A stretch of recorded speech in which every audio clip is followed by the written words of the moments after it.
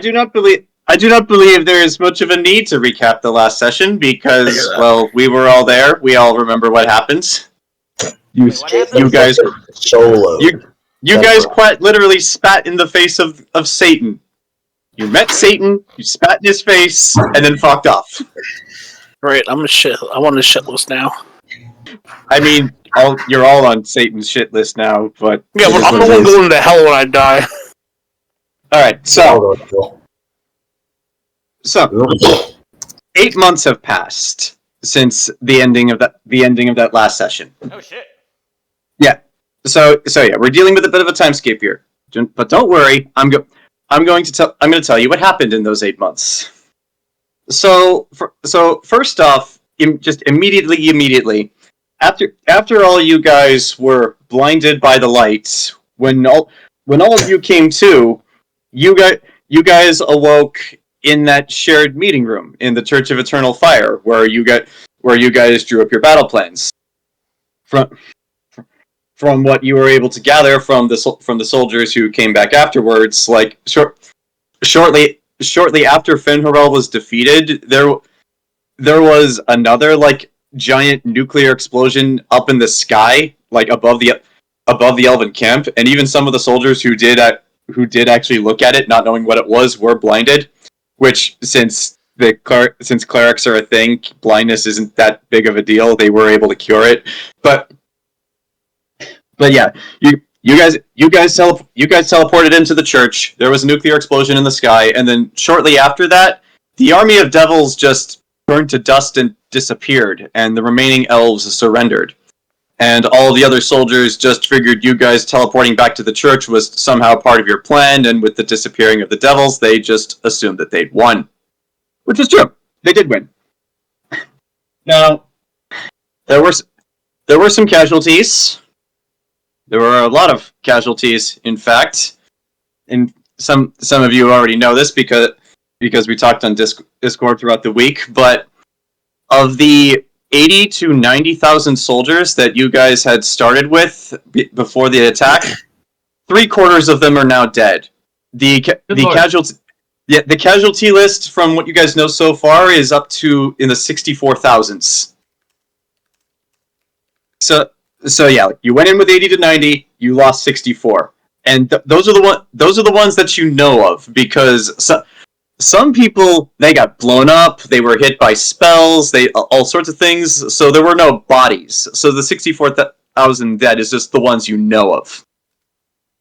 I'll go through some specific characters who lived or died, and if I didn't get to one, just ask me about it and I'll tell you. So the ones who lived are Alexander Anderson, Lionel Linecourt and his 3 friends, Oliver, Kiara, and Rock. Madeline, the Slayer, and the Elf Archer are all still alive. Little Red survived, however, her horse was tragically killed in the battle. Potato is alive, however, half of the left side of her face was scarred by an explosion. So she's not as pretty as she once was.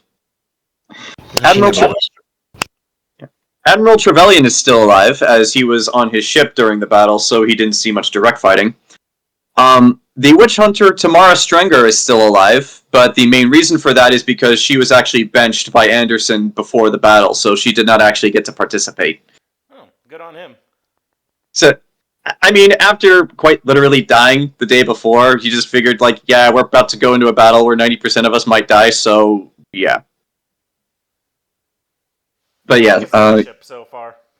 Yeah, Euron is still alive. Cause you guys appointed him to watch the city during the battle, so he's fine.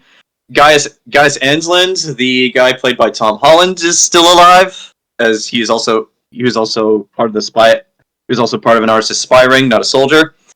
And Oswin is still alive. However, interesting things. Parts of his memory were erased immediately after the Leviathan was banished. I'll get to that in a second. Now, as for his wife's death and cope like that, that's not healthy. No, it's worse than that. I'll get to that. So, of those that you know of that died. Oh, what's her name? It's like, Vlad the Bloodthirster is dead. I described his death in the session, I believe. You did, yeah. He like pulled the sword in and let Anderson cut his head off. But yeah. The psychotic witch hunter general, Philip Woodabane, is dead. He was crushed by one of the meteor spells that was summoned. No. Anyways. The rest of Boris's gang are all dead. They died in the battle. Are you serious? They set off. Yeah, they're dead. They set off a lot of explosions. all the So Celestians. they're all except for Potato. But yeah, Died getting they're the all job dead. done, or died getting the job done? Oh yeah, they died getting the job done, but they did still die. This poor I'll little respect girl, that. now she's the only one I can leave the damn moonshine to, because I left it to the Stelitnians. Sorry, but they're all dead. Rowan, your friend John Sleepy is dead. He had actually defied orders because he really hated the elves for killing his friend and mouse. So he actually went out to the front line and started fighting, and then was killed by a devil because devils are not elves. Poor Sleepy. You have a bunch of grenades tied to his deck. Yes, he did. He died in a blaze of glory. We could all be so And- lucky. And also, any and all of your backup characters are also dead. Ermine Greycloak is dead. Sultan is dead. Grant, that one dwarf character you thought of as a backup, he's also dead. Oh, how'd he die? In the war. Well, I mean, they all died in the war, but yeah, Grant, your dwarf character, like his gun jammed, so he basically took a bunch of remaining black powder, just tied a fuse to it, and just threw a box of it at the enemy as it was charging to him. Sariel was not in Sanctuary, so she survived. So that means my elf cleric is still somewhere on one of Ken's Yeah. boats. Yeah, your backup characters who were not part of the battle, who were not in Sanctuary at the time, they did survive, but all the ones who did stay so that they could replace your main characters if you happened to die, they died instead. Okay. Happens probably at least 3 countries away. Yes. Samael and Dante have been listed as MIA. Nobody has seen them, either of them, since the battle ended. And actually, so has Lady Barr. She disappeared at some point after the Leviathan had been banished, and those are the parts of Oswin's memory that have been erased. As far as he's aware, one moment the two of them were in the same room and they'd finished casting the spell. The next, gone, and she has not been seen or heard from since. Did Ermine die? Wait, she was a backup character, so yeah, she did too? Yeah, she's dead, and I actually told Zach this. She died soloing a pit fiend. Man, I'd hope to talk to her after all this. So is there anyone you guys wanted to know about? Anyone I may not have gotten to in the live or die list? Who was the demon possessing? The one that was the former samurai. Oh, Olgierd von Everett. He was actually killed by Dante and Lady Barr. But what about the demon itself? You do not know. Is Zoran the only named guardsman still alive? I'll have to double check. Actually, no. I'm forgetting it. Evelyn. Yeah, Evelyn is alive, but she. What? Oh yeah, she did. Oh yeah, she did die. My bad. Yeah, sorry. He died before the final push, but yeah. Yeah. She was killed by the golem. Sorry, I misremembered. So yeah, Evelyn is dead, and so yes, actually, I think Euron is actually the only named guardsman still alive. Damn. The head of the watch now, I would assume. He pretty much was. Who else was there? Sanctuary still. What was the shit, what was it? Damn it, I'm forgetting. If you remember later, you can just ask. Well, I just thought of 2 more. What happened to Jay and Bob? Jay and Bob are civilians, so they evacuated with the rest of them. Okay. What do you really? Were you really going to send Jay and Silent Bob into an active war zone? I mean, that would be hilarious to watch. I'd go see that movie. Well, I'll just wrap They figure stuff it up. out. I'm trying to remember all the named NPCs we all met over the years. I know most of them are out of town, but who else was there? To be fair, Jayson and Bob probably would have bubbled their way into winning the war for us.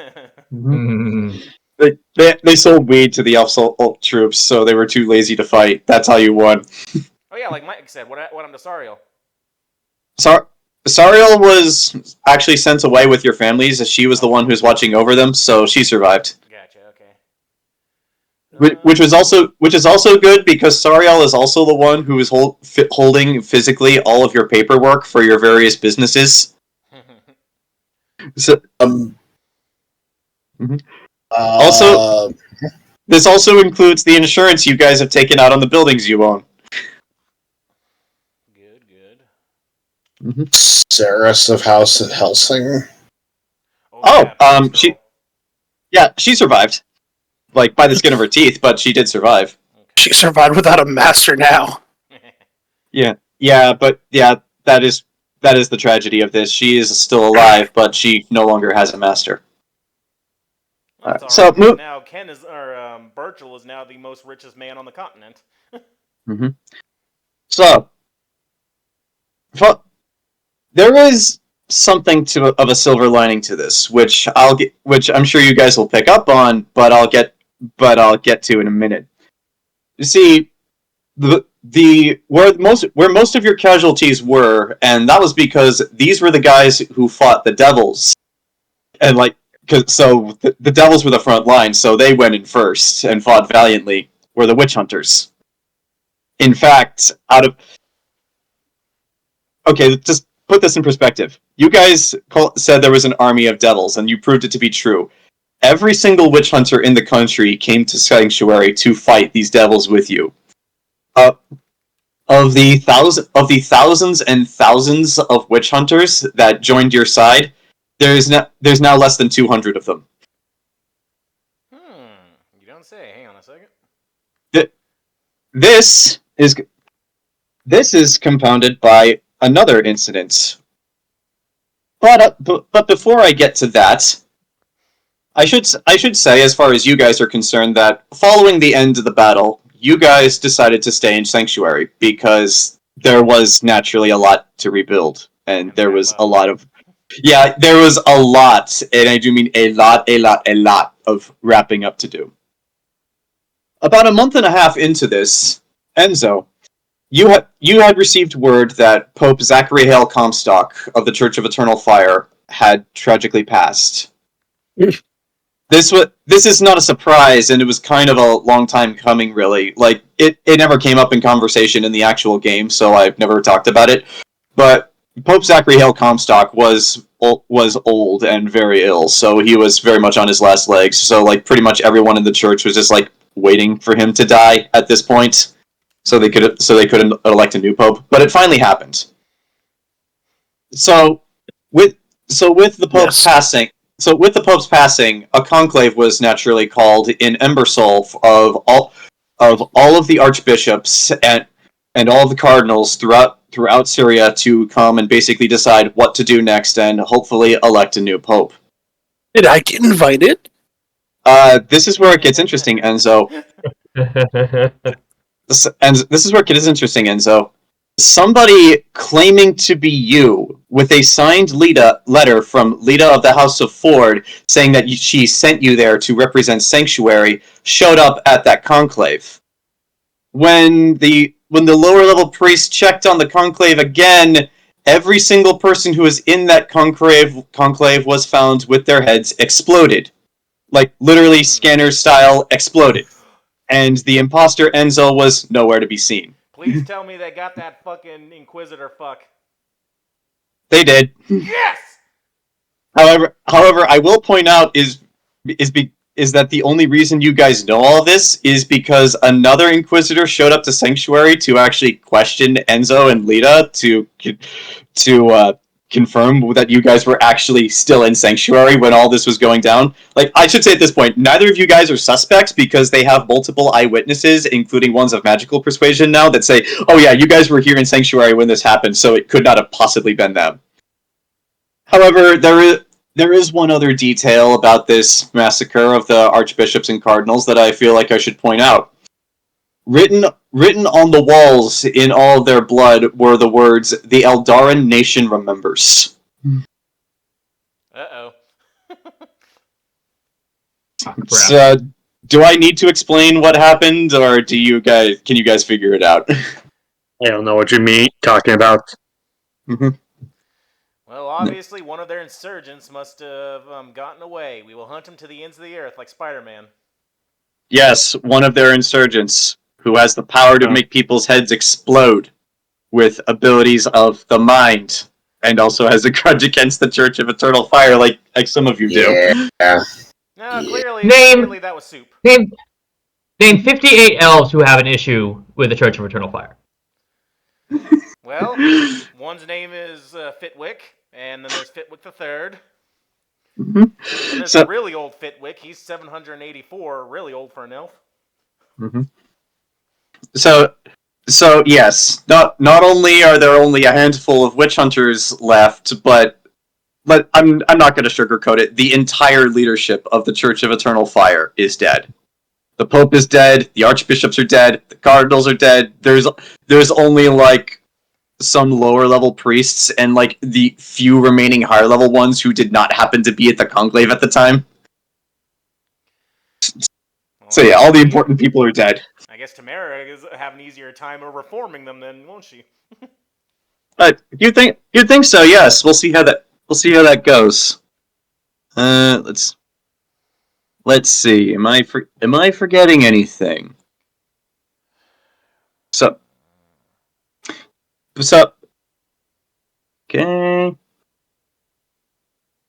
okay.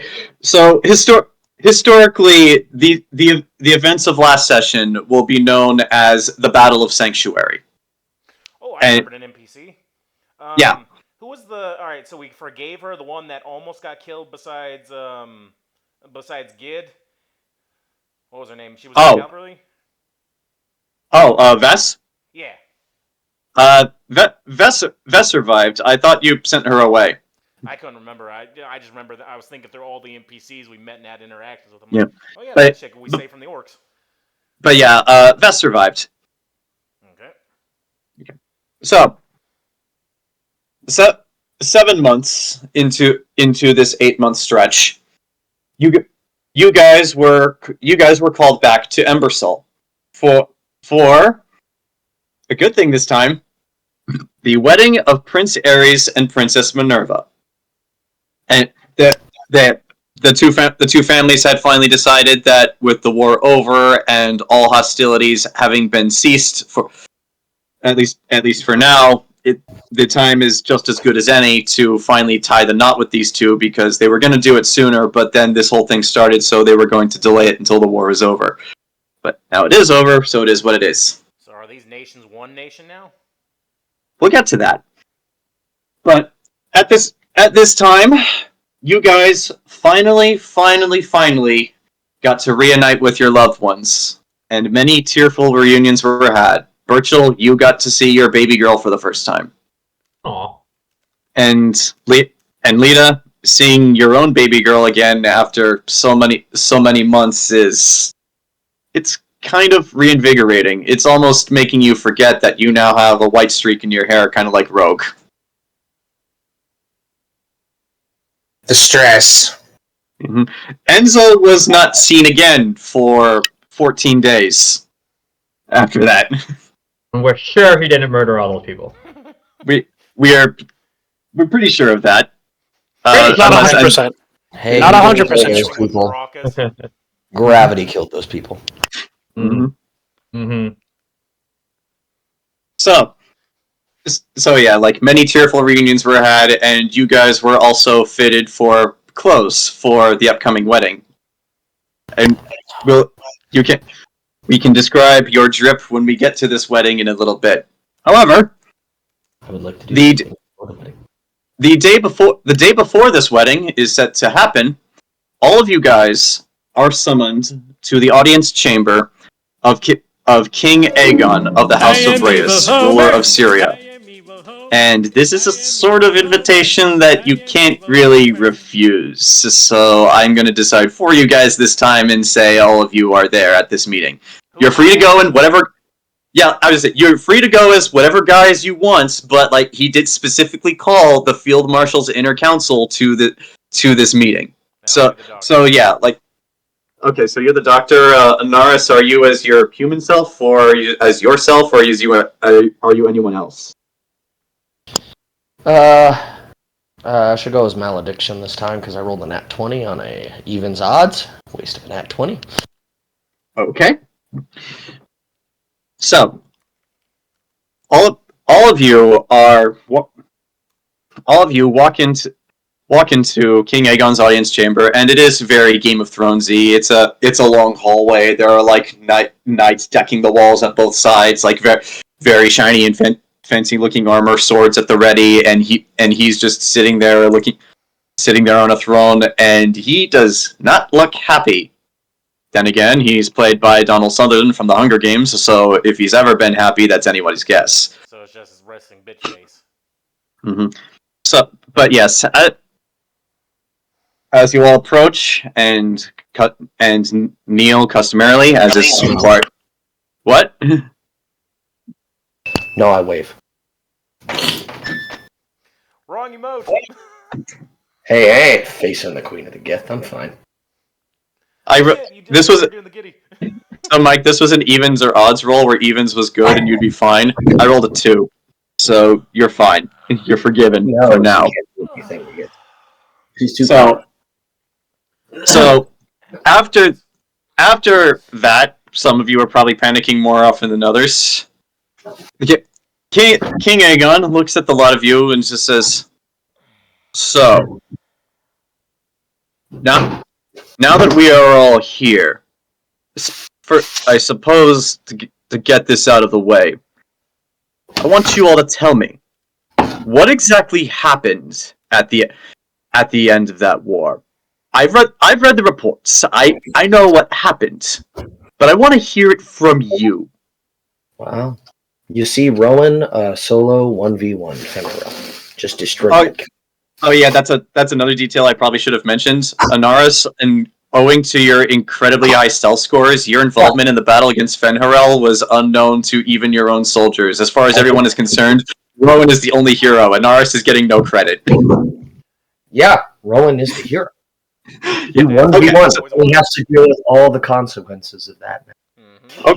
Okay, so you're fine with this. Rowan won't forget this. Okay, so you're fine with this. Okay.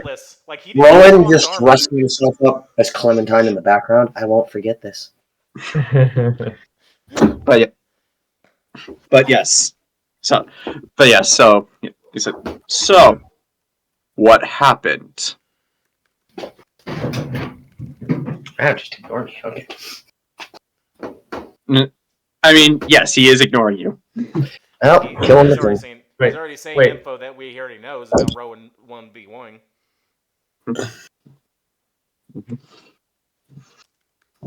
Lita very simply says, "Well, you heard her." So, unless, yeah. Lita points at Malediction and goes, "You heard her. Unless His Majesty has gone deaf in the 8 months we've been at war." Is it like referring to the devil incident when we all just disappeared, or is it just want everything? I would have thought that she would have had more to say other than one of you dueled the so-called savior of elven kind. So many more people were involved in that battle. So many died. I thought you would have had some sort of justification for your high casualty rate. Why did your soldiers suck so much? Arasaka soldiers. Disappointing. No attack either. I don't know what that means. I and mean, do. we all of us were dealing with the major threats. It seems. I was fighting the dragon. Knox was points the doctor. He was dealing with the Leviathan. The post the Rowan. They were fighting Fenharel. Lady Lanquadia was helping with the dragon. These two were fighting the general. We were each dealing with our own threats while the army fought. So I don't really think that reflects on us. Back to There was one useful general, and he died early on in the battle. Off screen. Disappointing. Well, at least one of you had an answer. Radon was the greatest of you. Oh, suck it up, Your Majesty. We fought the devil. Kids get down with the devil. This is like, You wanted results. We were transported to a realm where we had to literally fight Asmodeus. do you And say for the that? record- Character? Yes. Okay. And to follow that up, and to be like, and if you've been lacking in your spiritual duties, that's the legendary destroyer from our faith. See, his eyes go wide at that. He's almost forgetting right now about maledictions and subordination. Almost forgetting, Yeah. not quite. It's like he pushes it aside. Wait, what's this about the devil? Just like, what is this Seen the now, devil. Enzo? It's exactly as we stated. Due to the nature of the contract with Fenharel and the Devils, Asmodeus, the Destroyer, decided that they could come to our plane of existence and have some fun and play. That, unfortunately, meant that they decided to take that fun out on us. So we were forced into a confrontation with her, or it. I don't even know what gender it is. And survive for our lives. Thankfully, with the power of the Creator, we were able to fend them off long enough to survive. The destroyer. The literal destroyer of our faith was here. Left it in the face. And there was an explosion do anything, after but- in the sky, I remember. And then all the devils disappeared. Welcome. Drop the mic, Rowan. You should clap now. I suppose it is something worth knowing. But Congratulations. Satan that exists. is that really your justification for all of this? For the loss of so many? For the No, loss Your of so Majesty, many I'm sorry. That was just the end results. The justification for so many dead was that we were fighting a species of monster that doesn't exist on our plane of reality. They exist in the hell. Which means that for every... What do we do now? It's like, Rebuild? between the deaths of every important archbishop and cardinal in this country and the loss of so many witch hunters and clerics, thanks to your insane battle strategy, the church no longer has the manpower or ability to carry out any of its duties or enforce its and my country's laws. What are we to do about the this? church. What are we to do about this? There. If all of you are so brilliant, what do we do? We're gonna get a new pope. You There we will go. stop. You will cease talking, or I will cut out your tongue. I thought you said... I Your will- Majesty, Yeah, someone needs to hold Rowan back. Someone needs to hold Rowan back. Lita goes, Your Majesty, do me a favor. It is a Garrus. For once in your godforsaken life, shut the fuck up and listen. So, you don't have a church to enforce your wills. You have a council of noblemen. She points at Gabrielle and goes, her family has served you loyally for centuries. You have all these other noble families. You can't rely on them to enforce your will. You have to rely on a bunch of people who dress like him. Points at Enzo. who wear fancy hats and mumble shit about God for hours on end? A God that they don't even fucking believe in? It seems like you have a great chance now to rebuild. To finally restructure your country in such a way that it doesn't, I don't know, create the very problem you threw us at? Because let's be honest here, Your Majesty. This whole Fenhrel thing is your fault. Your church, you let the church run this shit show for centuries, creating a system of oppression, a system of forcing the elves down because you and everyone else like you. She's an exception, points at Gabrielle. She's the only one in this only noble I met that had a straight head on her goddamn shoulders. And yet you did all of this. And yet you sat there on your fucking fat, pompous ass, wondering, why did this problem? Hey, Yeah. but she goes, and Lita goes, you're sitting here on your ass wondering, how did this problem come to be? I'll tell you how it came to be. You and other people like you. You created an entire system that oppressed the elves, that repressed them, that basically did nothing but marginalize and treat them like second-hand citizens, when in reality, if the stories I heard growing up in an elf village were to be believed,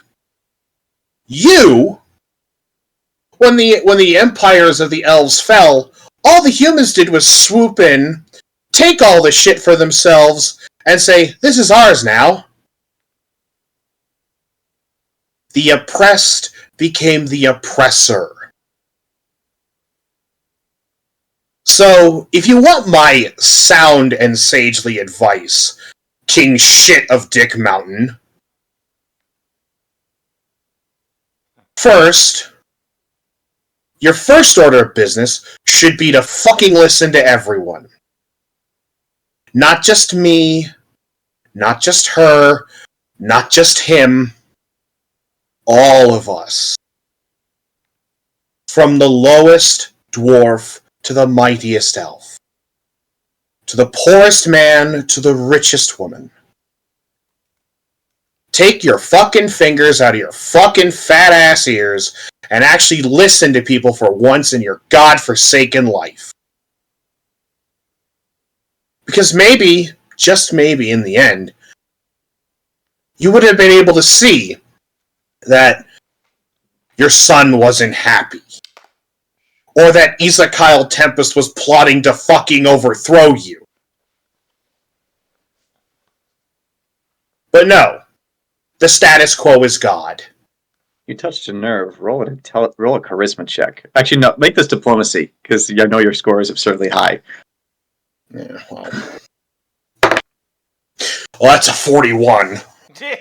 So, in my personal and professional opinion, we did what we did because you, for decades, your father, your father's father, stating back to the first human that grabbed a rock and threw it at the fucking elves, didn't fix a shittin' thing.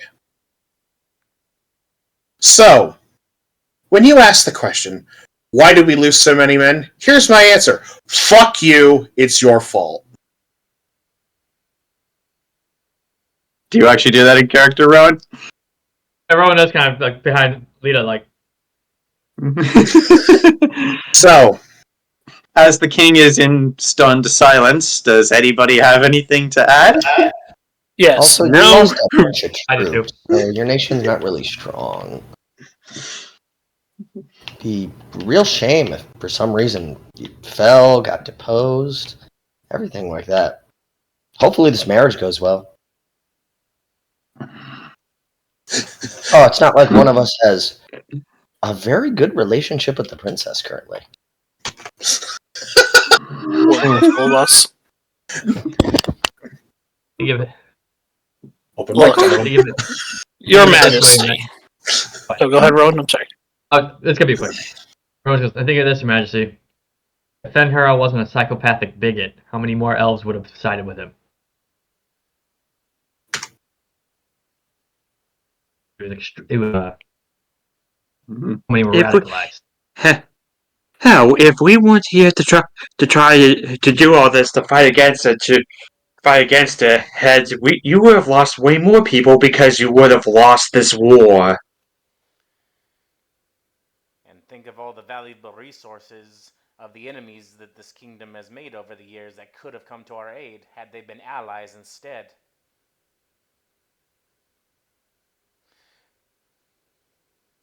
And finally, Your Majesty, on the topic of what what we should do, we're not the king of Syria. Some of us are nobles in a far-off city of Syria. Some of us are merchants, alchemists, and as far as I was concerned, I wasn't even invited to the conclave, so I'm not even considered an archbishop. I may be the most high-ranking member of the clergy in Embersol at this time, but we are not king. These decisions do not fall to us, your people, to make. It comes down to its king. Unless you should step down and let Ares start making decisions. Then I'd be more than happy to provide him with my spiritual guidance to make the proper ones to progress this nation. Otherwise, lower your tone to that befitting of a ruler with dignity, unless you've already forgotten what that is. King Aegon remains silent for a few more moments, and all of you can hear him very loudly breathing, as if he's trying to contain so much rage. Over to Rowan. I think he's gonna cry.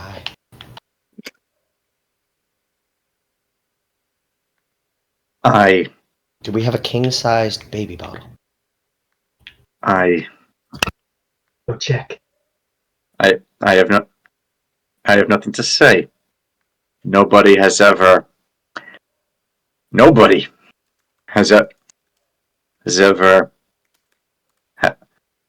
was ever brave enough to speak to me in such a manner, and yet every single one of you does so without fear.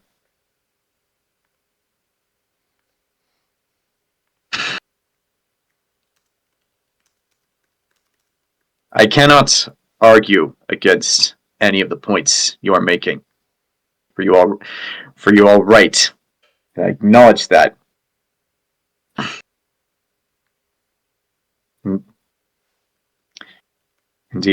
Indeed, my own work in this mess is far from over. That being said, though, if I am to continue this work and do it correctly, ideally in a manner befitting in the eyes of my people, there is one other question I need answered, and think hard on it, because your answer to this question may influence my decisions going forward for the months and years to come. Even with all that has happened, even with the death of Fenhirel, are the elves still a threat? What are their attitudes out of character? As far as you guys have been aware, after the devils all disappeared, the remaining elf army surrendered, and they've had no will to fight since then. And we killed all the leadership, right? Yeah, you killed all the leadership. You killed their savior of Elvenkind. That's what they referred to Fenhirel as, and like any sympathizers, that they have been completely disorganized because they have no central leadership directing them now. So like, as far as on an individual scale, I should say, you have no idea, because there might still be people out there who are sympathizers to Fenhirel, but in a general sense, Fenharel has been defeated, so everyone who was loyal to him has lost the will to fight. And without the army of the devils backing them, they don't see a path to victory. Yeah, and Rowan the White Wolf took him out by himself. Mm-hmm. But yes. I got that. Okay. Go for it. I was just going to say King Ares is still looking at you guys expecting an answer. Gabrielle Rowan. says, for now, but as we've said before, if there's not significant change, and you continue, and the state continues to treat the elves as they have been treated, another one will rise in Finharel's place, perhaps even worse than him. I But guarantee for you. now, we may rest easy for a while. Lady Langcourt here is absolutely correct. The immediate threat of an army marching into your country and disposing your rule, it's gone. The treatment that they've all felt,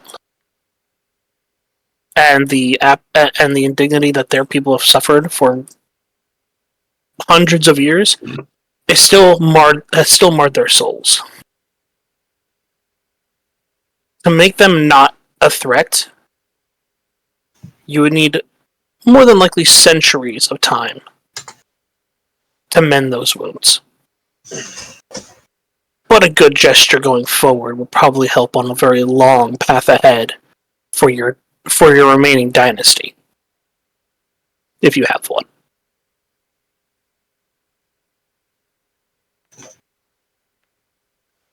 Does anyone have anything they wish to add?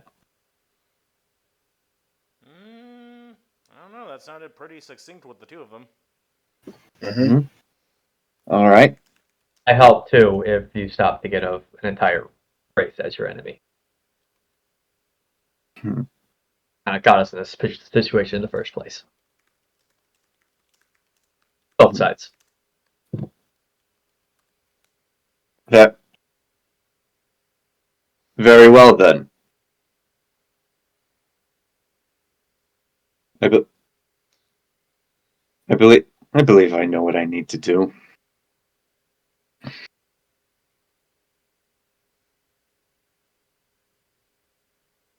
You know, when the six of you, not you, Lady Gabrielle, you and I knew each other before, but when the six of you were brought to my attention through the actions of my idiot son, I fear the decision he made to elevate you all was a mistake. That it would somehow lead to the end of everything I had built over the course of my life. Funny how things end up working out. It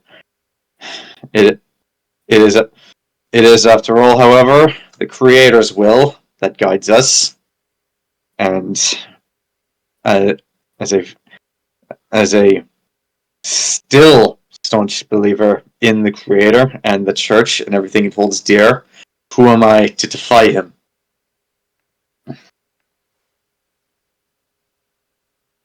It's like, with that said, Rowan Lazare, come forward. Kind of looked at Anaris and stepped forward. If he starts handing out rocks, run. Kneel. He's gonna knight you. Or slay you. We'll find out. No, you look at Anaris kind of like, Slay the White Wolf? I don't think so. No, he couldn't. feels. Turns out the king was the secret final boss the whole time. King was Burchill It all is along. Asmodeus. It's like, as you kneel, Rowan, the king holds out his hand, and a sword is presented to him by one of his knights. Not the knight's sword, but a very special-looking sword, one with many jewels encrusted into its hilt. As he takes the sword, holds it in front of him, so you all can see it, as if to behold its majesty, and then first the right shoulder, and then the left. Now rise, Sir Rowan Lazare, the Wolf's Bane of Sanctuary, guardian and protector of the Kingdom of Syria. This is the highest honor that it is within my power to grant to a knight of this country. Wear it well. You are the first non-human in this country's history to receive this title.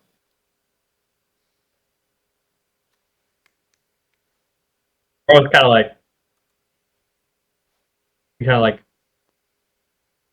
what's the protocol?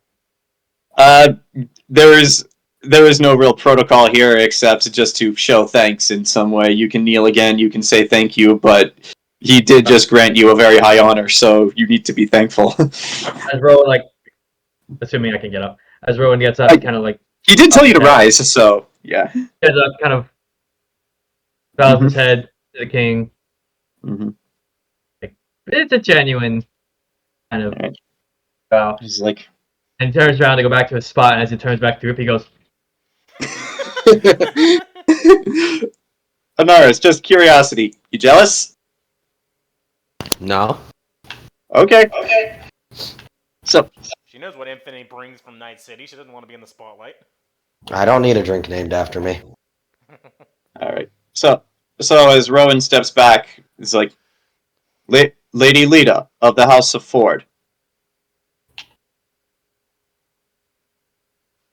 Do you step forward? Yes. Assume the position. Yeah, it's like, unlike Rowan, The only one! it's just like, Just so you know, I was gonna say, just so you know, if he draws that sword, Lee's gonna punch him in the balls and then do the gritty over him to assert dominance. he does not do that. However, what he does do is like he holds the sword out in front of him so that you all can still see it, and then says as to you, this my country and Skarngard as well. We both owe you and all of you a debt that we can never fully repay.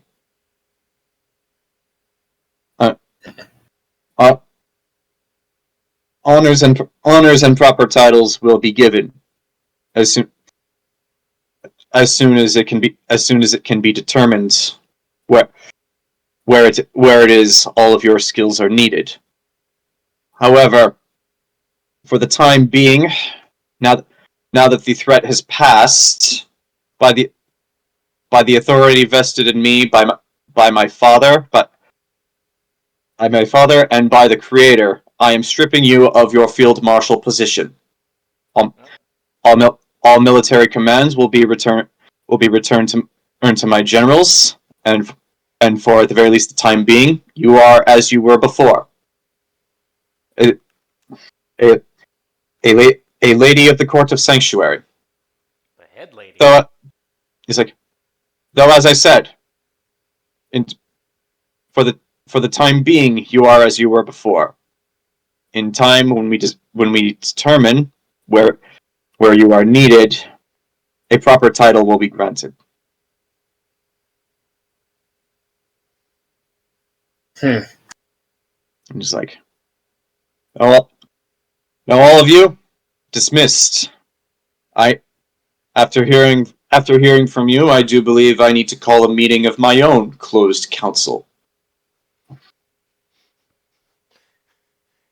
Everyone just dance triumphantly out like. I mean, It's lost while you forget live. about me. I mean, if you want to do something like that on your way out, you very well can. Nah, I just let that Pokemon video. Just let me Kaiser Rowan say actually thinks that, I'm gone. I can't dance. I can't. Just do I'll do the Burchill Genesis. dance on the stairs. Jason? I was thinking Rowan actually thinks the king just did was actually a good first step. Like making an elf a knight, that's a pretty good step first step. You say that? He didn't just make you a Yeah, knight. no. He didn't just make you a knight. He gave you one of the highest honors in this country. If we're leaving the room, Lita will say something. Go right ahead. Because yeah, he did dismiss you all. Aegon, one last piece of advice. He doesn't say anything, but he is listening. You can tell. Maybe, just maybe, the reason why your son turned out the way he did was because you kept calling him your idiot son. But he is. Take it from a one parent to another. Think about the future. He doesn't say anything, but you can tell just by the way he reacts to that what you said did strike a nerve, and he's given him something to think about. Rowan is Christopher Lynn's Later, when they make a movie starring him, he's like, "Do you know what it's like to have someone with an ice sword? They don't go, I was oh!" like, he's talking to this director called Jack Peterson, and he's like, all right. So when he cuts his head off, he's gonna go like, ah, and the Rowan's like, that's not what a decapitated person sounds like.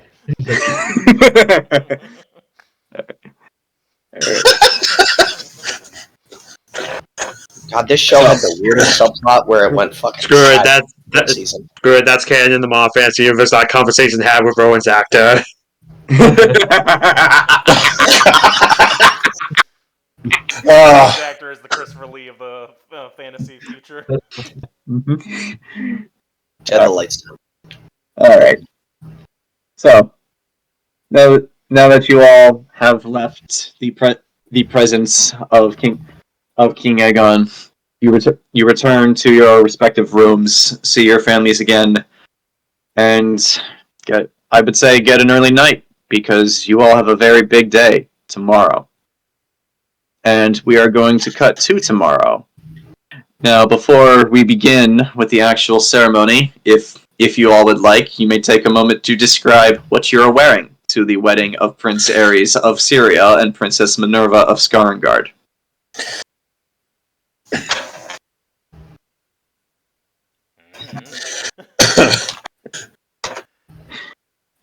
I'm only doing this because I know some of you have answers.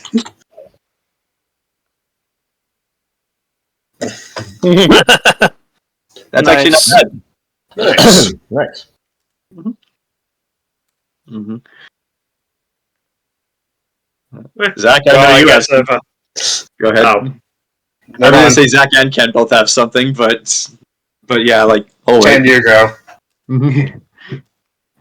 Well, but Rabbit Burchill, with his long flowing hair, is wearing a suit that's mostly black with trimmings of red and silver. Pretty much he looks like he stole his wardrobe straight from Castlevania's version of Dracula.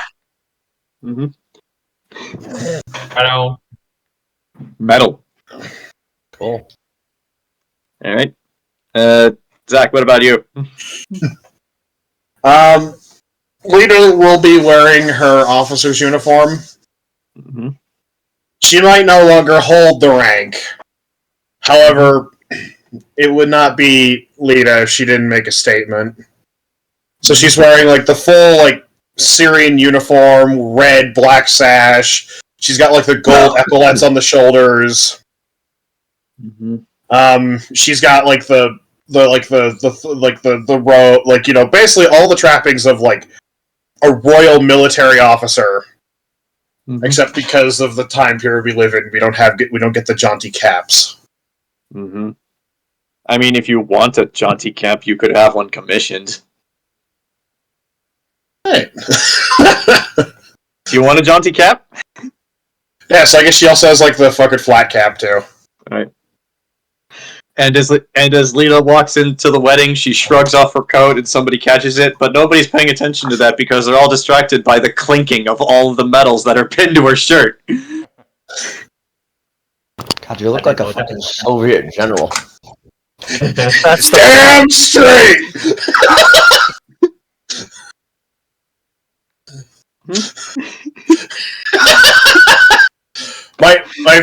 My favorite detail about this movie is they had to cut the number of medals he had in half. Because the real guy wore more medals. Yeah. Because the guy was at. No, go. What? No, because in reality, because this guy had actually, because Zukov had actually served in the Royal, like the Imperial Army during World War One, the Red Army, and basically he fought in every major military campaign until he was forced out of office in the 1960s.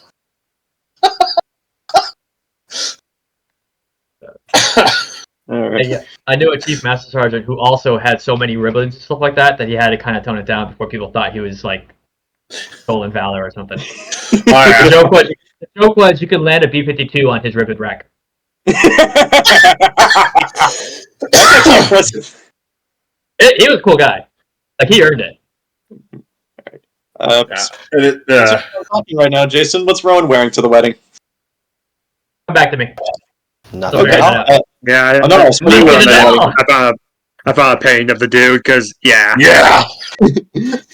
Also, fun little fact. He was a obsessed outdoorsman.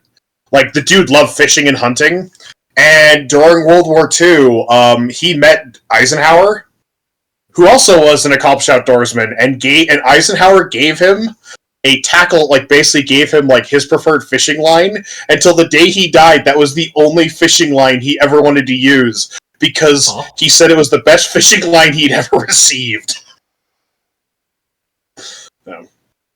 He also loved Coke, right? And he had like Coca-Cola, and he had them like take out the coloring so that it would look like vodka. Did that happen? Yeah, I did that. That's hilarious. An entire new one without the color. So you're saying he made Crystal Pepsi before it was cool? Pretty much. Yeah. He also, like, the dude, like, of course, there was, like, people like, oh, he didn't earn all those medals. Like, no, you read about his military history. He was one of the last generals who actually... Yeah. Yepperoni. He's not like, you know, a prince of the UK where just existing gets you a service medal. Mm-hmm. Anaris, what are you wearing to the wedding? Come back to me. Okay. Nox, what are you wearing to the wedding? Or, like, what do you look... I guess I should say, what do you look like when you go to the wedding? Well, who was This is the time to go all natural, Grant. All natural? I mean... Yeah. Just let it all hang out. Not even my human face. I'll just go full back. Hold that.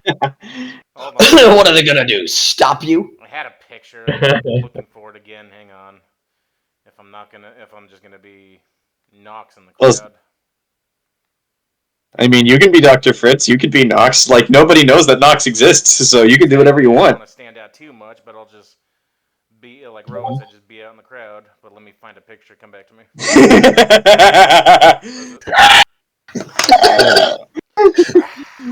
Just starts chewing on him. Go.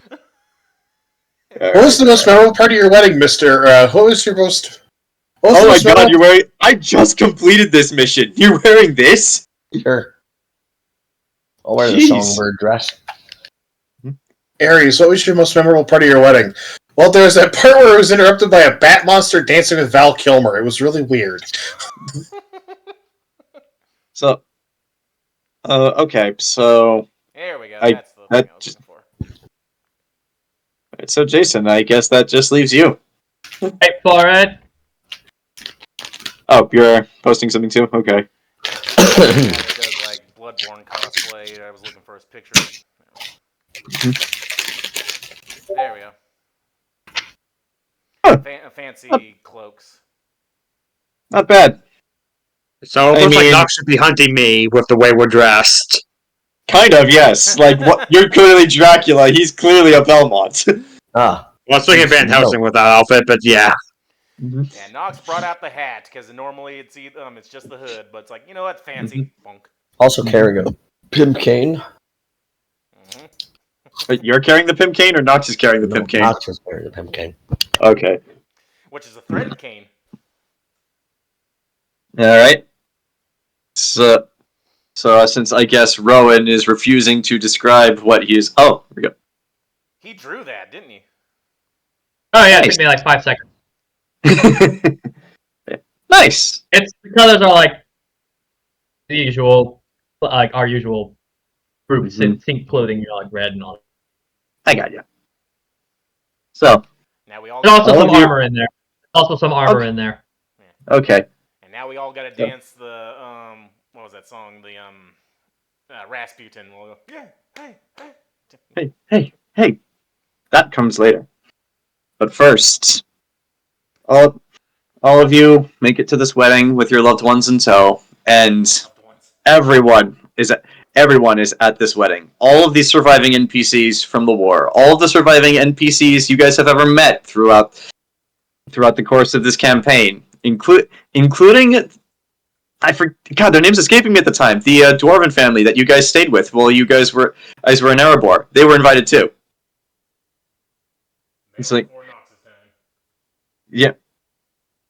Oh wait, the dwarven people. Never mind. Yeah. Yeah, the dwarves. Like Nox got along great with them. What are you talking about? Yeah. You introduced them to moonshine and started something of a revolution in Erebor. Yeah, Jay and Bob are just I sell them fish. Jay and Silent Bob are actually not at the wedding. They're actually standing just outside of the door of the wedding selling weed if anyone wants to buy it. 15 gold, little man. Put that shit in my head. If your money doesn't show, then you owe me OEO. Well, jungle love. OEO. But yes, everyone is here. Everyone is happy. And as all of you take your seats, and I will say, by the way, I'll leave it up to the two of you, Lita and Burchill, as the only two members of this party now with infant children. What are you doing with them for this wedding? Are you bringing them with, or are you leaving them with a sitter for the time being? You can get trusted sitters.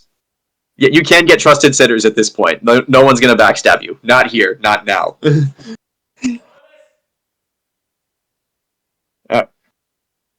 All right. And Rowan still has armor on, so like I don't really trust you. All right. Okay. So the children are left with the sitter, which is probably for the best. So. Infant, yes. Pyrrha, no. I made her come with. Oh, Pyrrha's there, and I know exactly what Pyrrha's wearing. Hold on, I need to find the right picture. I didn't bring her to fuck with Rowan. I brought her to make a statement. It doesn't matter. She said, I mean, I did. Notice me. Look how Rowan's stressed, and you brought her. You just gotta wait for a few seconds. She's never gonna give up on you. But yeah, given what she's a reference to, it should come as no surprise what Pyrrha's dressed like. Except because House 4 way more red. Yeah. Oh, yeah. Like pretty much just replace all the purple with red. And that's what you got. Purple's a kind of red. And as all of you take your seats, you notice Prince Ares for the first time in months, wearing in the colors of his country a bright red suit commissioned personally by his request from Tabitha. So yeah, just pretty much just imagine a traditional, very stylish suit, but just pure red, like the colors of his country. And he does notice all of you, and he does give a nod. And then, has he been eating better now? Actually, yes, he has. Good. Put some meat on those skinny bones. And actually, you guys can plainly see he does look a bit healthier since the last time you guys saw him. Mm-hmm. But then the organ music starts playing, and you guys see Princess Minerva in her full wedding regalia step out onto the aisle and walk up. And with her, she's wearing something that resembles a traditional wedding dress, but instead of white, it is completely black with a gold trim, the colors of her country. Oh, god dang it, I know what you're referencing. I'm actually referencing The Witcher because black and gold are the colors of Nilfgaard. No, him with the red suit, her with it's Beetlejuice. I've never seen Beetlejuice, so I can't possibly make that reference. All right, great. Now no one can say that word one more time. Wait! Beetlejuice? Oh my god! Uh-oh. Oh my god! Wait! Now that you mentioned it, Grant. Oh wait. Oh my god! She was wearing red though, but yeah, it just reminded me of that because he was wearing the red suit. Mm-hmm. To be fair, I'm pretty sure Ares isn't the creepy old guy. Mm-hmm. But yeah, like I He's misremembered. not I yet. thought she had a black gown on because it's Winona Ryder. But yeah. But yeah, it's like what she's wearing looks like a traditional wedding dress, except it's black with gold trim, the colors of her country. And as a princess, she is also adorned, of course, with many different jewelry. Like Ares is very simple. He's wearing the ring of his house, which has a ruby on it, as he has the color red of Syria. But Minerva, hers are mostly darker. Hers are mostly darker colors, sapphires, amethysts, and you actually do see one or two opals in there. But yeah, and also the veil covering her face, as if constructed with some form of magic, almost completely obscures it until she gets to the altar and Ares lifts it up to reveal her face. It's an imposter. No, it's her. Kiss me, fat boy. And so as the two are there, one of the few remaining high-ranking officials of the Church of Eternal Fire, who is officiating the wedding, begins to speak. Daryl? Marriage! No, not Daryl. Stephen Magnet. Ladies, gentlemen, and esteemed guests, we are gathered here today not just to witness the union of a man and woman, nor even the union of a prince and a princess, but the end of an era. Not even a year ago today, our two countries were at war. Magic was viewed as an anathema to our Creator's design, and the most unbreakable of lines were drawn not out of borders or territories, but of race. Today, though, while no one will deny that there is still much that needs to be done, the mere fact that we have come so far and changed so much in such a short span of time is proof that we can all see that anything is possible. It is said that elves are the wisest and fairest of all beings because of their long lives, but what is wisdom if not learning from our mistakes? We all, men, women, kings, emperors, men, elves, dwarves, even the occasional goblin, we all have made mistakes. And we all have suffered for them too. No one is free from the curse of making mistakes, and those that claim to be deceive only themselves. Yet it is the measure of the person we choose to be. Sorry.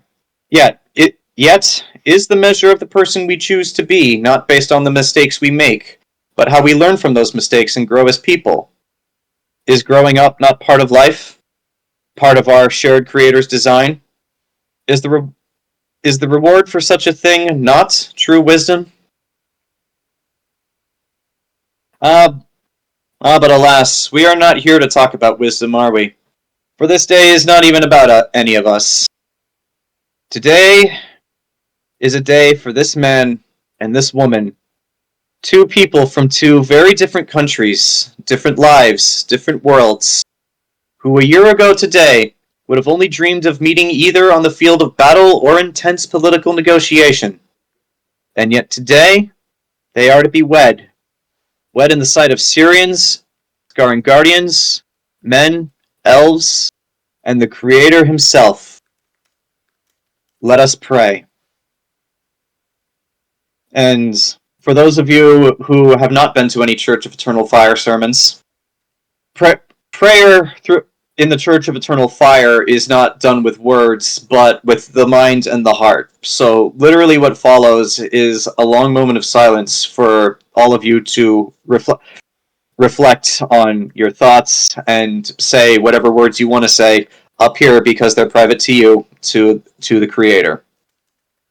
You need not share exactly what each of you are thinking right now. Those can be kept private.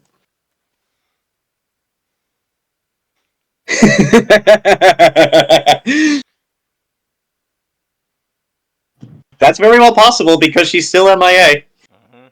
Apparently not Everyone can rotate an apple in their mind.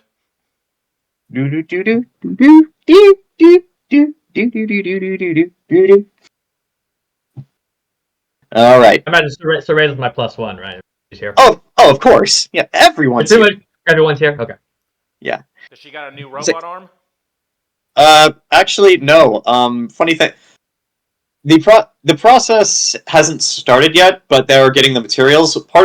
One of the perks of being heroes and having such high connections to the Church of Eternal Fire is you get access to the coolest stuff that they have and some of the things they can do. One of those is a nifty little spell that exists in Pathfinder, but not 5e, called Regeneration. It exists in 5e as well. I haven't seen it in the rules, but yeah, like given time, Cereza will get a new arm. It's going to require a lot of therapy, but she will get a new arm. It's me, Lita. It's you. Unfortunately, steps up and takes the book. Now let's get this party started. Now the short version. The Reigns of Castamere start playing. All right. So, after the moment of silence ends, It was really weird when Anaris climbed over the pews and bit Ares' head off and screamed, Fire Queen! I am the Lizard Queen. all right. Okay. My brother's wedding, I was the best man there, and like they were doing the whole ceremony. They did the whole kiss the bride, blah blah blah blah blah. And I had no idea. They had no like run through. Like we had a run through for ours, but they had like no run through, no schedule thing. It just kind of did it, but it was still a wedding ceremony. And so after they did the whole kiss the bride, blah blah blah, his wife turns to that crowd, just goes, "That's it." We're just like, okay. That's kind of like how because my uncle Joaquin, he got his license somehow to do marriages, like the biker, the dude that's always like partying stuff, and he officiated my aunt's wedding and also a few other friends of the family, and basically. Oh yeah, supposedly it only takes. Supposedly, well, at least in California, it only requires you to take like an hour training course online. I know. Yeah, he does that. He wears. He specifically got a reverend like collar thing, and he just puts it on, and he's not even wearing a suit. He was wearing a t-shirt. But he closed the book and says, "All right, that's it." He goes, "You're all married now." Our ceremony ended with us walking out to the Indiana Jones theme. Really? Yeah, and everyone thought it was Star Wars, and that disappointed me. But not everyone. My brother was like, with me, like, "What the?" One guy. When I get married, I'm going to see if I can get my eventual wife to agree to something like that. Oh, that was... my cousin, when he got married, my uncle just a hand-blown glass. Because they're both Star Wars fans, he did a custom glass cake topper of Han Solo and Princess Leia, like doing the pose from the New Hope cover, and he had like the Millennium Falcon and TIE Fighter dogfighting over them. That's cool. Glass blowing is very hard to do. Our cake topper was Han and Leia. Oh, nice. Hold on. Let me find it. Because everyone's like, "Oh, Jason's going to do a Star Wars wedding. Jason's going to try to do a Star Wars wedding." I'm like, no. I'm going to do a tasteful Star Wars wedding. Yeah, it is possible to do a Star Wars wedding and be tasteful. We just had one Star Wars... Well, we had one Star Wars reference in it, which was the cake topper had "I love you, I know." And then our rings are... In the inside of our rings, mine says "I know," and hers says "I love you." Oh, that's nice. So this was our cake topper. Which I thought was pretty tasteful. Aww. Oh, that's beautiful. I like that. That's stylized. That's like going to her dress. Yeah. That's neat. Yeah. Right. So. Well, you know what? When I get married, what my topper's gonna be? Of course. Scream. Ares. Ares. Sorry. Ares, son of Aegon, the Unbreakable of the royal house of Reyes of Embersoul. In the eyes of your country and your creator, do you take this woman to be your lawfully wedded wife? Do you promise to love her, comfort her, honor her, and keep her in the best and worst of times, for richer or poorer, in sickness and in health, and to forsake all others, to be faithful only to her, for as long as you both shall live? I do. And Minerva, daughter of Aaron, the white flame dancing on the graves of his enemies, of the noble house of Lysander, of Halam Sharal. In the eyes of your country and your creator, do you take this man to be your lawfully wedded husband? Do you promise to love him, comfort him, honor and keep him in the best and worst of times, for richer or poorer, in sickness and in health, and to forsake all others, to be faithful only to him, for as long as you both shall live? I do. Then, by the power vested in me by our shared creator, it is my great honor to pronounce you man and wife. I object. You had to ruin the moment, Anaris! You had to ruin the moment! I object. He never stood up to me. What can he do? Weak. Anaris stands up. What about our child? I would have her do that. She will do. Well, here's what I will say happens. Anaris, you stand up to say that, but your objection is... But I basically just say, I object. As you stand up to say I object, your words are kind of drowned out by the sound of raucous applause. It's actually so loud that it could give Lita's music a run for its money. I figured that everyone's, now that they can use magic, Yeah, that sums up the universe. celebration. I mean, if you'll recall, with your deal with the dwarves, you had to give them all your guns back at the end of the war. Know, but just that with magic, and everyone's like, woohoo! Because magic's good now. All right, and so it's like the wedding in Up, where it shows his side of the family like Aries, they're all like stoic and shit, and then her side of the wedding, though, yeah. All right, so with the ideas concluded, the wedding moves on from the actual ceremony to the reception. And oh boy, what a reception it is!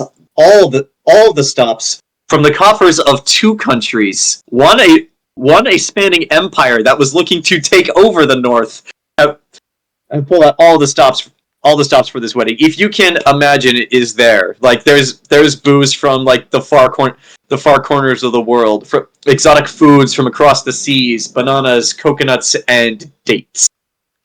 Would you care for a date? Oh yes, please. How about next Thursday? But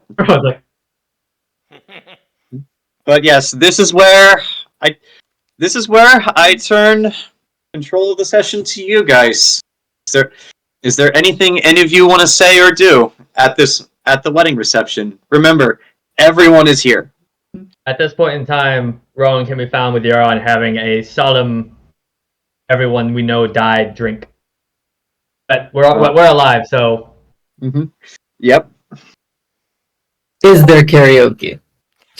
Do you want there to be karaoke? Maybe. Then yes, there is karaoke. What are you singing? American Pie. Zach will kill you.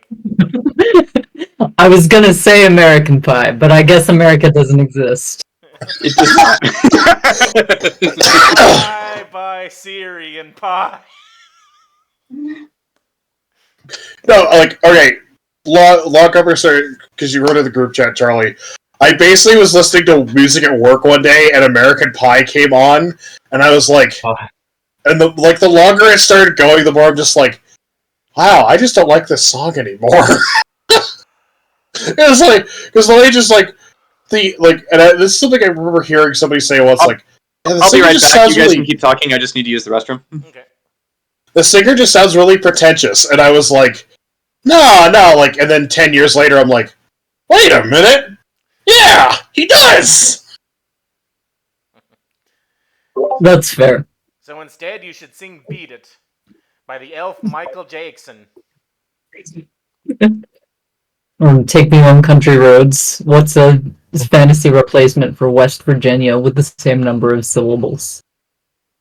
West Umbraso. There you go. Yeah, okay. West Umbraso. Sanctuary has the same number of syllables. Yeah. West Sanctuary. Or just Sanctuary. Yeah, you're right. Doesn't rhyme with Mountain Mama. We'll have to workshop it a bit. Sanctuary, Mountain Mommy. Mountain Mommy. Yeah. There you go. Yeah, there we go. Wow. Actually, speaking of that song, apparently Lana Del Rey put out a cover of that, and it sounds like a fucking funeral dirge. Mm. Like, it's super slowed. I am aware. How dare you. My driver, my video driver need to update, which is why Discord was acting up. What about Mike? I can't see Mike. You don't want to see Mike. But how do we know if he's there or not? He always disappears into the ether. We could talk He's So here. you'll know. Existential. You'll know. Go steal Eris's ring. Give me 5 minutes. Why are you always trying to steal his ring? She gave that to him. I know. Let her cook. What kind of king doesn't stand up to a teenager? Disappointing. You're a teenager? Yeah. He's like 17, 16. By the way, He made you do all of the main missions. Yes. Okay, I'm back. So, 16 years. before I get into some of the events that I have planned, does anyone want to do anything at the wedding reception? Stealing everything. Question, where are you putting it? Somewhere. In his butt. I mean, that Back dress there. you linked earlier doesn't have pockets. Yeah, it's not like I'm wearing that dress. It's a Oh, right. Oh, right. But even still, though, where are you putting it? I'm wearing nothing at all. Nothing at all. Nothing at all. Eat the ring. Yeah, eventually I'm just gonna steal Eris's ring. Whatever his name is, ring. Ares, do you The want prince to? without, a backbone. Do you want to attempt to steal his ring? I mean, it's not difficult to walk right up to him at this point. Yep. Okay, roll me both a stealth and a sleight of hand check. All right. That's. Oh, we're level 20 now, right? Yeah, you're level 20 now. Just go for it. Let me add a plus 3 to that. It doesn't matter if you leveled up your sheet or not. It's not like it matters. Let's just say she succeeds. 31 plus 16. Okay, what about sleight of hand? Are you essentially just going to do the old magician trick where, hey, nice to meet you, you shake their hand and then just pull back with the ring? Nat 20 plus 31. So, cinematically, since this is the last session, I describe in as much detail as you would like how you go about clipping this ring from Prince Ares. Tap one shoulder, pass around quickly to the other side, slip the ring off, put another specific ring on his finger. Which ring? Specifically at that point. The spooky I put a spider ring. Put the spooky spider ring on him. It's a ring of mediocreness, because that's what he is. Mediocre. I'm Okay. doing better. She's trying It's to a ring. beautiful ceremony. It's a ring. I that says mean, discount it's code. not like this. It's not like this is gonna be as big of a deal in the long run because Ares can just commission another one to be made. But congratulations, Anaris! You now have in your possession a House Reyes family ring, taken from the hands of the heir to House Reyes himself. Oh, Do you have any idea how much that will go for on the black market, especially to thieves and spies? No. Because now I am the heir to House Reyes. Hit her with the sticky hand. Okay. Not wrong. They really shouldn't have instituted that finders keepers law. Anyone else? this.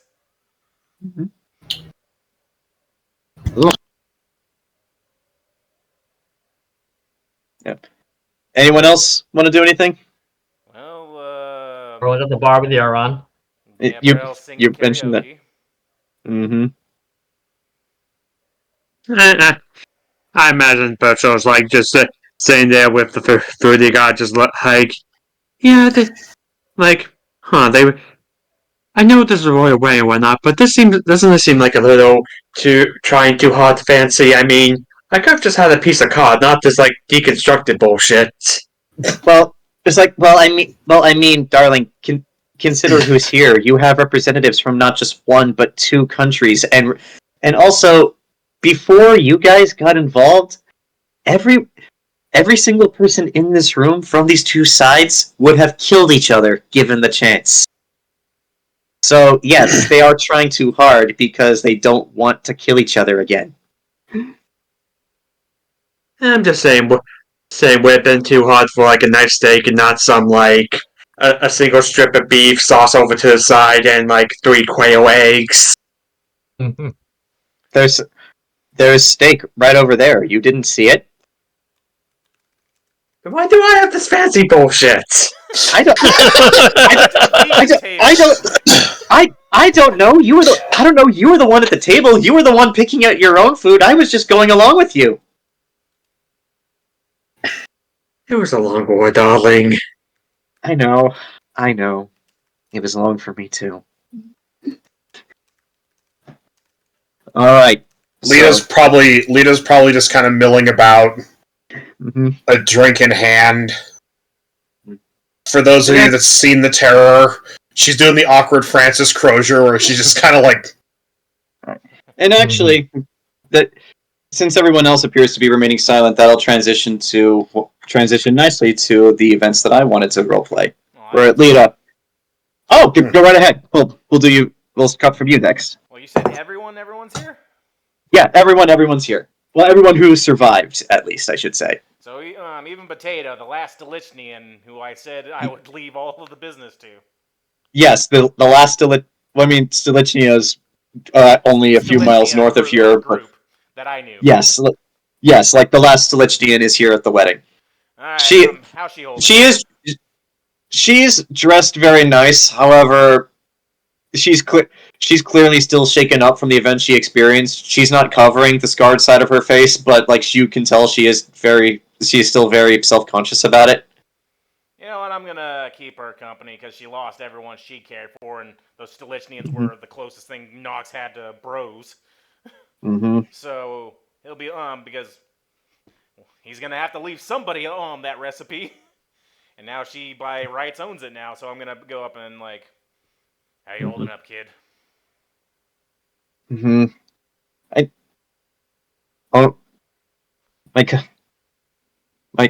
cousin is like my cousin and all my friends are dead, and I stood right next to explosion. How do you think I feel? Believe it or not, I know exactly how you feel. Exactly. Believe it or not, I do not doubt that. Like out of character explosion and everything. Yeah, but yeah, I do not doubt that. Was it Potato? It's like, but all this alcohol you'd think the king and the emperor would be able to get the real Stilichnian vodka. Don't let the adults see you drinking that; they might freak out. No, nobody at this party other than and a lot of you know how old I am. Nobody's going to question it. I just look over and see if there's any Karens that are like, oh. She also points out. Also, look at the woman who we take orders from. She's barely taller than me. That is true. Well, yeah, she's got crow's feet. They can tell. Damn. Well, then she does. Of course, she does. Yeah. Well, how about this then? I will continue to do so until someone catches me. Then we will see where it goes from there. Well, but speaking of alcohol, kid, I think you and I should have a talk over with our business associate over there, and I nod to wherever Sariel is. Sariel is not difficult to miss. She's the only half orc here. It's just like I'll just name them all with Boris and Sven, or what was his name? The one with the S. Vasya. Yeah, Vasya. There was Boris, Anatoly, Vasya, Sergei. Yeah, I think. Yeah, that's the one you're thinking of. Yeah, with all of them gone. Mm-hmm. Kolya was the last one. Yeah, with all of them gone, what I'd left to them will go to you. I think we should get that in writing. You left something to my cousin. Did they ever let you try the shine? Yes. Who do you think had that recipe? You're fucking kidding me. Let's go talk to the notary, shall we? She goes with you. And what follows is a long conversation about legalese that neither you nor Potato understand. Potato less so than you do. Yeah, I assume until she comes of age, like, sorry, I'll handle the business side for her and stuff, but I'm gonna make sure that Yeah. poor orphan girl is set for life, because she's gonna be the moonshine queen.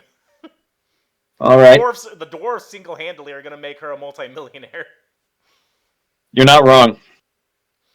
Also, don't forget that the Burchill Foundation is exporting fish to the dwarves, which they don't get because they live under a mountain, so that's a delicacy for them. They don't get ocean fish. They might have guys that get lake fish, but you can't beat salmon. Mm-hmm. There's also no tuna in rivers or lakes. Yeah, they're nowhere near any spawning grounds. So yeah, I'm gonna set this girl up to because least I can do, the last of the bros. I'm like, yeah, I'll take care of her. She can she can take care of herself, but financially, she'll be set. Right. Enzo, what about you? I don't think you said what you were doing. I have not. And I guess it all depends on which one I brought. Well, it doesn't matter which one you brought. They are both here. Huh? They're both here. Oh, well, that's even better. In fact, with the planned meetings that I have, do you want to start with you?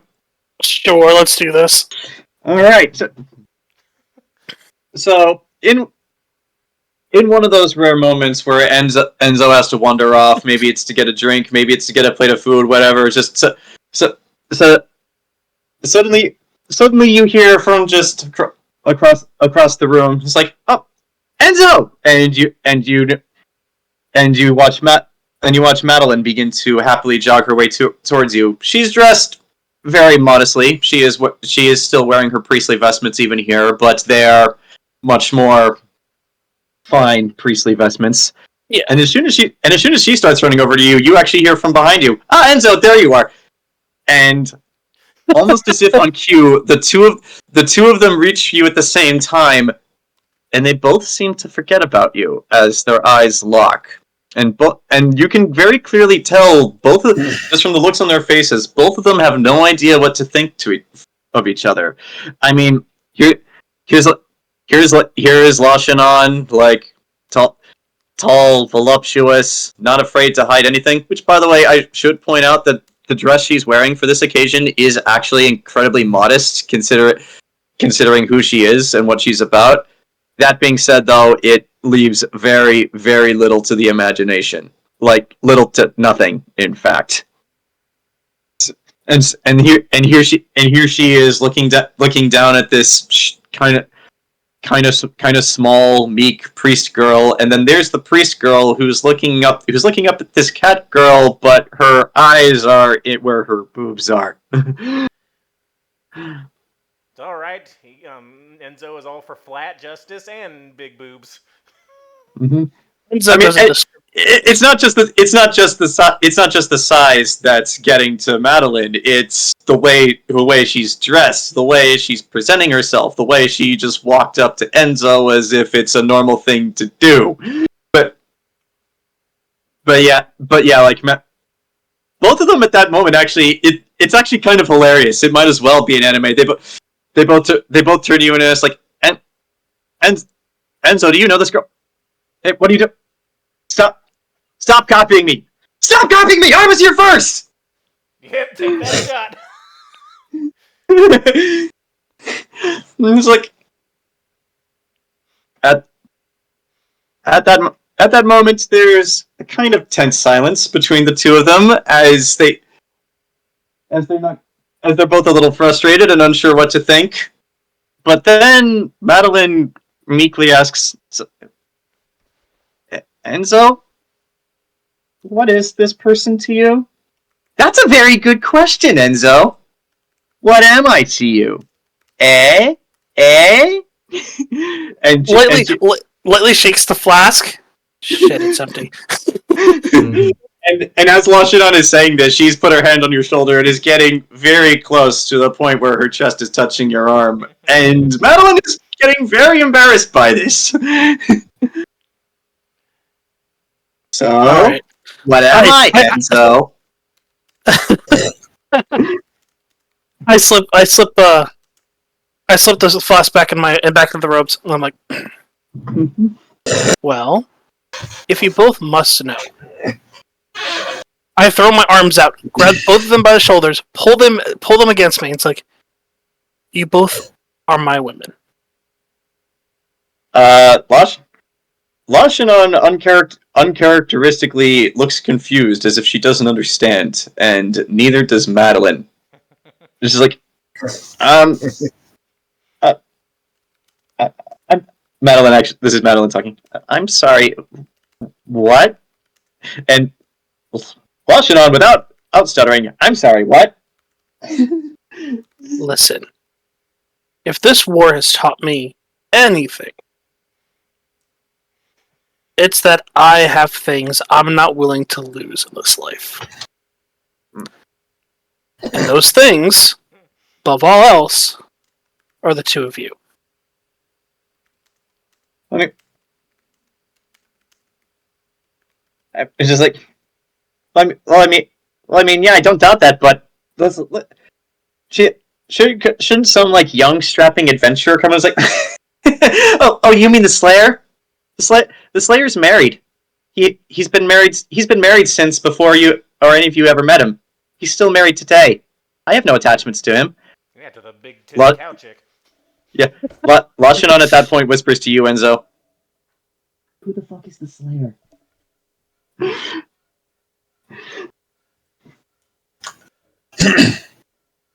I'm sorry, I heard nothing of that. Like, Lashinon at that point whispers to you, Enzo. Who the fuck is the Slayer?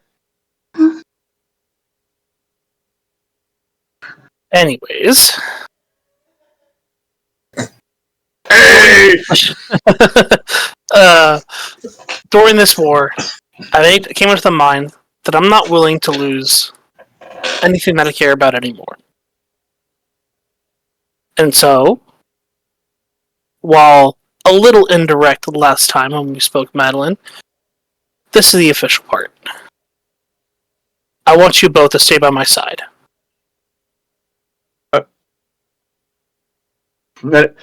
Madeline actually answers first. Oh, okay. I said before that, but whatever happens, this is the church that I'm going to have to spend the rest of my life in, and I'd rather spend it with you, because to be completely honest, out of everyone who's left, you're the only one who seems to know what they're doing. So I'd rather stay by your side. At this point, uncharacteristic of Lashinon, she appears to get jealous, and you can actually see it on her face. Just like, I don't know about any of that shit, but I'm not leaving. I'm not leaving at all. Good. Mm-hmm. At that one, Madeline smiles devilishly, almost kind of in a similar manner to you, Enzo, and at that point says, Creator, forgive me. Where are my manners? Madeline Prior of the Church of Eternal Fire. It is an absolute pleasure to meet you. Lashinon. Just Lashinon. Lashinon, that's an unusual name. It's a Khajiit name. I figured that. At that, you watch as Madeline looks past the two of you and Lashinon for a second, and just like, if you'll excuse me really quick, and then Madeline runs off briefly, but to talk to another priest of the Eternal Fire. But as she does, and it's just you and Lashinon on Enzo, Lashinon very bluntly asks you, "You're going to fuck her, aren't you?" No. Yes. However, I need to correct you. Mm-hmm. I turned to her, like, look her straight in the eye. I'm like, we are gonna fuck her. I was just going to ask if you're gonna pop that little bird's cherry. I want to be there. I want to see her fate. I want to see her face. Well, I hope you'll get used to her face then, because you'll be seeing a lot of her. Well, I can't say I'm thrilled at this arrangement, but to be completely honest, I always kind of figured something like this would happen. And she seems nice, so I won't She's argue. taking it back like, you did? And Enzo, you're like a beast. I'm sure somebody else would have figured that out eventually.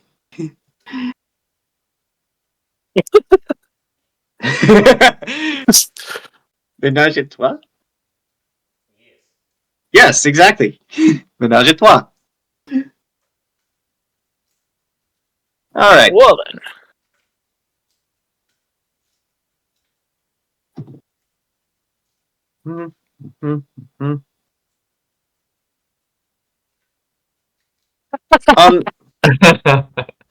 It worked. It worked.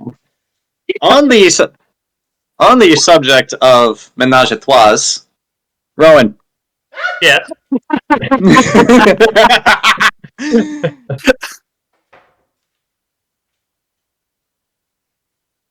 It's like, so Rowan, as you're sitting or standing around, what have you, having your drink with your all of your friends are dead drink, Pyrrha actually walks up to you. It's like, hi. Pyrrha? It's like, I heard about what you did, and I'm going to be completely honest, that was all I thought of to say coming up here. I have nothing else. You can also congratulate me on being knighted. You were knighted? When? However long ago it was. It's like, that is...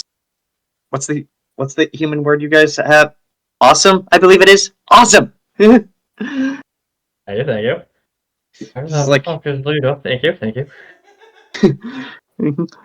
So,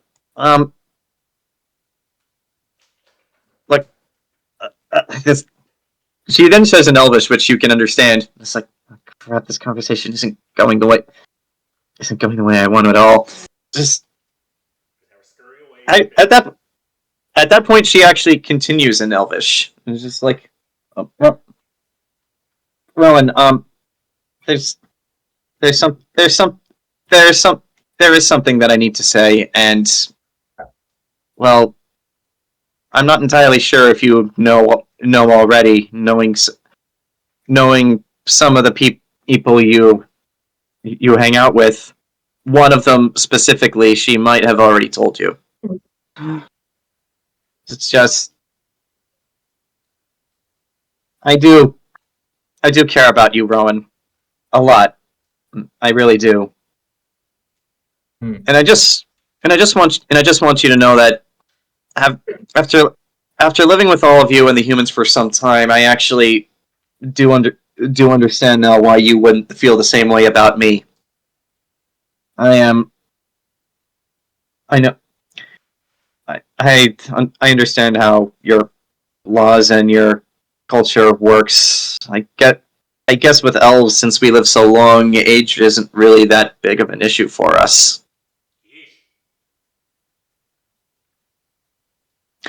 But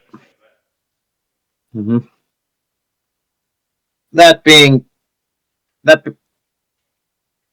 said, however, one of the other things that one of the perks of the Blood of Elves that both you and I will enjoy is that long lifespan. And with that long lifespan, we have learned patience. And if when I am considered an adult in your eyes, if you're still open to the idea, and Cereza is okay with it, I'll still be here. It's like remember, elf relationships aren't exactly the same as humans. So it would not be out of the realm of possibility for that to happen. Look, kid, you should find someone who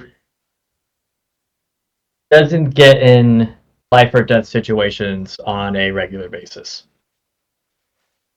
I hang out with you guys. That is not going to happen. Right. But you should find someone that you know will be there. Well, you are right, and I suppose in time I will. But until that happens, just know that I'm still here. And then before you can even react, she kisses you on the cheek and then books it in the other direction as fast as her feet can carry her in that dress. Don't you forget about me. Rowan turns to Euron. Not a fucking word. Robbing the cradle, Rowan. He's like, Rowan, Euron at that actually says, as part of this whole war, I actually did learn Elvish, just in case I needed to know it. So, that conversation might not have been as secret as she thought. It's gonna stay that way. I understand. I understand. Believe me, I do. I will not say a fucking word. Also, then Rowan switches to Elvish. Also, you heard Elvish? He says in very broken Elvish, I do now. I'm learning more difficult aspects of it, and he says that very slowly. He's at this point he switches back to common. Like it just seemed like a good idea since we were fighting elves. Yeah, well, hopefully next time you get a chance to use it, it's for I don't know, something a little less life or death, something a little more maybe. One day you're like haggling out a stall in Elvish or something like that. You know what I mean? Maybe instead of saying oh please, don't kill me, or oh please, surrender. I mean, I thought that would have been obvious, but I get you.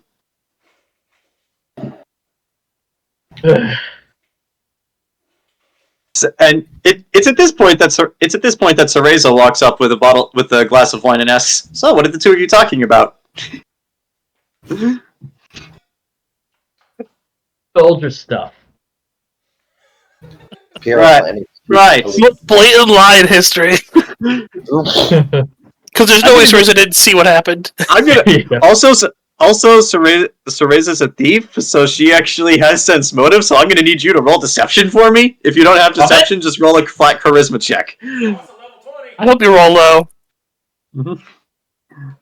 Also, Charlie. Mm-hmm. There's always Saris. Mm-hmm. There is no deception skill. Well, roll a flat charisma check then. Yeah, roll bluff. Yeah, roll bluff. 22. Sorry. I'm gonna say you have no idea whether or not Cereza believed you. That might require a longer conversation in another room with the two of you. Also, he changes quick thing. Also, this guy right here points to Euron, learning Elvish, so keep the dirty talk to a minimum.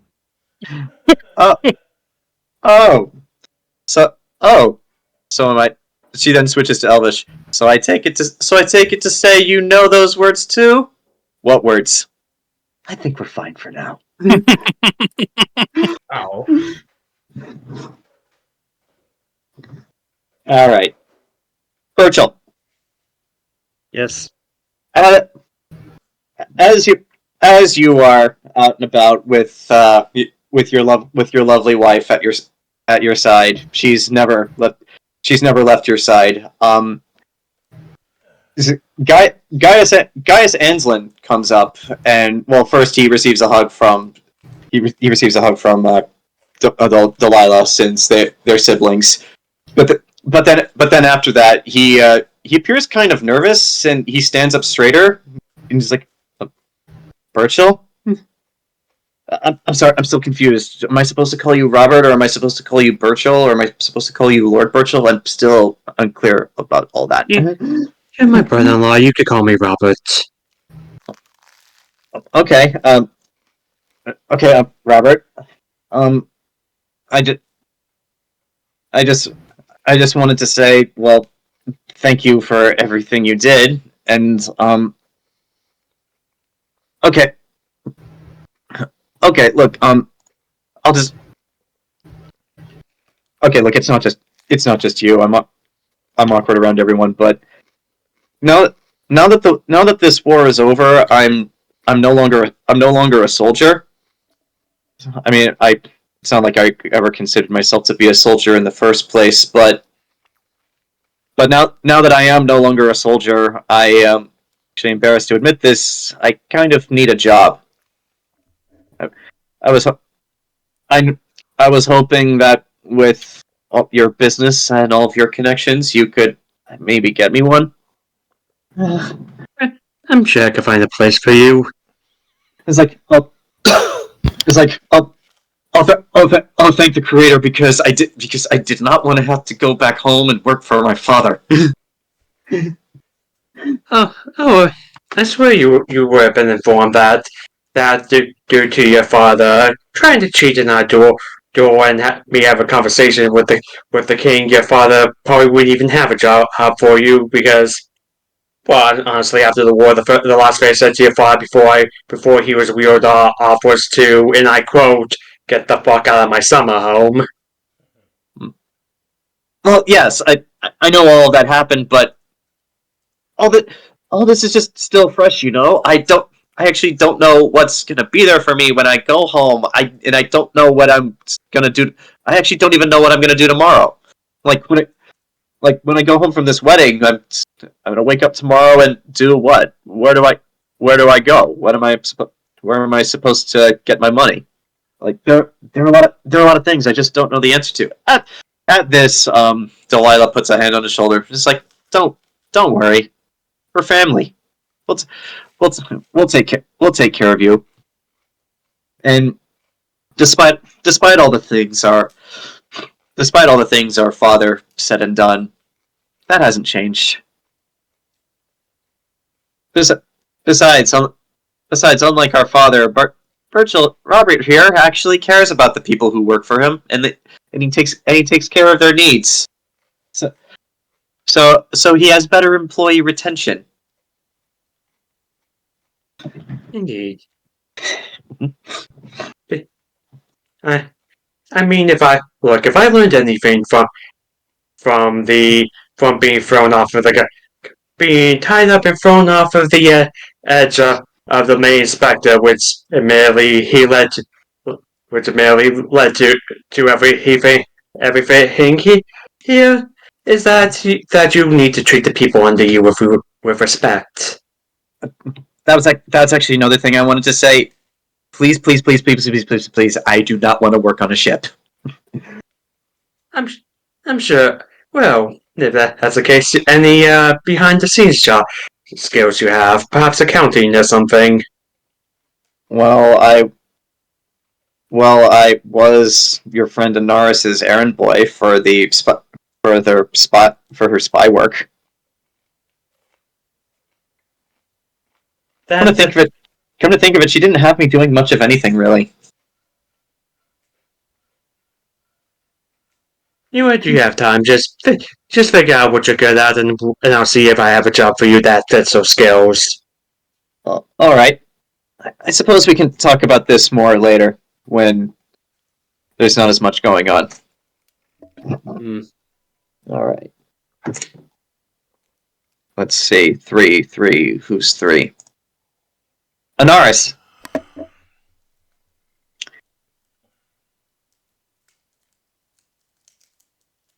Mhm. So throughout all the festivities and you sneaking about, you actually do hear someone, much to your surprise, go. It's like "Mal- malediction. Oh, thank the creator. You have no idea how happy I am to see you again. Actually in person this time, and not just a voice. Oh, yeah. And you turn around to see Princess Minerva, the Ah. I suppose now the heir apparent to Syria. Hello, Princess. Well, Queen Minerva, I guess. Still princess at this moment. Aegon isn't dead yet. Yeah. With how he's Yeah. going, probably gonna dead soon. Probably. But we have time, and I can be patient. So, how are you doing? As fine as I can be. That's good. I heard the Battle of Sanctuary was described as hell on Aion. So much so that I'm not gonna ask you any questions about it. I don't want to be disrespectful, but Yeah, it was basic. I'm It wasn't like the Third Corporate War or anything in that one. Nah. I have no idea what corporate means, so I'm just gonna assume that's something big and important somewhere far away. But I'm actually curious now that all of this is over. If you've had time to think about my offer to come and work for me. I could do that right there. It's like, oh, so you're considering it? I don't have much else to do. It's like, well, it's like, well, with your certain unique set of skills, there are plenty of things I could have you doing. She actually, like, with a couple fingers, like, beckons you to come in closer. Do you? Mm-hmm. Yeah. Just to clear up one detail, though, like, our intelligence offices in Skarngard are good, but I do want to clear up one thing. I understand that you have an aversion to killing. I prefer not to do it. That's okay. You don't have to do anything you don't want to do. Besides, in the world of politics, information is much more dangerous and much more powerful a weapon than bloodshed. And I'm going to need someone who can get me and my new husband information. Especially with all the people who might still be a little miffed that the heir to the kingdom of Syria is now married to somebody who can do magic. Yeah. Oh, and about your condition before to help your friends become pope. Obviously, I can't do that right away, but I can pull all the necessary strings. It's a long-term project.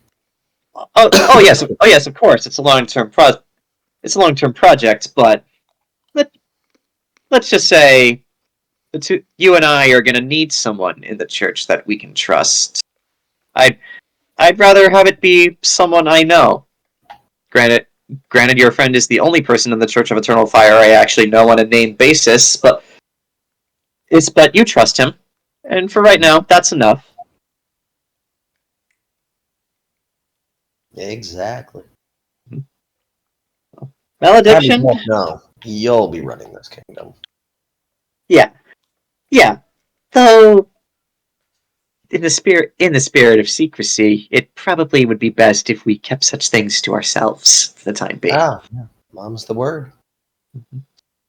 Malediction, I think this is going to be the start of a very, very beautiful relationship. Exactly. All right. So, moving on from... We just did Anaris. Oh! Lita! Yarp. So while you're milling about with Hattori, Pure ran off. You don't know where she went, but you're certain she'll come back eventually. So You have ideas. like many people have come up and shaken your hand. Some are congratulating you. Some are criticizing your war tactics. Some people are being bold and getting in your face about your heavy casualty rate. But you being you have a response for everything, as you do. I'd also like to point out that Lita is holding her. On occasion, she keeps rubbing her right hand, like All right. like as if she's like as if it's bothering her. Okay. What happens That's now though fine. has no. Yeah. What happens now though has nothing to do with that. As you hear a voice that you haven't heard in a long time, yet is distinctly familiar to you because you've heard it on comms. Speak up. And it's like, Lady Ford. And as you turn around to look, you see somebody that you have not seen in person since the very beginning of this campaign. Emperor Aaron Blackwall Lysander, the Emperor of Skarngard himself, in the flesh. Oh yeah, the guy who owes me 10,000 gold. He just hands you a check Do you right now. do you say that to him? I'm sorry for the wait. No, he does not say that yet. It's like, I just wanted to have a check. Like, oh, by the way, I just remembered. Just hands it to you. I want 350. So, this time? there's a, Based upon interest, you owe me 10,000 plus 350.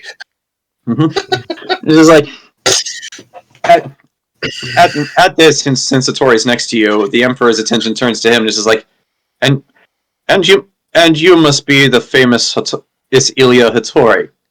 Well, I don't know about famous, but it is an honor to meet you, my Emperor. Oh please, we're in Syria. I'm not your Emperor. And he's like, yeah, At that, they do shake hands, and like you can tell between the two of them, Ilya has very strong hands, and so does the Emperor. So it's just like, word of your skills has reached us all the way down south. If you are willing and able after this, I might have some work for you. I'm honored. I suppose we'll have to discuss that later. Yes, later. For the moment, though, if you do not mind. No, it's okay. I understand. And actually, as before Hattori steps away, he actually whispers to you, Lita, I'm sorry. I don't want to ruin this. And he steps away, leaving the two of you alone. And at that, Emperor Lysander looks down at you, which, considering the man is like 6'6", it's quite a ways. This is like just to remind you what this guy looks like. He is 6'6", not lithe, but like very well built, very dignified, square, very clean shaven jaw, and he's got this like black hair, but he's got like the two graying streaks on the sides of it. Right. And when he speaks with the voice of Charles motherfucking Dance. This is like, This movie has no wolves. 1 star. but yes, he says to you, it's just like, it's funny, isn't it? How fate, what most people call fate, works out. Well, over a year ago, I still remember the first time you were brought into that office in Vizima, and you were a nobody. The name Lita Ford not worth any more than any of the other names that you go by. Yes, I am very well aware of your other aliases. We have very good intelligence offices in Skarengard. And yet, here you are today. Do you want to know the only other person in Syria's history who has ever been able to tell King Aegon to fuck off and get away with it? Who? Me. Hmm. That is an honor that I have to now share.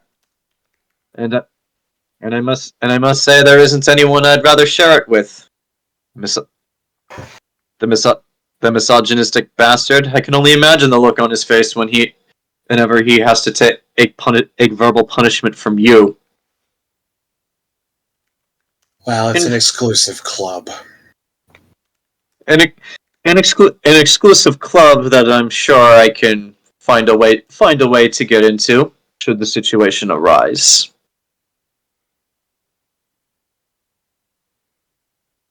That being said, this is supposed to be a happy occasion. So, how are you doing, Lady Ford? How has life post-conflict been treating you? Well, it's been intriguing. I have to apologize. You see, she basically, Lita grabs her finger and you see her, like, stretching her hand. Mm-hmm. I've had to write several thousand letters to grieving widows, mothers, fathers, sons, and daughters, explaining why their loved ones won't be coming back. I understand. That is a burden that I myself have also had to endure. You are far from the only person in our world's history to lead many men into battle and lose the majority of them to gain victory. Yes, but I didn't see you on that battlefield that day. No, you did. Or King Aegon. No, you did. No, you did not. Need I remind you? I'd like to point out a very simple fact. Your Excellency. The only reason why I am not King Aegon. You may speak freely with me. I will not. I am not threatened. Yeah. Lita goes. The only reason why all of you are here today is because, thanks to me, my associates, and a whole handful of others, we were able to unify a force to keep the elves from crawling up your ass and finishing the job. And you know what? It's times like these, when I'm standing here, surrounded by all this pomp and circumstance, all of this foppery, that I come to the realization of the very same reason why I left your country and left this behind a long time ago. Foppery. That is a word I'm going to have to incorporate into my regular vocabulary. I like it. Yes. Because... You want to know something? There are many things I would like to know, especially from you.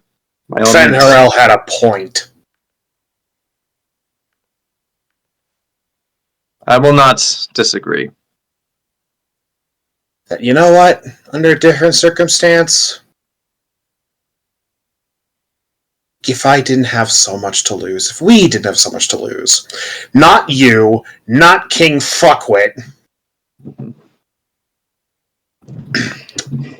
you, and all of this didn't have so much to lose, we probably would have gotten on a boat and sailed away. Because, newsflash, Your Grace, By that point, we would have robbed the city blind. We would have left. And we could have been fat and happy and rich somewhere else while this continent burned to the fucking dirt. Because I'll tell you this much. There ain't no way Fen'Harel would have crossed the Great Sea to Ulfir. And while I hate that country, and would never want to go back, retiring there and knowing that I'd be long dead long before that he ever crossed the sea is something that I could have lived with. However, I have too much to lose. We had too much to lose. Not you, us. I didn't defend your country, nor his country, purely out of some nationalistic patriotism towards either of you. I did it because I had to save my friends and my family.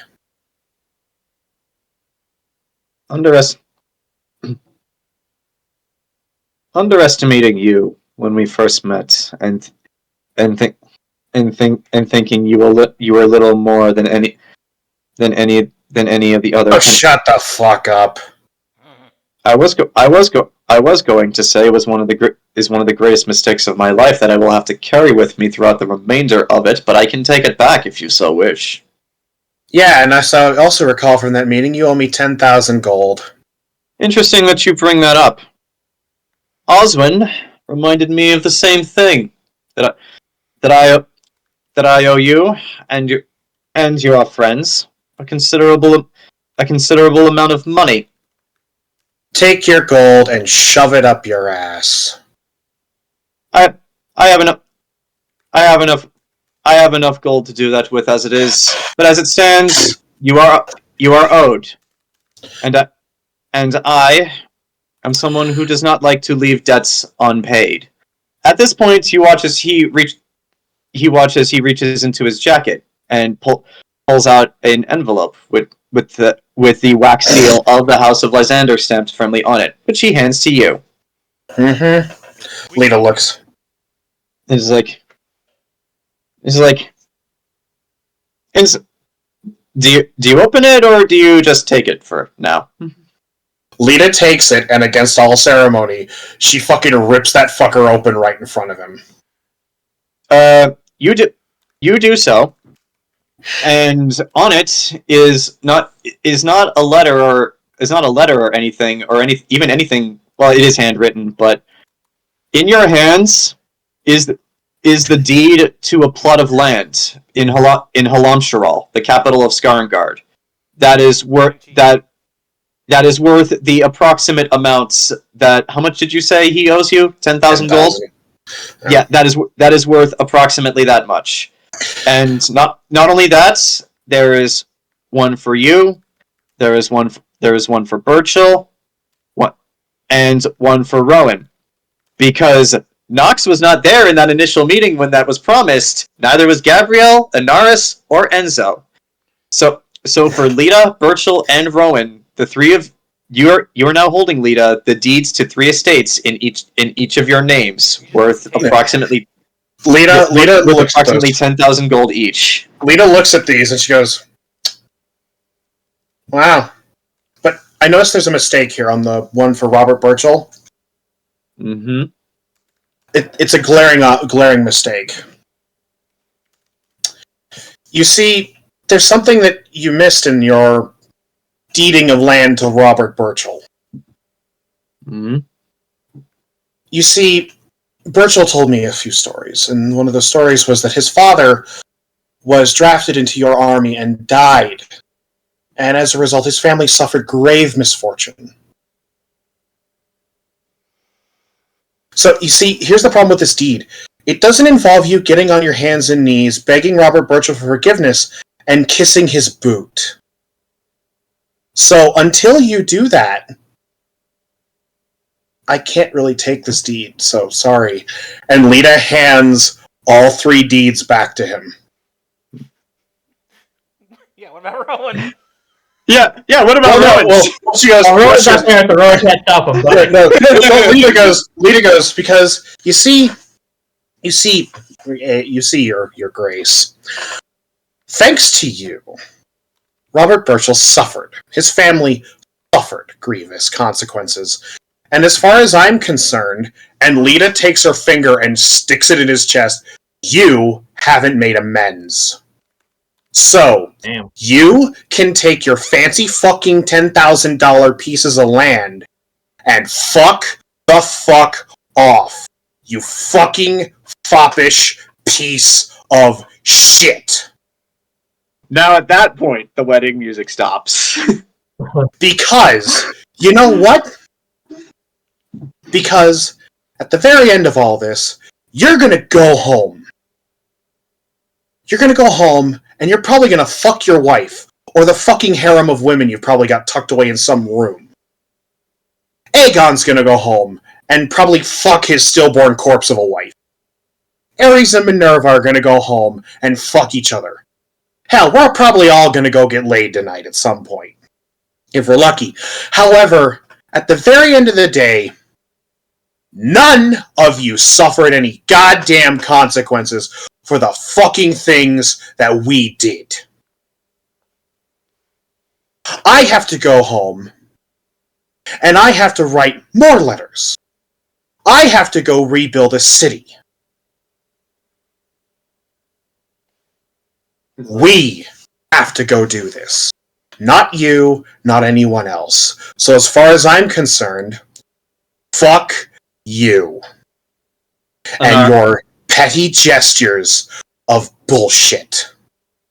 Anaris, Princess Minerva next to you leans in and whispers, I like her. She's gonna go places. I'll make sure of that. Yeah. Because you know what? The best thing you could do right now,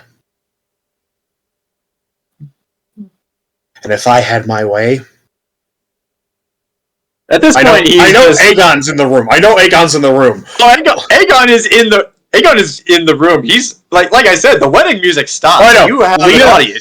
Lita looks at Lita goes, if I had my way, I would take your head and shove it up Aegon's ass.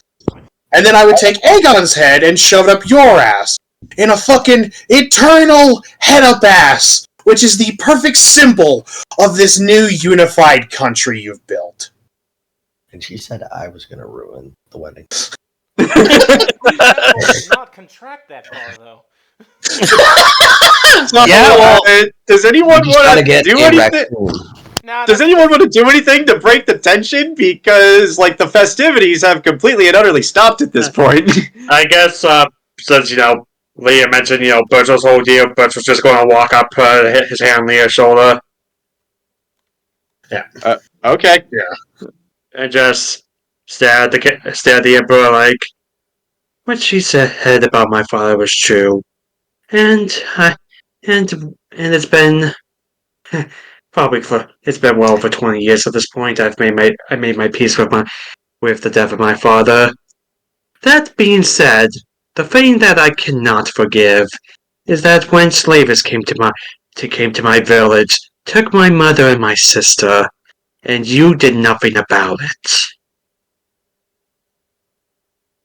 No retaliation to the men who took your citizens and made them as slaves. Something that led to the death of my mother, and unspeakable things happened to her and my sister and all the women of that village.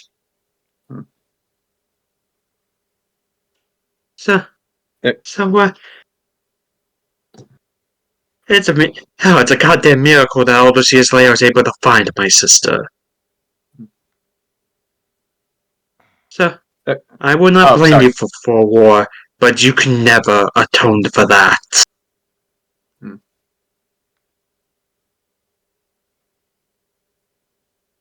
Silence reigns across the entire reception, as all eyes are now on King Aegon, who has to follow that up. And with you all being heroes as you are, you cannot be reprimanded for talking to an emperor that way anymore. So he now has to think of some response to the very, very right and justified things that you both have said. So it's a very rare moment where, like, I'm not even gonna make you roll for this because the two of you catch this so easily. You've caught the Emperor in a box. It is a very awkward moment. All eyes are on him, and he has no idea what to say. Eventually, however, he does break the silence and says, like, that is a conversation I do feel that we need to have, Lord Robert Burchill.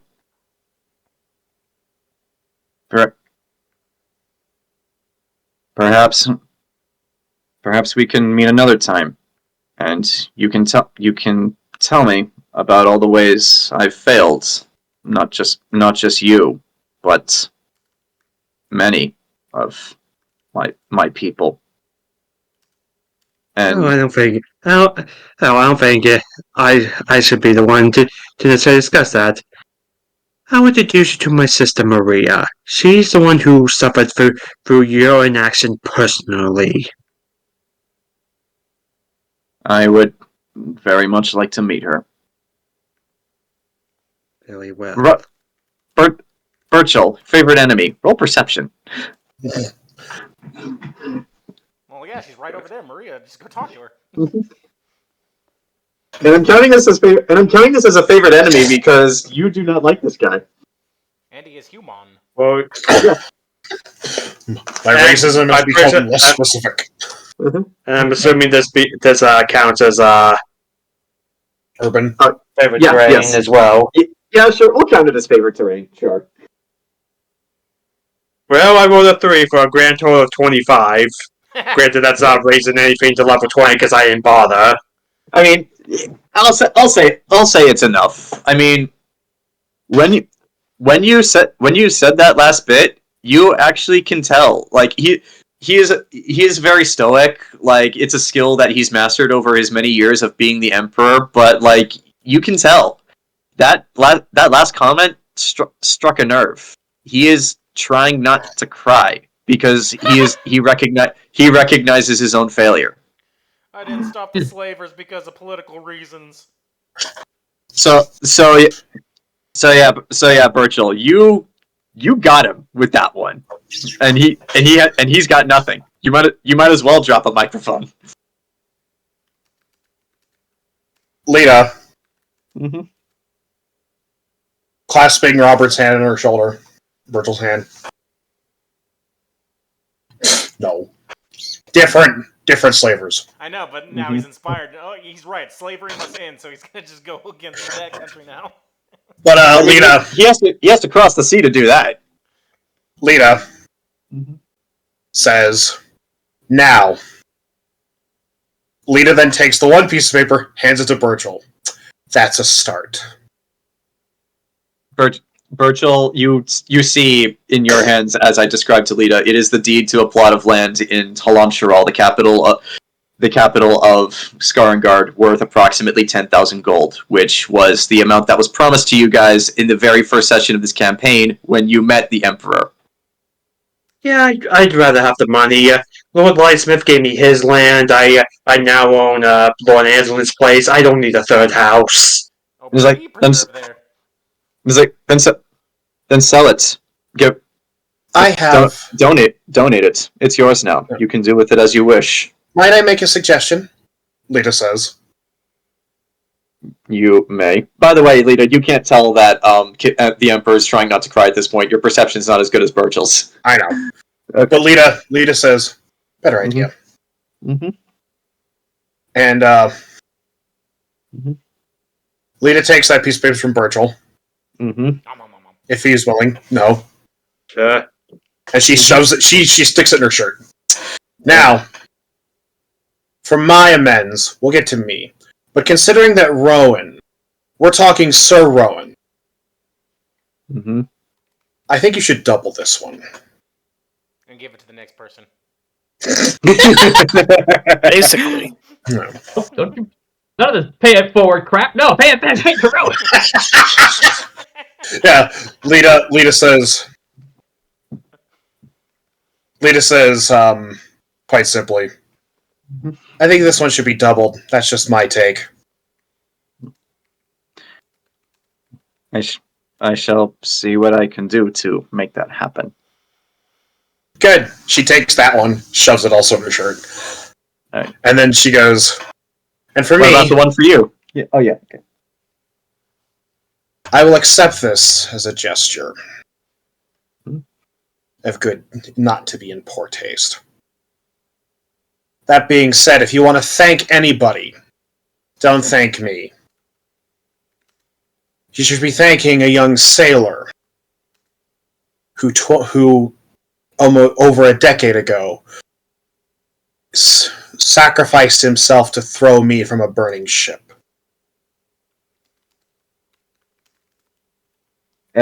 At this point, the Emperor walks away from the two of you, and the festivities resume as the tension appears to, for the moment, have been resolved. Lita then walks up to Rowan after that and says, "Here, congratulations, you now are a wealthy landowner in Skarsgård." What? Everyone's like,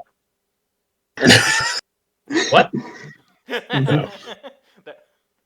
Which, by the way, since it hasn't really been described at any point in game, Half-Drider is basically Paris. So if any of you have seen Paris and know what it looks like, it's pretty much that. This is a lot of space for to have a bunch of 3/4 elfin children. You're right, but I'm sure we can make do. Lita then walks up to Anaris. I know this one says Robert Burchill on it, but give a little bit, yeah, you can. It's Burchill's. Is Burchill willing to give his land to Anaris? He said he didn't want it! But his name is on the deed. It's up to him, not you. We're gonna need to find a lawyer. That will be hard. Sorry. Actually, Burchill's super rich. Burchill just take the deed, walked up to Anaris. Anaris, I'll sell you this land for 1 gold piece. My entire life savings. Oh no, I'm famously wealthy now! You're going to need to go through some legalese and get it signed by a notary, which Sariel also is. But congratulations, Anaris. You now own a plot of land in Half-Drider, aka Paris, worth about 10,000 gold. Neighbors! And then Lita walks up to Gabrielle. Which as you do, like, let's do Gabrielle first, and then and then you can walk up to her. Yeah. Gabrielle. While all of that was going on, and you were distracted from your karaoke.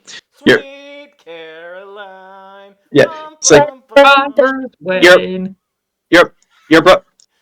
your brother actually. He walks up to you, and he is not in his armor, but he is very fancily dressed as the head of House Langcourt. And the first thing he says is, "So, that happened." Honestly, I'm used to these kinds of... She searches for the right word. Arguments. Is she? I hardly seem to notice them anymore. Is she always like this? Oh yes, pretty much. Oh. I suppose I'm gonna have to get used to them too. But that aside, First off, I just want to say, Gabrielle, that it was an honor fighting by your side. She smiles. It's like, the honor was mine. That's that sort of thing. What we did, our family hasn't done that in centuries. The mere fact that we were there. It's like, I actually did want to. Any luck, we won't be doing it again anytime soon. But I can't say I didn't enjoy myself at moments. Oh, that's actually good to hear, but it also leads into something that I wanted to ask because I'm genuinely concerned about this.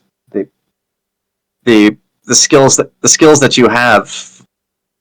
Like, a lot has changed in these past 8 months, but magic is still illegal in this country. So what are you going to do? Like, what's your plan as far as that's concerned going forward?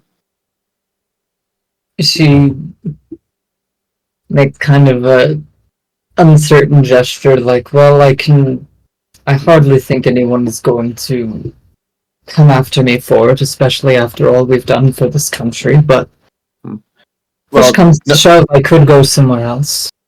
I mean, no one now, yes, but like, I mean, I'm sure with the Scarlet Guardians as part of our shared council now, they might push for more leniency, but that will take time. Like, yes, well, I guess. Go ahead. Sorry. She says our influence isn't small, but I certainly think if we were to campaign for the decriminalization of magic, it may pass. Well, if that's what you wish, then that is a goal we shall aspire to achieve. But just in the meantime, just for the sake of our family, try not to take too many cues from your friend Lady Ford. I don't want to have to be the one to have to take responsibility, and if worse comes to worse, possibly hand down punishment for any of your actions. She laughs. Oh, I've always been a little bit more subtle than that. You needn't worry. And I don't intend to flaunt my magic either. I've always done fairly well keeping it hidden until this whole battle business, but even then casualties were so high that I can't be sure how many people actually saw me. Well, that's good. I'd say actually our house could learn some lessons in subtlety. Perhaps I and our house would benefit more from your advice. And it's at this point, Lita, that you do show up to their conversation. Lita walks up.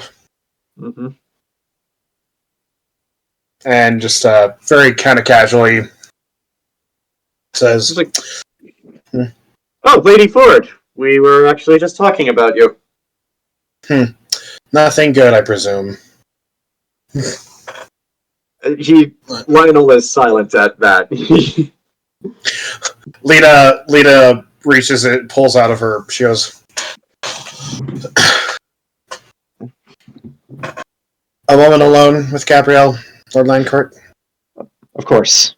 And Lord Landcourt goes away to join the rest of his friends who are up celebrating the fact that they killed a motherfucking dragon.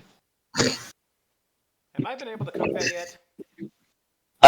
No, actually. The mages, the remaining witch hunters, and all of the other people with more political influence than you have claimed the various parts of the dragon. However, I will say... Give me enough for some steaks for my friends. I will, however, say that as the one who dealt the finishing blow, Burchill has called dibs on its skull. So yeah, that at the get some meat as well, and I'll cook you up a steak dinner. But, Burchill never said anything about dragon meat, so too late for that. Some dragon meat, you fucking nerds. No, it's not the meat. I mean, that was months ago. What did we do with the dead dragon? Put it in the freezer. Well, since then, the dead dragon was basically monster hunted and scavenged for parts. Nox actually knows this. Dragon scales and other parts of dragons are actually very valuable magical components as well as alchemical components. So.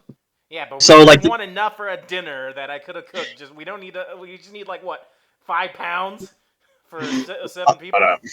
Unfortunately, that is a dream that will have to go unrealized at the moment. I'm breaking into the college and I'm stealing some. Anyway, I mean, we could say that we totally did that months ago.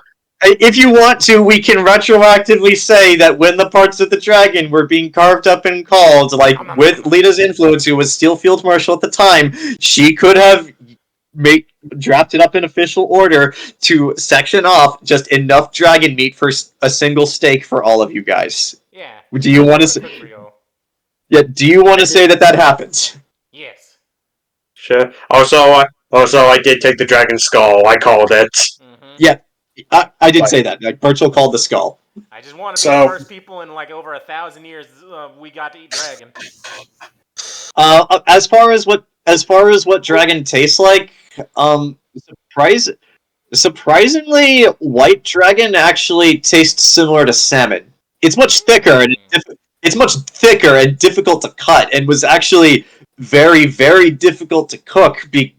Finding the temperature was the difficult thing, because as a white dragon, naturally it just remains cold because it lives in cold environments. So actually, like, finding the proper temperature to cook it at was the most challenging part of this whole thing. Probably would have had to cook it in my lab. So like the taste of fish, but the like texture of like beef. Kind of, yes. Like that's the best way. That's the best way I could describe it. But yes, like shortly following your victory over Fenharel, Asmodeus, and all those other things, you guys did enjoy a nice dragon steak. You are like the 7 people in centuries to go through the rest of your lives knowing what dragon meat tastes like. Hell yeah. When Lita turns to Gabrielle and says, I know this doesn't make up for a lot of things.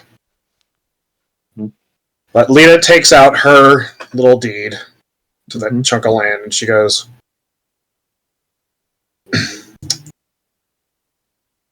Sanctuary is my home. I left Skarngard behind a long while ago, and I have no intention of ever going, except maybe a vacation once in a while. So, Lita hands you her deed to a plot of land And in Skarngard. Like with Anaris, you're going to have to go through some legalese and get it signed over and notarized, but congratulations, Gabrielle, you are now the owner of a plot of land in the fantasy Paris that is worth approximately 10,000 gold.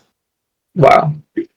Gabrielle looks very touched. She says, I don't know what to say. I mean, first she's like, are you magic is legal in that country. He's like, are you certain? You know, I come from a wealthy family, and I know you don't. I could purchase this land from you. You needn't give it to me. Lita shakes her. Now, I've come from... Lita goes, as someone who used to sleep in the wilds, traveling between towns with nothing but a horse to keep her company, I'm good. Gabrielle gives her a hug, and you can smell that she's definitely drunk a lot of red wine. Lita. And she might be squeezing a little too hard. Yeah, and Lita, because of your height differences, I'm not sure exactly where your head is. Yeah. Lita returns the hug, and she and actually, yeah, Lita, for what it's worth, I miss her too. Gabrielle sighs. Yes. Well, I'll maybe do some traveling now that I have this new piece of land to investigate. But wherever you are, you'll always be at home, and any place with a lion court in it. Thank you. And Lita says, Lita goes, thank you. And you, if you ever find yourself in Syria, and you don't want to pay for a big fancy home or a big fancy place to stay, I've always got a couch. She laughs. Thank you. I'm sure I'll be more comfortable on your couch than in the fanciest accommodations in the country. Alright. I suppose that just leaves Nox. Yeah, it's, Nox. what's her name there?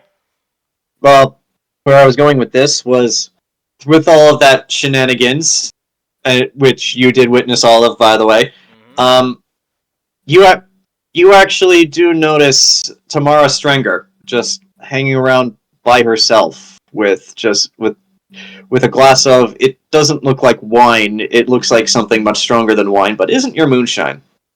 Yeah, and she doesn't have my real face, so I'd have to instigate. Yeah, she's just hanging out by herself. Is there a more secluded spot? She actually is. You can take her to one if you'd like to, but she's kind of by herself already. What I'm gonna do is go to, like, I don't know, someplace. I don't know where's this venue being held? Is this indoors or kind of an outdoor thing? It's outdoors. Like it's kind of like the Prince Joffrey's wedding at Game of Thrones. It's an outdoor affair. Like it's in like the botanical garden at the palace. There are lots of tables set up, like lots of servants running around. But like there are plenty of secluded spaces you can go to. Some of the other noblemen who are a bit less respectful than you guys have gone there already. I'll just say. All right, I'll go to like a little ways outside of the party, but still like you could hear if anybody starts shouting or something. And Do you take Tamara with you, or just go by yourself? I'm gonna go by myself first because she doesn't know what I All look right. like. And I'm gonna find like a bench there. I don't know, by a hedge mage or something, or. Oh yeah, like there are plenty of benches. Yeah, there are plenty of benches. Beep. Mm-hmm. You said you wanted to talk when this is all over. I'm over here at the gazebo. All right. Because she doesn't know what I look like.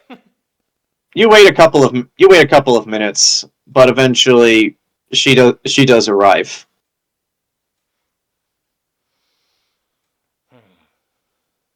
And are you yourself? Yeah. That's the first time she's seen me without the mask. So she sees you, walks up, and is just like, I suppose then that you are him. You are the infamous Birdman. One of many titles, but yes. Nox. And I hold out my hand to her. She takes it, and I'm gonna actually roll something more. Okay. But yeah, she takes it. She lingers on your hand for a little while, but then afterwards she says, Can I ask you something? Go ahead. I told you we could talk after this is over, and well, we're gonna talk. Why me? Why did you always make the effort to save me, to talk to me? What's so special about me? Like I told you in the midst of the war, it's because you still, because two things. You're someone who thinks with their brain and their heart. And that's sorely lacking in a lot of this world. And the other thing is, you still have hope for a better future, where many people just have given all up. It's talents like that need to be nurtured, lest they be snuffed out for good. Just like, are talents like that really that important? Yes. Just if everyone goes through life just miserable, angry, just self-destructing, it just hurts other people, and it keeps spreading like a fire. You need something to temper that. An eternal fire. An eternal fire. Something that can only exist untempered.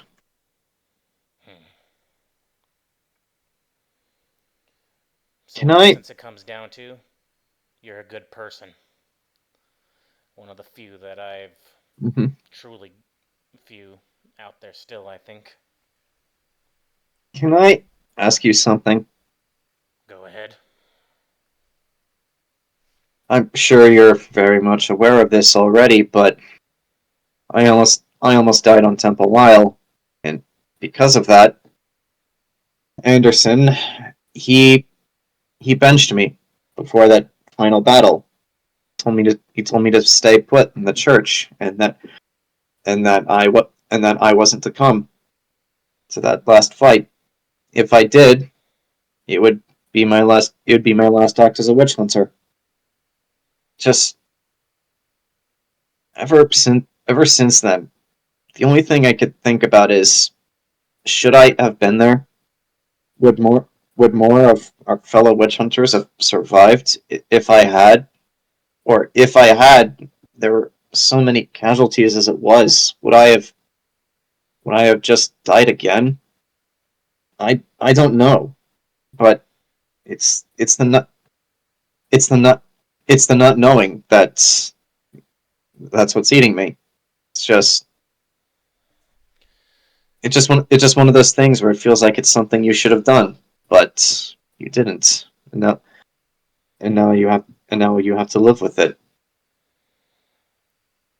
Anderson can be a rough person, but from what I've seen, his judgment for his own people is something that is one of his highest points.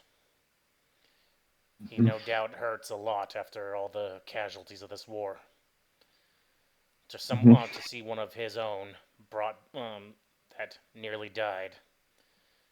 He was probably doing what he felt was best. And the two of you are actually suddenly here. And what I felt was best was that you, Tamara Strenger, needed to live. At that, he walks up to the two of you. He's like, all the witch hunters who are out there on that field. They grew up on stories of monsters and devils and the destroyer. So the chance to actually fight them, to actually get on the field of battle and put their swords to them. That's something that they've been training for their whole lives since they were children. They finally got the chance to act out the stories they were told when they were wee. But those stories never tell you how many come back from those fights. How many of them their bravery only ends in self-sacrifice for the others, and how sometimes men who are good die, and men who do not deserve to live end up surviving. But you, Tamara Strenger, you needed to live because the things as they are now, the Church of Eternal Fire needs to change, and whatever form that change ends up taking, you need to be there. You need to be there with the next generation of witch hunters. They're going to need someone to look up to. Somebody to tell them stories of that war. Somebody to lead them. That's why I benched you, Tamara. Because that was just one battle. The actual war we are fighting is far from over, and you will have a much more important role than a single battle going forward. That appears to reinvigorate Tamara, at least from what you're seeing, as she just stands at attention, just puts her hand. Yeah, she doesn't have a sword. She's like, "Sir, what would you ask of me?" But right now, I I would like a moment to speak with your friend. There are there are a couple of things I wish to say to him myself. That is, if he does not mind. I don't mind. Although, if you still want to talk some more, I'll still be here. I tell to her. Thank you. And with that, she heads off with her head held higher than it was before, leaving just you and Anderson. As she walks away, I'll tell to him. Couldn't have said that better I couldn't have said that better than myself. I'm not too good with words, but yeah. Yep. You know. You're right. You're not. You're right. You're not. Nope. At that point, he puts his hands behind his back and just casually just walks up to where Tamara was standing. And it's Anderson from Helsing. The guy is freaking tall. Like you're barely taller than Lita, so he's like a giant compared to you. So it's like, because I was on a literal giant, so. But yeah, so it's just like, oh, the infamous Birdman. I was wondering if we would ever have the chance to meet in person. Granted, I'm sure we have, Dr. Fritz. Mm-hmm.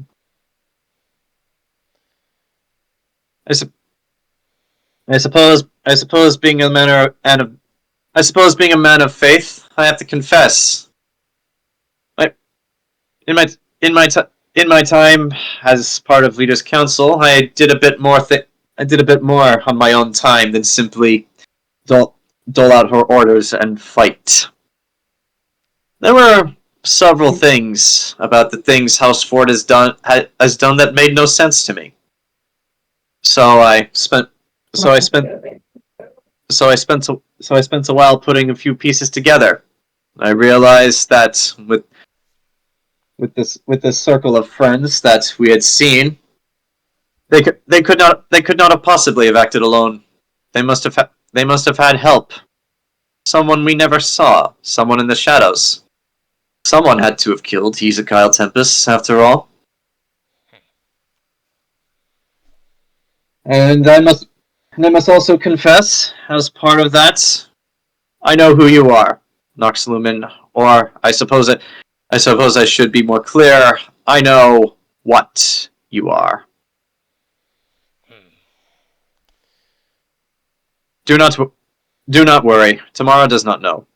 And as far as we are concerned here, the only people who know about it are you and I. And I will not say anything. Funny, because if she'd asked, I would have told her. I'll leave that up to you. I'll leave that up to her to decide whether or not she wants to know. But as far as I'm concerned, regardless of what species you are or what blood you possess, you fought alongside us. You gave us the tools that allowed us to win. And you did, as you say, right on the back of a gigantic monster. You bigger than any of us had faced. There's a saying. There is a saying from one of the stories I grew up listening to as a child. Words that I have carried with me ever since becoming a witch hunter. Whosoever shed man's blood, by man shall his blood be shed. For in the image of God made he man. It's from Boondock Saints. My favorite story. Oh yeah, I read that years ago. Timothy It's had a like, copy. Well, I don't know who this Timothy is, but for all you've done, Noxlumin, you like the rest of us, you are made in the image of man, the image of our Creator. So I will not judge you as a monster. Instead, I will as a man, as you rightfully deserve to be. Nox just. Ow, ow, ow, ow, ow. Hang on. Ah! Got a calf cramp. Shit. Ah! What? Nox suddenly cramps at the worst of times. What the hell did that happen? Need some Gatorade or something. Ouch. Okay. Sorry. But yeah, Nox nods at that. I went. I've been nothing but a man, even if this face isn't the only one I have. I've always looked at it that. What is the measure of a man? I always, as you said, not about his blood, but about his actions. Mm-hmm. For those that live with something passed down, a remnant of a curse, to live as someone good, someone as a person, I think that counts more than what they look like inside and out. There are some who would consider a man to be a miserable pile of secrets, and those are the ones who are truly cursed. I would not wish to be them. You could also say that's the most. What's the word when there's the most human? But I'm trying to make it more applicable to everything. No, you could still say human. At least I think so. Yeah, Mortal? Mortal. There you go. Not Mhm. say. So, I think you could say that that's what make those people are the ones that are the most mortal. Everyone's got a side to them. Two faces. One they show the public, and one that's only for themselves. You're right. But if it's any of the consolation throughout these years, my own eyes were opened to see that goodness may not always be just glaringly obvious. Mm-hmm. You're a tough but fair man, and you looked out for one of the good ones. And I look over where Tamara's at. Mm-hmm. She's not there anymore, but she went back to rejoin the party. Yeah. And for that, you have my thanks. And I'll hold out my hand. He shakes your hand, and his hand is so much bigger than yours. All right. There are still monsters in the night out there. Yeah. Indeed, they are. Need to be hunted. Just indeed, there are. Mm-hmm. Go ahead. Indeed, there are. Which means that our work is not done. How we conduct ourselves, however, that is what we need. Is what we need to change. Nox nods. And utilize what weapons you can, even if they may not be obvious at first. All right. But who are we? Two old men talking about gloom and doom and boom away from everyone else. There's a party going on. I know you can't actually get drunk, but you could at the very least pretend to enjoy yourself. You wouldn't believe me if I told you, but the whole not getting drunk thing, nothing to do about my blood. More to do with my profession, actually. Which is true. Nox could have gotten drunk up until like level 10. Alright. So, with that, last meeting out of the way, canonically speaking, this wedding reception right here is the last moment I have written in my notes that all the members of this party are together in one place at one time. And after this, we will go, barring any decisions you guys make, like maybe you guys hold reunions every year or so, like that's up to you, but as far as me and my story is concerned, this is the last moment.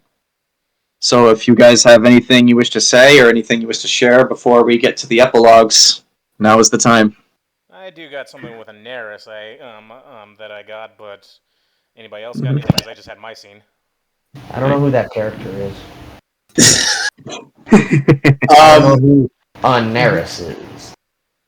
Lita does have something. See, Zach, you see, Grant, I'm gonna make my next character, and I'm gonna make him even a worse name. But yeah, I just had to First, look with her. fuck you. It's like, How many names do you have? 25. 37. What? and a What? half. 37! My girlfriend took 37 dicks in a row! No, Lita does have something she wants to ask Nox. Oh, okay, but does anybody else have anything? Because I just had a big scene. Anybody? Speak now or forever hold your peace, because after this, we're going to take a quick bathroom break, and then we're going to get to everyone's epilogues. Hey, Temme, were you talking? You were muted. Yeah, I still can't hear you. Jayson, to answer your question, there was no bouquet. That's not a thing that's done in weddings in this country. Try. Yeah. And you know Yeah, who we can't hear you. Anaris. They have to leave and rejoin call. There goes. So we just fought and died for a country that doesn't have that tradition at a wedding. So is that what you're telling me? Unfortunately, no. We could have a Should've let drunk Ben win. of flowers. I mean, you can still throw flowers. No one's preventing you from doing that. Oh, that'd be weird. Yeah. Temme, try to talk again. Yeah, or I'm not hearing you. I don't even know. Yeah. The video's not on. Yeah. Nope. Maybe it's your mic. No. Yeah. Might be his headset. Well, and while he's resolving that, I guess when he gets back, we can do one of the other scenes, or we can just do it now.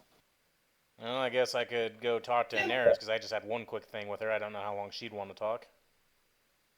All right. Yeah, it's up to you. Anaris is kind of difficult to find, being who she is, but you being who you are, I imagine you can find her. Oh wait, I am a god among men. Temme, are you talking? I don't think you're talking. It must be your headset, maybe. What? This guy. All right. Did the input switch over to a different microphone, like in settings, maybe? It might be trying to pick up something that's not there, because sometimes that's happened before for me. Oh, yeah, while Temme's adjusting his settings, Nox and Anaris, the two of you can go first. Yeah, I'll just like tap her on the shoulder. Hey, kid. Uh-huh. I know we said it a few times over the last few months, but you did a hell of a job back there. I am that good. Yes. Which is why I just wanted to ask. This is something like even a year ago that I've been looking into whenever you first showed up. Uh-huh. Which was years ago for you, I guess. This... And I look around, I'm going to whisper, this is... The arachnid side. Do you embrace it? Or is it as yourself? Or is it something you don't want anymore? I mean, it's just me. I did figure out a way to get rid of that, if you so wished. And I just hold up a vial. But I thought I'd ask you first, since it is who you are. Something to look into in the future, I guess. Well, I mean, I can use whoever I want now. Well, if you decide, because that day with you and all those other children that had this happen to them,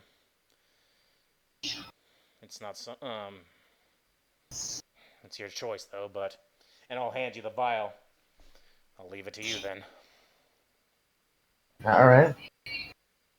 And basically, it's a way to permanently make you just a drow. Oh wow. Because yeah, what happened to you? What happened to you was a curse. Oh yeah. It was a hardcore curse. But yeah, he didn't know if you'd accepted it or just still want to just be a drow, so he'll leave the decision to you. Yeah. And Now, what are you doing? me? Yeah. Well, I've been thinking with everyone else rebuilding, maybe I should go home.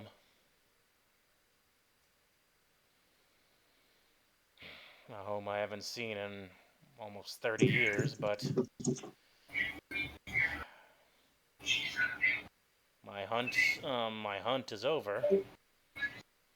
Maybe I should give living a chance.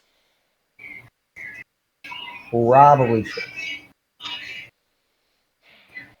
Because I'm going to be honest with you, death is not all it's cracked up to be.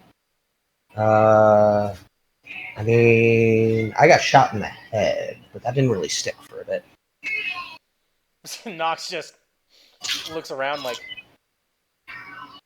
how terrible is this California? Horrible. Worst place on earth right there. Nox, you have no idea what this Earth is. I mean, As far as you're I know aware, about Earth is but- just dirt. Yeah, he's talking about because dirt. the Tuexis is engaging in fighting with another part, and that's getting worse. But, well, I went back to Night City after a point, after I was gone for a bit, and it all, I mean, it's kind of a good thing they grabbed me, because the city went to shit. Huh. It's Well, not good. glad you're out of that mess then. Yeah. But yeah, there's just been too much death in such a short period of time. I thought maybe I should do something different for a change,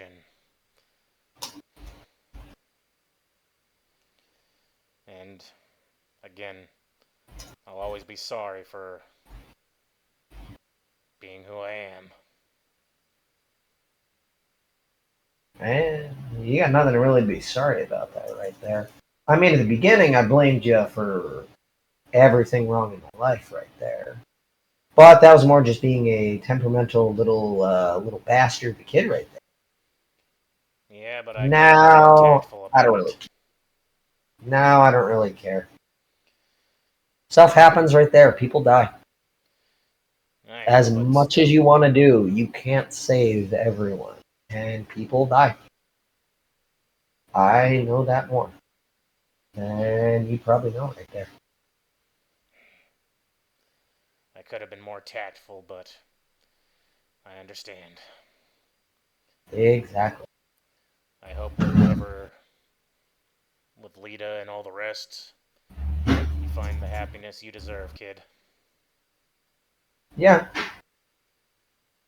I mean, on the plus side right there is, I guess on a downside, I'll live a long time. A long what? I'll live a long time.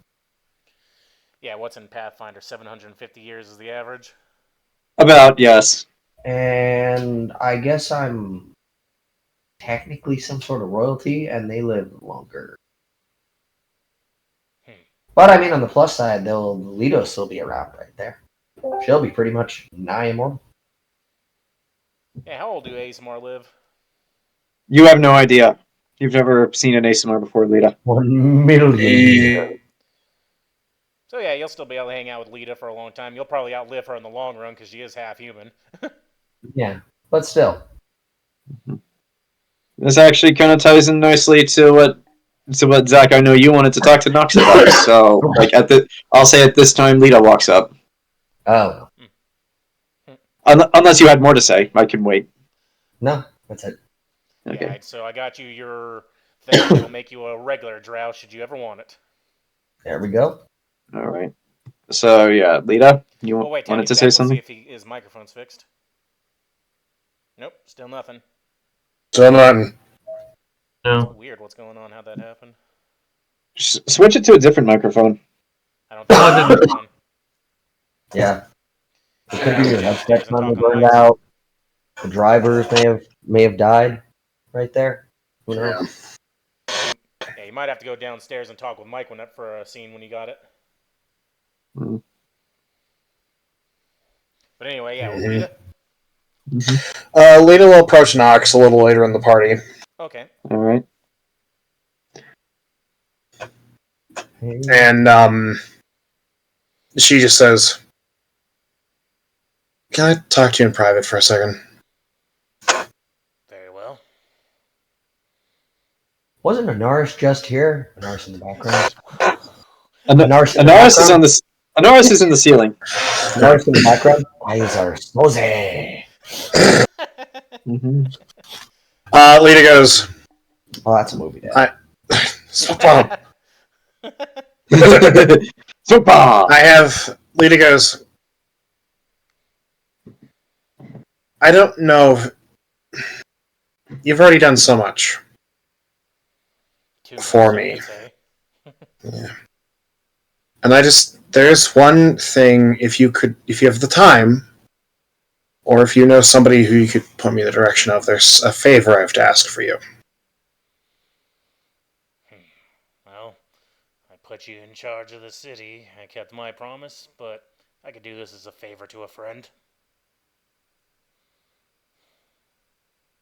Having finally held my daughter for the first time in months, it made me think about a few things, and I've been talking to Hattori about this. Mm-hmm. Given that Samael was locked in the basement of the church for centuries, and that I'm half of whatever he was, there's a pretty good chance that I could live a long time. Me and the kid actually were just talking about that. By the way, I've been thinking about this all week. This isn't me cripping on Anaris. Just pointing that out there. I know. Yeah. Like, But Lita, it goes into. Yeah. Show me your picture so I can see Yeah, your face. no. Lita goes, "You get my face in a minute." Oh, yeah. No, it's to stabilize my connection, because Discord is being a bitch. But Lita goes, holding my daughter for the first time made me think of a few things, and I talked over with Hattori, and we both have come to a similar conclusion, possibly. I have to finalize some details with him, but the long and the short of it is, there is a chance I could outlive my friends. I don't want to outlive my children.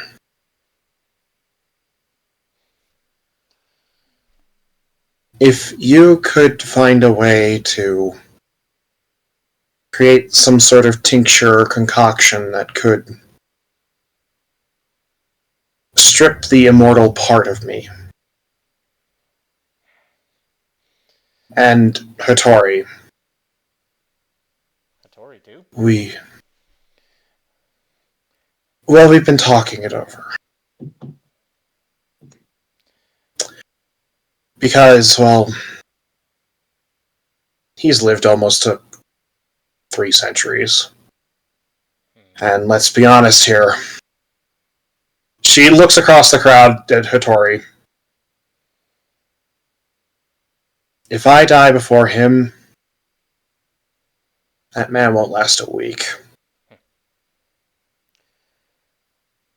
It's funny you're bringing this up to me, Lita, because I actually already have that solution. It's a similar formula to what I've given Anaris if she chooses to just be fully drow. I found a way to permanently make people what they want to be. I could make you... It's called plastic surgery. No, it's permanency. I got that at like level 19. But anyway, I got, if you so wish it, I could turn both of you human. Or elven, depending on which you would prefer. Or half elven. Lita smiles at that and just goes, "We'll be in touch. Sooner rather than later. And Lita? Mm. Hmm? I'm just gonna put a hand on her shoulder. You're gonna be a good mom. Lita smiles at that and goes, "You're a great man, Nox Lumen." You've said that a few times, and you know, I'm gonna try to live up to that. Like I told the kid, when things are more settled, I'm gonna make my way home. See if that title of father still holds any merit.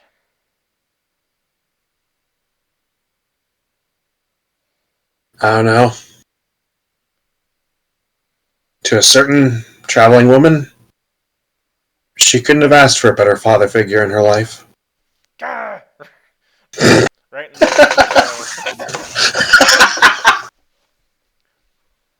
All right. Anaris So- has 2 dads and 1 mom. With the But yeah, with for the the conclusion. permanency thing, I just chose, I have it for Mike to be a drow, but Mike could actually make Anaris whatever race she want to put. That version is for drow specifically. So Time to did it- remake. Enzo, you get that thing figured out? Nope, still no microphone. No. So here's what we're going to do. Come on downstairs. Go to Yeah. yell into his microphone. Yeah, here's what we're gonna do. We're gonna call it. Let's call a quick bathroom break, Okay. and then when we get back, we'll see if Temme's figured out his mic situation. If not, I guess he can just go downstairs, and then we'll do Enzo's scene first, and then we will then get to all of our epilogues. Well, about Sound Rowan's good? wrestling match with Anderson. That was the highlight of this wedding, wasn't it? Was it, Rowan? Is that something you wanted to do? Wait, what?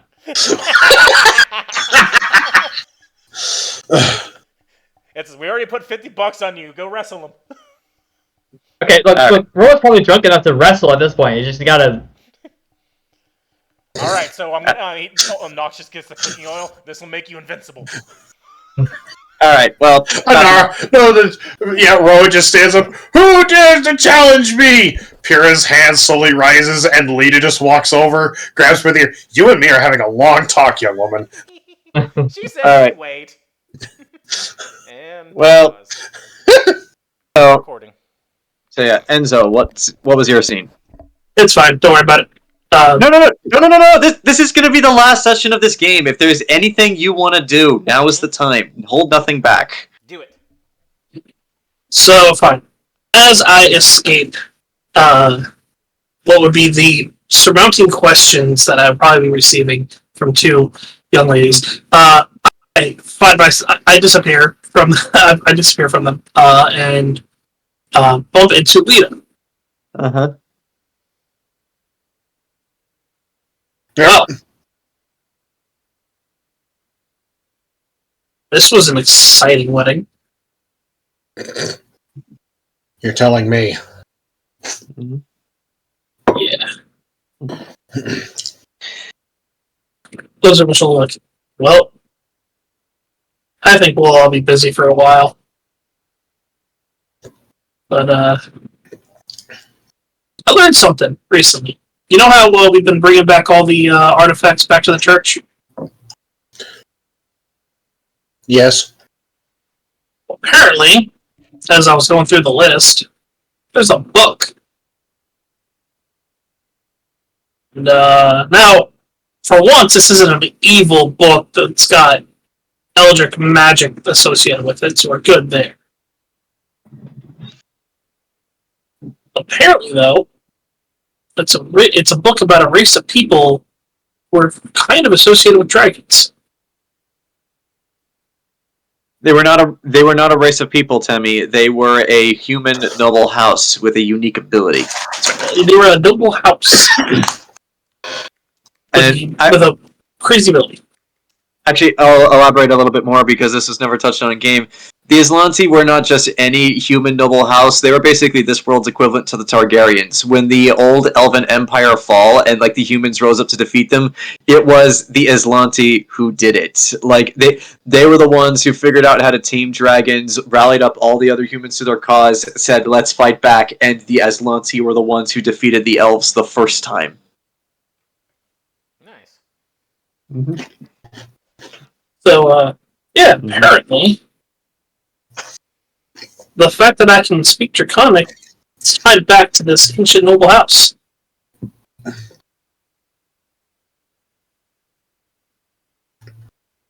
Lita stares at you incredulously. I should probably also point out what happened to House Aslanti as well, because, like I said, they were the Targaryens, but they also ended in a similar way to the Targaryens. Like after the fall of the old Elven Empire, they were naturally made king, and like not immediately. It took generations, but eventually they did go mad with power and had to be overthrown by the other lesser houses. And supposedly all of them were exterminated, and that was when they started hunting down dragons as well. So, a nephew fucked his aunt in what turned out to be a wet fart of a final season. Got it. Kind of, maybe. And then the author was like, no, that's not what I had planned. Totally. Shit the eye. But I'm going to die anyway, so it doesn't matter. Yeah, I'm never going to finish the books. So, yeah, it's, I always thought that was some interesting information to share since we never quite figured out how I could understand that Draconic language. Well, more on the point. Things are going to get pretty busy. And between what my duties are, what you're going to have to do, and, well, not your mother.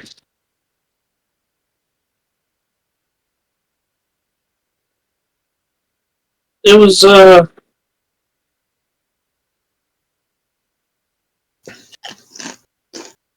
it was good getting to know you.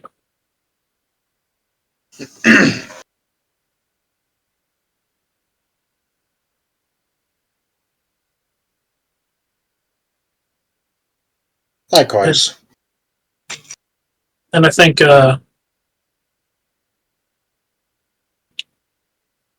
think that if, well, eventually, hopefully sooner than later, we'll be making our way to Embersol. Again.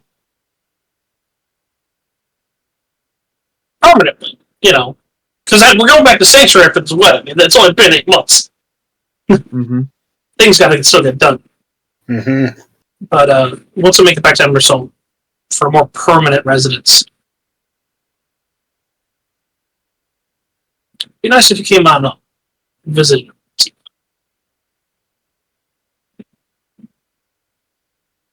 Lita. Go ahead. Lita looks past you towards Lashon and Madeline, and she says, I'll be sure to knock first. Yeah. I already have a feeling that is going to be a thing. Alright. Mike, what did you want to do? I have like an epilogue plan, but... Well, in that case, are you guys done? Shall we get to the epilogues? Oh, wait. One last thing. Yeah, okay.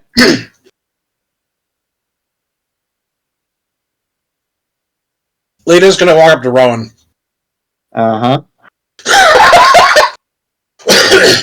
Sandal in her hand.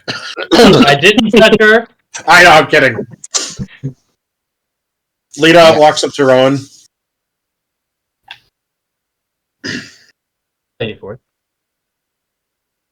So what's your plan after all this?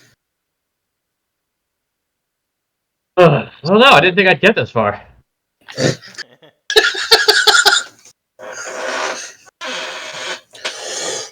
I guess that's just it, isn't it? Probably shouldn't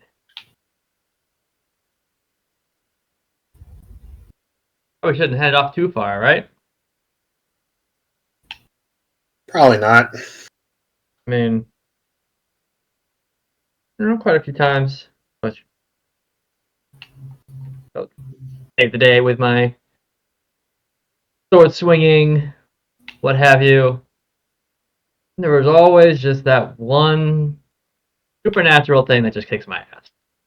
Pretty dumb of me to leave behind the people who can handle that, right? Mm. Yeah. Why do you ask? Well, she goes, considering that you're now Sir. That's right, don't forget it. I don't know. Well, I don't know if the matron of House Ford can exactly keep you as a bodyguard.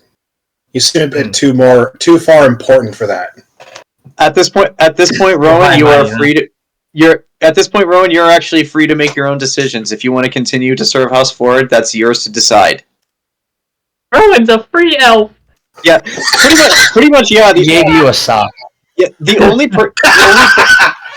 only person whose orders you have to follow, unquestionably, are the King of Syria. Other than that, you are a free elf. Like, you can do anything you wish. Even the other nobles cannot command you.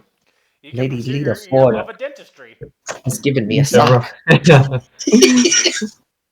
Rowan is free! Okay. Yeah, this little bodyguard was a little beneath me now, I agree.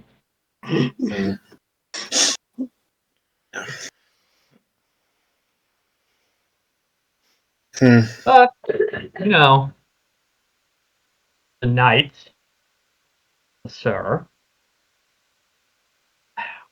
I would be remiss in my duties to not stick around and ensure the nobility is safe here. I can just do it however I want.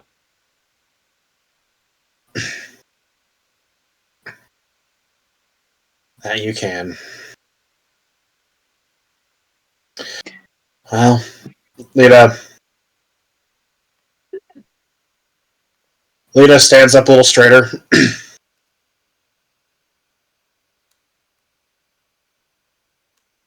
Well, I'll see what I can do. And so, Look. So, doesn't matter if I'm a sir or if I'm back to being just sergeant in the guard. I have your back. Lita looks at you and smiles warmly. And then unexpectedly throws her arms around you. A big old bear hug. and so You gotta kneel down a little bit. Yeah. Hug back. All 5 foot 2 of her. with that, I would like for everybody to roll a d20 for me. Just no modifiers, just regular d20. This is going to determine the order of whose epilogue we hear first. I'll go last. I got nothing special. Well, I mean, if you want to go last, you can claim that. For everyone else, roll that d20.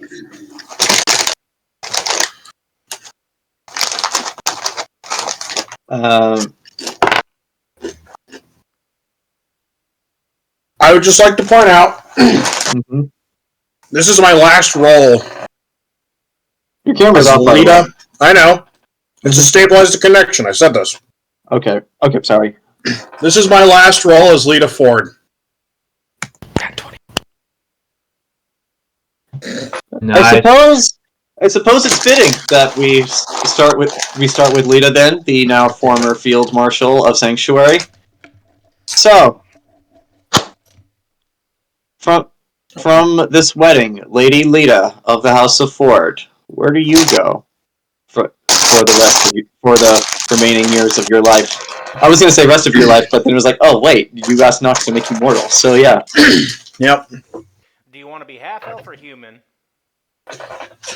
Well, Because I think technically your kid is half elf right now. yeah. I can turn them too if you wish. No. Well, one Alright. turned into a dwarf. You don't want to be an elf? I didn't want to do that. Do you want your lifespan shortened too? I can make you just a regular half-drow. Probably not. Okay. Alright, but yeah. Hey, you want to die? You want Yeah. to die? What the fuck? Where does Lita Ford go after this wedding? Well, Straight to hell. everything goes to shit. Everything Enzo, goes. wake up!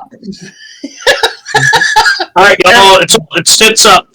Lita, wake up. You just entered the city. Yeah. It's all a dream. No. What happened? Anaris hit you over the head. How long have I been asleep? You've been asleep for like a week. Is William Butcher? Is Billy Butcher? Who? No. Who? What? What do you mean, Billy Butcher? We still haven't killed him. He's like, we're still fighting him. Ah, god damn it! I would like to point out, because I actually explained this to Ken for something he wanted to do that he'll talk about, but this entire campaign is almost 100% references to other things that's held together through duct tape and spit, and I'm sure at least half of those references connect back to Saint Elsewhere. Yep. All of them, actually. God! Alright, so... pardon the indulgence. This is the last time I get to play her. No worries. Mm-hmm. Yeah, I mean, that's the Well, entire yeah. point of this last session. Following the wedding of Ares and Minerva, Lita would end up dedicating her time and efforts to rebuilding the city of Sanctuary, using her connections that she built during the build-up to the siege to fast-track the reconstruction. Mm-hmm. For her efforts and her role, Lita would find herself, bizarrely enough, appointed Lady of Sanctuary. Mm-hmm. You ran virtually unopposed. This isn't a democracy. This is a monarchy. We're civilized here. True, but there was no one to oppose you. Yeah. Though Lita decided to remain in the city during its reconstruction as opposed to live outside. However, she would make notable changes. In Hierarch Square, she commissioned a war memorial depicting human and elf standing side by side against the outside forces of Sanctuary. Permanently visible from the Walpole office. Yes, Lita would maintain the functionality of Walpole, using it more than now than ever to help bolster things. Mm-hmm. She would also use in the relative terms, so use the help of Sariel and Charavan Offerman to basically make sure that the new labor division of the city ran smoothly. With oversight from the Burchill Foundation, considering they were supplying most of the reconstruction materials. Mm-hmm. Lita insisted that no statues be built of her or commissioned in honor of her, and under threat of stabbing, made sure that there was a very large statue of Rowan Lazare in the city of Sanctuary. In fact, during the reconstruction of the city, the bits had been largely demolished during the siege. They were burned to the ground, remember? Yes, and they were rebuilt and renamed as Lazare Square. A much nicer place to live instead of the slum that it had been. Yeah. With the death of King Aion, Ares would ascend to the throne, and after months of dithering and formalities and the transfers of power, he selected his hand of the king. Much to the shock, horror, and questionings with regards to the mental health of said king, Lita Ford was found to be his choice. She said no. King Ares, now wearing the stately crown, appeared in Sanctuary and asked Lita to be his hand. Personally. She said no. He got on his hands and knees and begged. She still said no. It took Lady Minerva showing up in person begging, pleading, also getting on her hands and knees, and expressing extreme gratitude for Lita to finally accept this posting. This did not help matters, because they still thought the king and queen were now both stark raving mad. Lita would, much like as Field Marshal, fall into the role naturally, and provide the argumentative no voice that two spoiled rich brats needed to hear when they decided to do extreme things for their kingdom and themselves. However, this did lead to a very strange conflict of interests, because as Lita was a noblewoman, she would have a seat on the Unified Council of Nobles now. But to avoid a conflict of interest, a separate representative of House Ford would have to be appointed on the council. And that is how Ilya Hattori found himself the first elf in many, many, many, many centuries as a representative of a noble house on the council of the king. He is now Lord Ilya Ford. We'll get to that in a minute. She, which often would lead to Lita arguing one thing, Hattori arguing another, and the king and his wife suddenly realizing they were in the room while mommy and daddy were having an argument.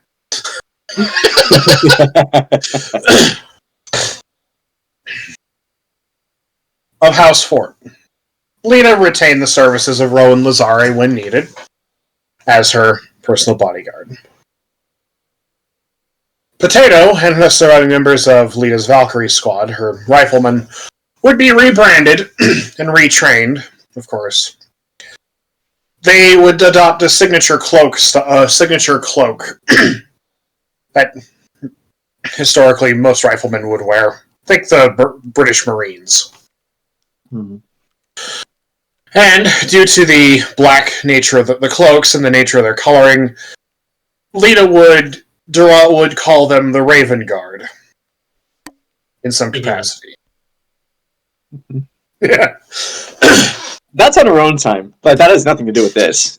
The house would also retain the services of the Scarlet Knights, whom received high honors for the role that they played during the siege and the Battle of Sanctuary.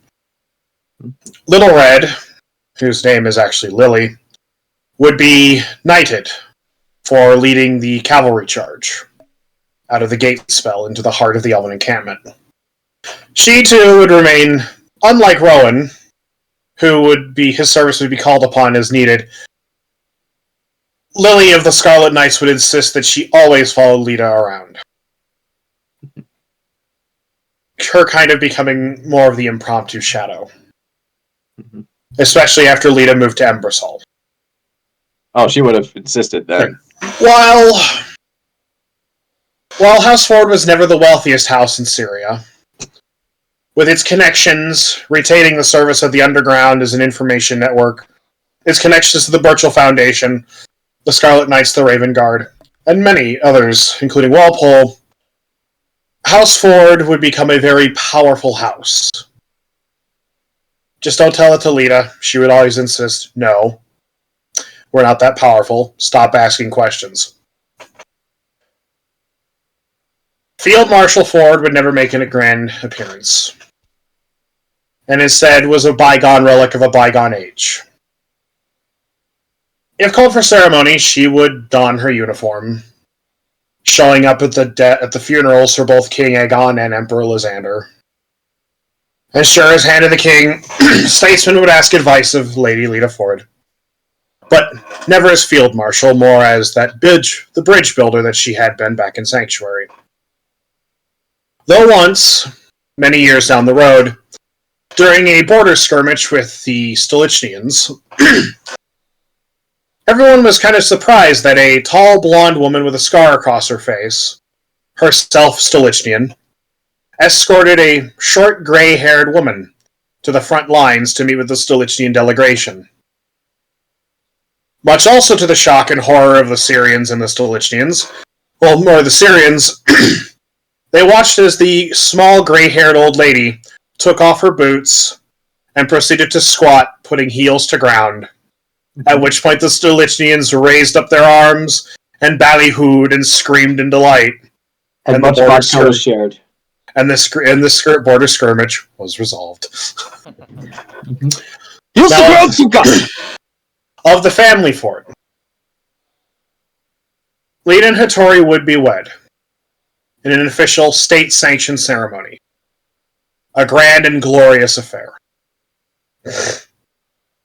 Burchill and Rowan would serve as Hattori's best men. While Lita, not to be outdone, would have 4 matrons of honor. Gabrielle, Sariel, Delilah, and to the shock of everyone in attendance, a certain Khajiit.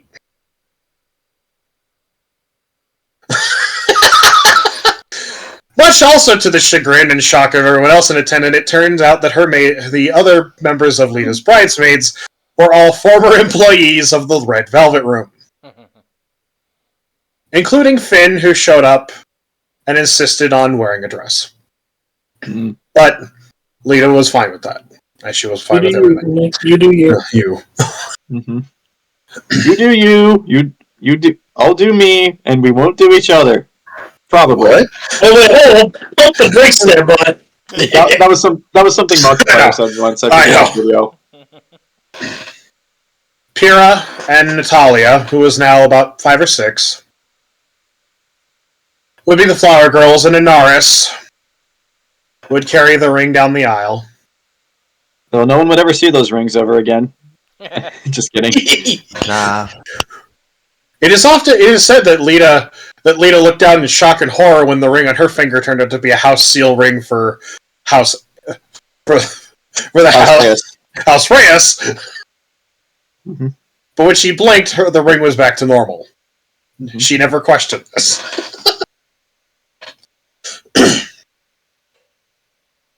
Enzo would officiate the ceremony. After all, who else would? It was a grand affair. For the purposes of maintaining the noble family and the still remaining tenets of xenophobia that were waning, Ilia Hattori would take on the name Ford and become Lord Ilia Ford of House Ford. Following the wedding, Lita would give birth to twins. Rowan Robert Armando Ford. Yeah. And Gabrielle Sariel Integra Ford. Mm-hmm. And 2 years after, she gave birth to her 4th and final child, Lucy Anara Ford. Of course, since their father was an elf and Lita was, by all accounts, mostly human, and half-elf at this point, they had the trademark half-elf ears, and their hair varied from dark blonde to brown. They were also all, to exact degrees, 10 out of 10, drop-dead gorgeous. When they came of age, and all of them would eventually be taller than their mother, by at least a foot, and change. They didn't get that from you. Yeah. Ilia, after some encouragement from Lita, would take on commissions and do some smithing for private clients and teach smithing to various and sundry up-and-coming blacksmiths. He would also, as he grew older, decide to grow out a stately-looking beard, befitting of a nobleman. If you wish to imagine the beard, picture Oscar Isaac from Dune. Duke Leto Atreides himself. He did that.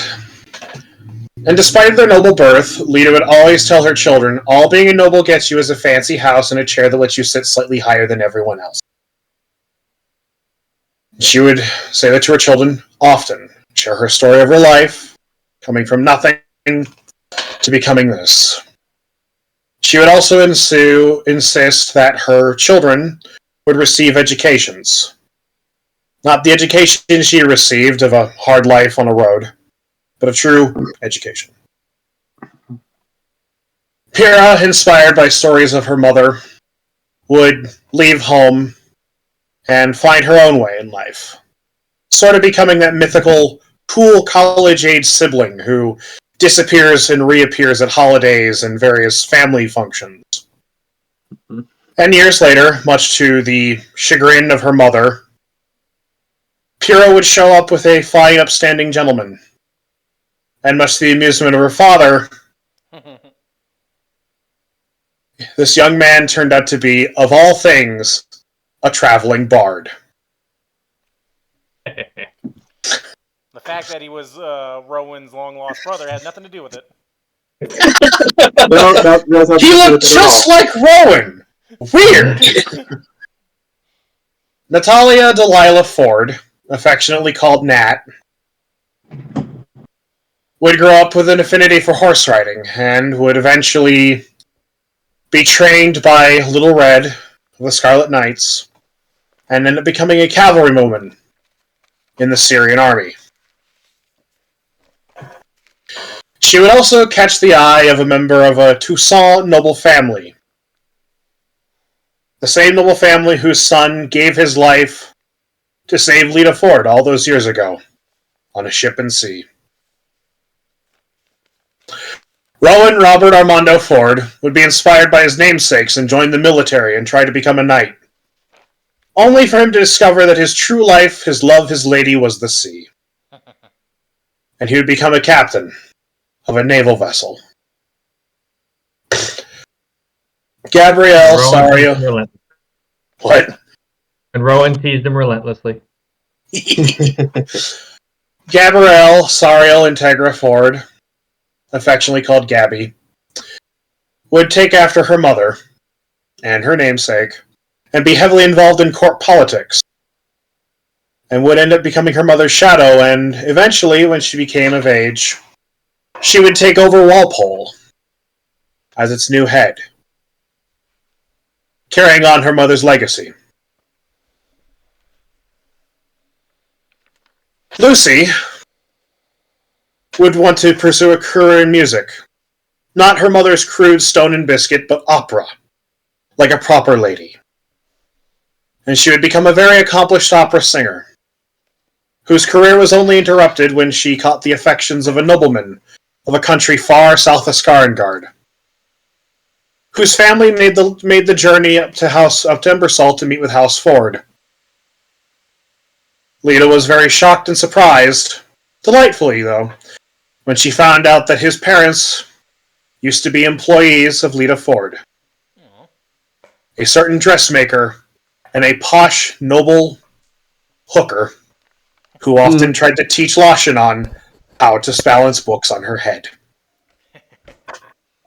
And who also blew her mind so much that she almost died. But that is a story for another time.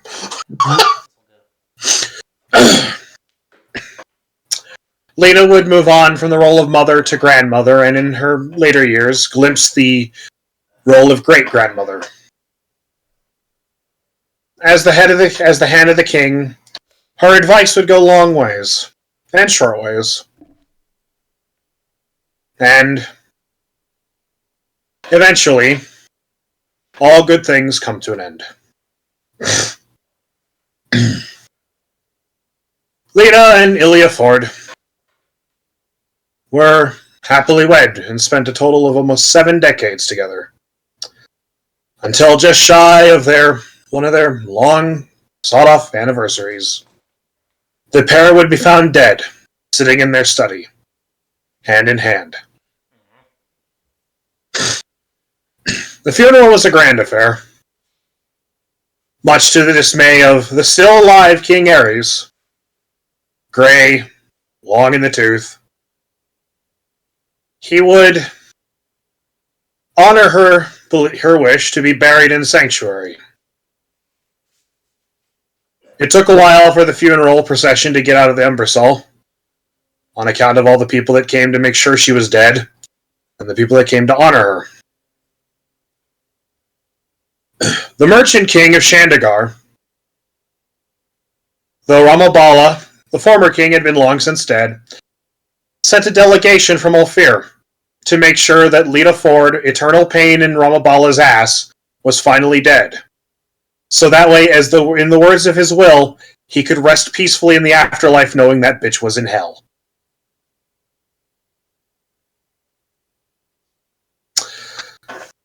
Most High Pontiff made the journey from Embersol. Gray, accompanied by an elderly priest and withered old Khajiit woman, walked up to the pulpit, opened up the jar with Lita's ashes, poured 2 glasses of moonshine, shotgunned the first one, and poured the second one in Lita's ashes. He then said it's what she would have wanted.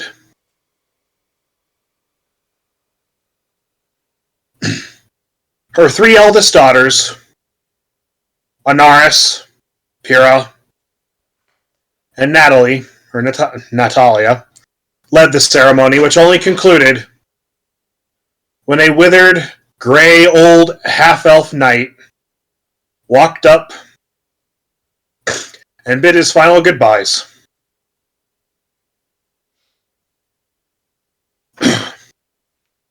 Of course, thus ends the life of Lita Ford. But that does not answer a question. What happened to the Red Velvet Room? Well, I'm sorry. I left the cigar burning. I left the stove on again. Well, after the reconstruction of Sanctuary, a mysterious benefactor bought the ruins of the Red Velvet Room. Unfortunately, the paperwork was signed in triplicate, and Lita couldn't really do anything about it. Even Sariel couldn't do anything about it. So thorough was the legalese that Lita suddenly found herself no longer owner of the Red Velvet Room. Though on its grounds, they built an open-air replica of the bar. A statuary garden, if you will. At the bar stands Dionysus, pouring moonshine into a glass for Nox.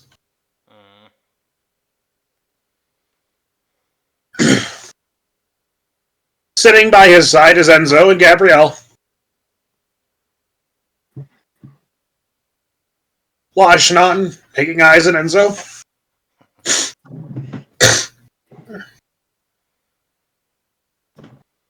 Rowan and Burchill sit at a table with Cereza and Delilah.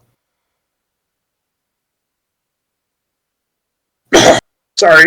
It's okay. It's okay.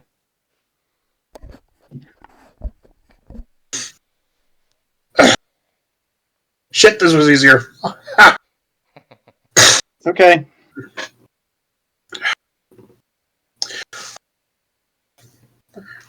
Blasgo stands at the door,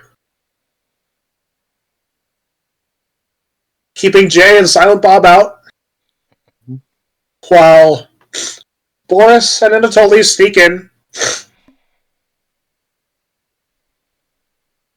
All the other girls, Margarita, Sophia, Cereza, Finn, January, Tabitha, even Connie, all opposed throughout. Anaris stands behind Rowan, who is unaware that she's behind him.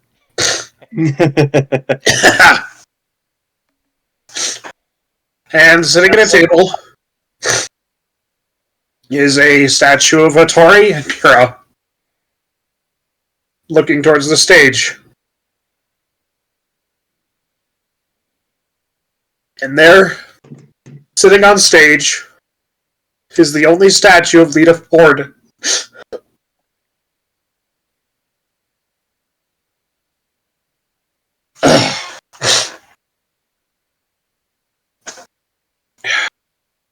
The plaque outside says, "In memory of the Red Velvet Room, where I found my family, Xenophilia Frost."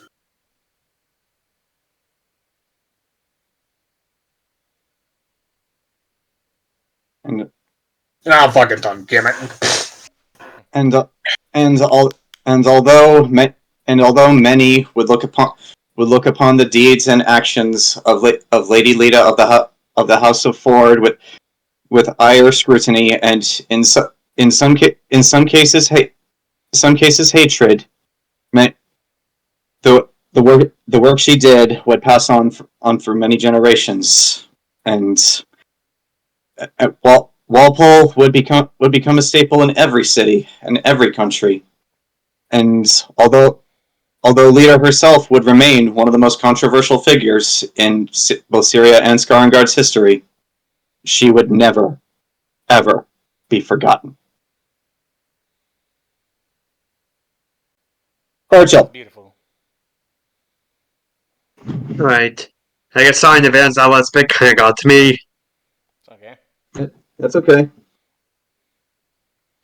Well, thanks, Zach. Maybe you should have gone last, because now we all have to follow that up. Because that was too good. Yeah, Zach, you kind of ruined it for the rest of us, It was but good, though. it's okay. Yeah, it's okay. Here I am, like, okay.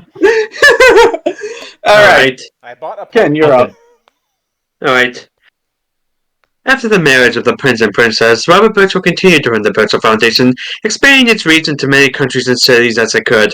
Granted, some of those had to come from Burchill giving donations/bribes to the treasuries of those countries equal to the bounties that were on his head. Oh, yeah. The foundation grew to the point that it became the go-to business for trade for most people, both common and noble. Though the Burchill Foundation would not just stop at trade. As time passed, Robert Burchill felt that he had more money that he and by extension his whole family would realistically need. So he decided that the Burchill Foundation would extend to help fund scientific expeditions and create charities for those in need. Though with this expansion, along with him wanting to be able to spend time with his family, this would be the only business that he would continue to run. After all the near repairs were done, he handed the deed of the Merry Mermaid off to his business partner Margarita, explaining his reasoning and telling her that he felt that she was the one who really ran the place anyways. He also used his newly acquired wealth to construct a manor for House Burchill, a construction effort that took about 2 years to complete, but in the end he felt that it was worth it.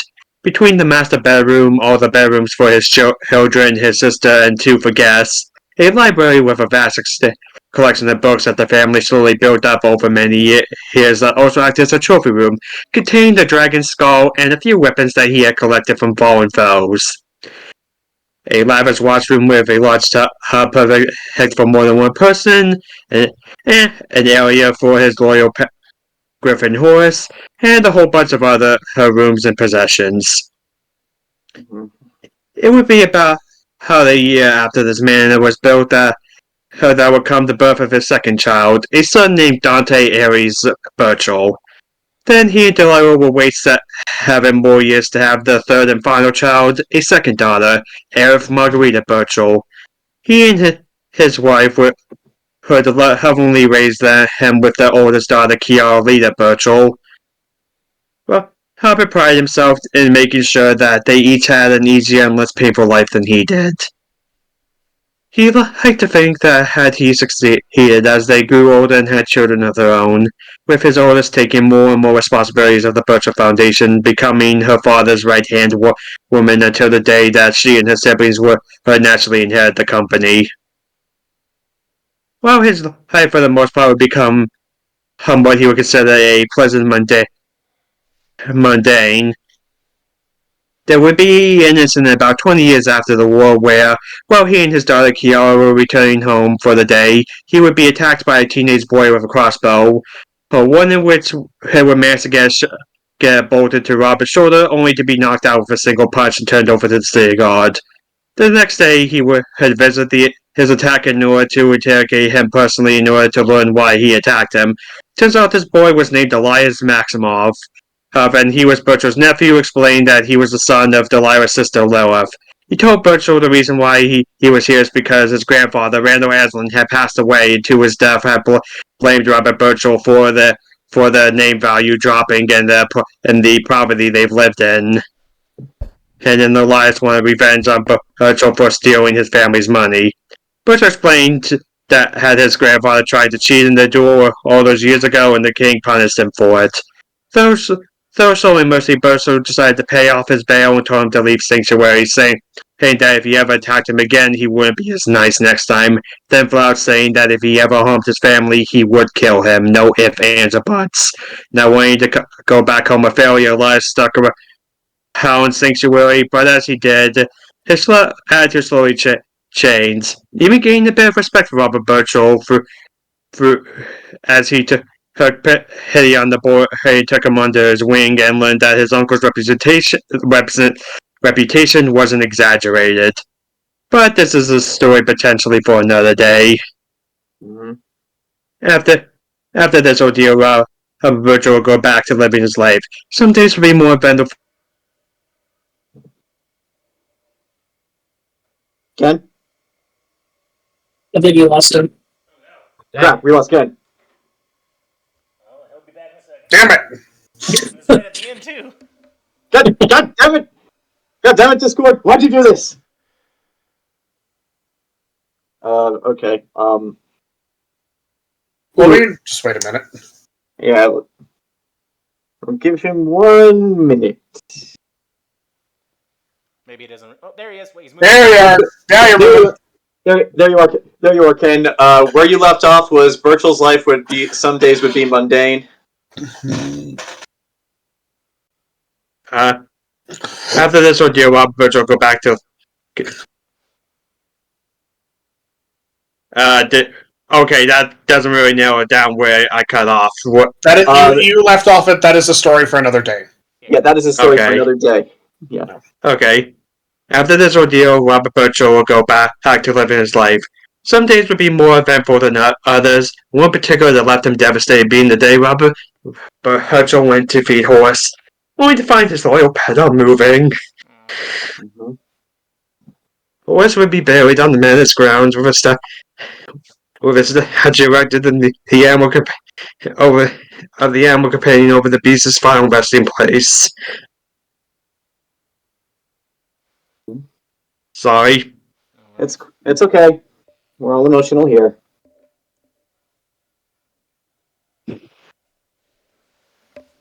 Also, as the years pass, he will watch his children grow up and have children own, retiring and giving the foundation to his children. And though Kiara would be the one who would actually run the company, as her siblings' ambitions were elsewhere. Dante would fancy himself an artist, creating several paintings that sadly were not gained the popularity 2 years after his own passing. Inspired by her father writing a memoir about how his life in his retirement, granted one that omitted several of the more incriminating details. Mm-hmm. He would become a writer as well, though she saw herself more as a playwright. One play in particular of hers being a musical, one made collaboration with a bard that she met by the name of Linda Sindel, who was fascinated with Robert Burchill's autobiography, but hadn't had the idea to tell the other side of the story. So the musical would be about Robert and Delilah's relationship, but from Delilah's point of view. As the two worked together, they would fall in love. Finally, less than 48 hours after his wife passed away in his sleep at the age of 78, he himself would pass away in his reading chair with a half-empty glass of rum next to him. His family believing that without the woman that gave him reason to live all those years ago, his heart simply couldn't go on. As the feeling for Delilah was still being stood up at the time, he and his beloved would be buried in a extra large coffin together. The children knowing that's what the parents would have wanted. A shared tombstone that had an agreement of the two who dared to be the monument to their love. Mm-hmm. Horace would not outlive Burchill, as you said. However, Horace, with the help of some members of the Scarlet Knights, would be introduced to a captured female griffin, and from the two of them, they would have cubs, I guess you would say. These these cubs were raised in tandem with both House Burchill and House Ford and the Scarlet Knights, and were raised in the company of humans to form their own legion of Griffin Riders, which would go forth to accomplish many great deeds in the future. Dante, while he would achieve no fame on his own with his paintings or with anything else he did, his son would catch the eye of a certain granddaughter of King Ares and Queen Minerva. From this, love bloomed, and that is its own story with ups, downs, good times, bad times, and a duel at the end. But in the end, Burchill's grandchild by Dante, and he would live long enough to see this, would eventually marry the granddaughter of Ares and Minerva, and by tradition of the country of Syria, as Burchill's grandson was the male in this relationship, the ruling dynasty of Syria, for the first time in generations since the Age of Dragons, changed from House Reyes to House Burchill, and the royal house of Burchill would rule Syria in tandem with its southern neighbor for many generations to come. Anaris. I got very little prepared. I didn't write stuff down. I didn't come with the assignment here. What do you have?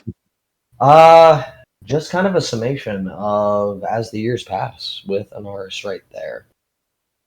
As people would inevitably start to distance in that one, she began to have more and more memories of her time in Night City. She did, especially. Mm-hmm. What could have happened, what should have right there.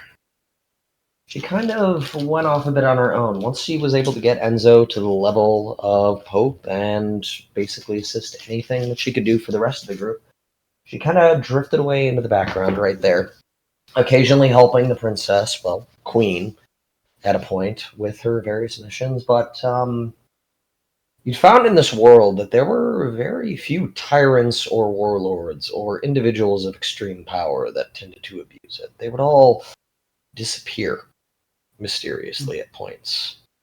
Mm-hmm. Her kind of trying to prevent it of anything further to try to happen in the way of what happened to Lita, starting at the top and going inevitably down, creating a semi-golden age of nobility that actually did what they should do. Mm-hmm.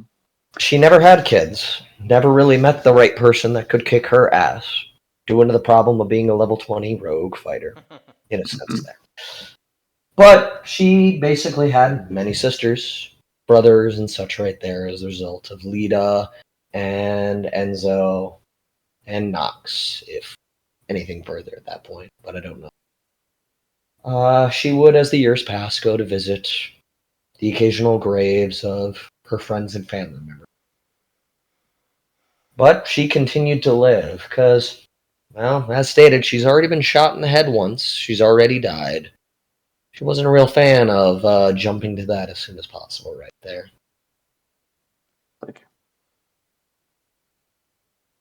History would never write about Anaris again after the Battle of Sanctuary. She kind of became like this mythical figure, almost. Many people after the Battle of Sanctuary even began to doubt whether or not she existed. Yet, despite that, many of the ruling class feared after the Battle of Sanctuary that should they abuse their power or abuse those that were lesser than they are, there was this thing that lived in the shadows that that would come for them. And Anaris did become like this mythical boogeyman to nobility.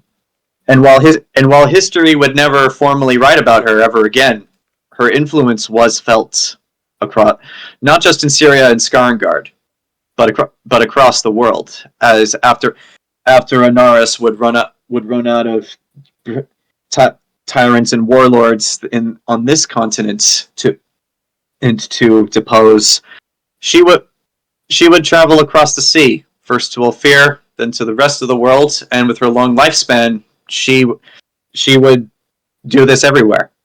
And the myth of this shadow that struck down abuse of nobility was basically soon become all encompassing. Everyone feared the shadow.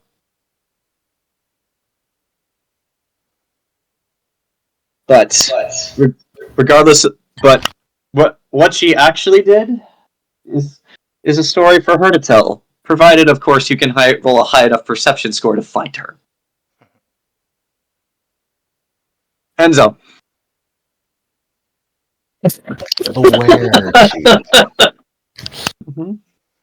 Where the shadow comes.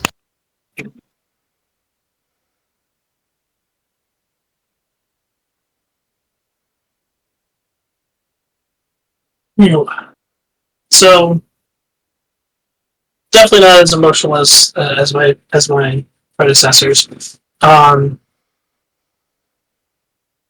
So after the cleanup at the end of the war, Enzo began his campaign for re-educating the entire church and sanctuary. He starts calling his new path the Church of the Guiding Flame, a torch in the night to guide those to safety. During the campaign, Enzo actually becomes Archbishop of Sanctuary, and he starts kind of like leading his campaign with he starts leading Sanctuary with, "We are the flame in the night to all seeking sanctuary." While the city was rebuilding infrastructure, Enzo was also rebuilding the clergy. Since most of them died in the war, he had to basically start recruiting again. He promoted all the ones that were left that he kind of knew were on his side, and really tried to root out discrimination in all practices of the church, teaching everyone that what was the new way of conducting themselves as members of the clergy and what the church stands for, one follower at a time. The months following the war, Enzo buried himself in work, having to reckon with the fact that he couldn't scratch his violent itch anymore. He vows to overcome it through the power of women. And for the reminder, Enzo's violent itch is that he is still a sociopathic murderer, serial murderer, actually.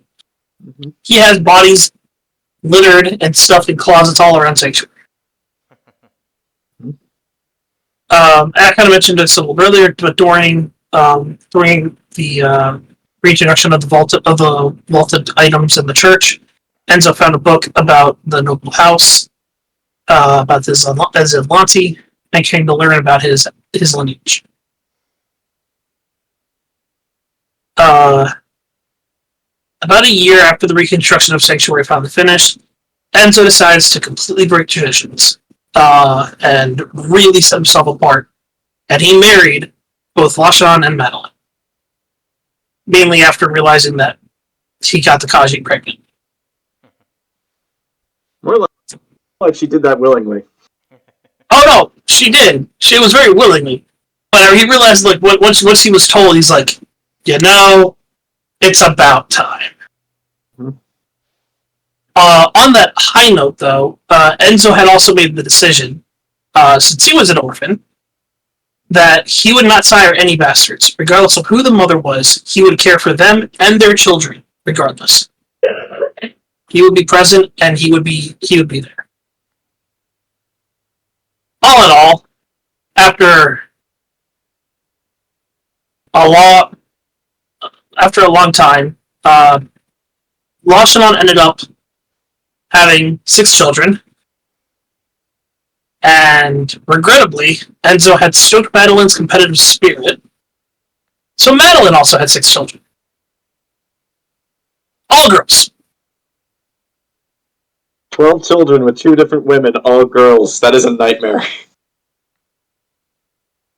Enzo sat back one evening and just realized to himself, I had made some mistakes, but I'm too far into this. I'm too far invested to get out.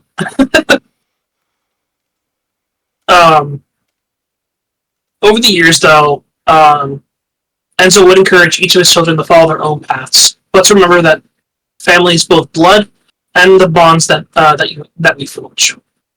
All 12 of his girls would go out and travel the world and herald their own paths, reconvening once every year to kind of celebrate with their family. Enzo would teach them what he knew about their lost lineage, and as well as prep them and give them the tools to conquer their destinies. Mm-hmm. After a few years of campaigning in his message in Sanctuary and the surrounding areas, it was time for Enzo to take his agenda to the capital and rock the boat at its core. He needed to start. He finally was able to get enough kind of political acumen to go to Embersol and to start taking over. With the support of the many allies he made, and the friends that he has made also, Enzo began his campaign in Embersol and fought to rewrite the dogma of the past. With the support of, Prince Ares, Minerva, and the eventual Hand of the King, Enzo found himself spiritual advisor to King Ares and Queen Minerva, and aiding them on reforming the policies of the country, advocating change on Syria's rigid tenets. And eventually, the ripples turned into waves, and tidal forces wanted Enzo to the new seat of the power. Enzo was elected Pope, and he, once became Pope, Reformation came en masse. He wasn't holding back anymore, and he was taking to his position. During this time, he also pushed a campaign of naming his wife Madeline a saint for her dauntless kindness and unrelenting determination in the face of adversity. Using her as a champion of what it meant to be a member of the Guiding Flame. He wanted to make sure that everyone knew that this was not nepotism and that she had earned every bit of praise and all the accolades she had garnered over the years. Enzo, Enzo recounted a few words during the funeral of Lady Ford, and chose to pour a drink out for himself and one for her on her ashes, expressing a long friendship in simple gesture. Looking back over his time, though, there have been many different names and titles associated with Enzo and his mission: the Monster Lover, the Tyrant Priest, Two-Faced Priest, Heretic Pope, the Bloody Reformationist. The list goes on. The only name that mattered, though, was Enzo Ray Devore, Guiding Flame, friend, husband, father, and protector. Enzo had outlived many doctors' estimations of his lifespan, living even longer than his wives. He died surrounded by his daughters and their families. His lineage, which had grown over the decades into a family he had never once dreamed of having. Silently watching his family, Asmodeus, that one, stalks up to him to take his prize. Hey, here I thought you weren't going to show up, Enzo said. I'm patient. Besides, one must always make an entrance. Asmodeus paused briefly, looking down at the old man. His power won't save him from me again. I think you mean his power can't save you from me. Enzo smiles to the crowd one last time before his soul's whipped off to hell. Right. I think you're in for a long eternity, Asmodeus. Right. Nice. Lashinon, after getting pregnant with Enzo's first child, and Enzo's first child would be with Lashinon, she much to the surprise of all involved, gave up her hedonistic ways and actually decided to join the church. This was actually much to the support of Madeline, as she felt that in order to properly get you get the message Enzo wanted to spread across. They needed to start letting others other than just humans into the Church of the Guiding Flame, and with a Khajiit priestess by Enzo's side who was able to spread this message, she could reach ears that Madeline and Enzo not necessarily couldn't. Well, Lashinon, much like Enzo with his violent itch, did find a way to curb her own hedonistic one, that being with Enzo. And as was promised, the two of them did take Madeline's virginity together, and thanks to that experience, she grew to enjoy Lashinon's company, and actually at times was sad when she was not around. Not everything was good though. But Enzo's second child with Lashinon was unique in a lot of ways. She was very quiet. Often would recuse herself from social situations, and at times could be seen either just writing, drawing, or just doing things by herself. It wasn't until her teenage years that, much to the shock and horror of both of her parents, and not only did Enzo's violent itch survive and pass on to Enzo's second child, but this child also inherited the cunning and scheming of Lashinon's father, Maik the Liar. And through a combination of the two of those, much like Enzo himself, had actually committed many violent murders that his parents would have to cover up. Rather than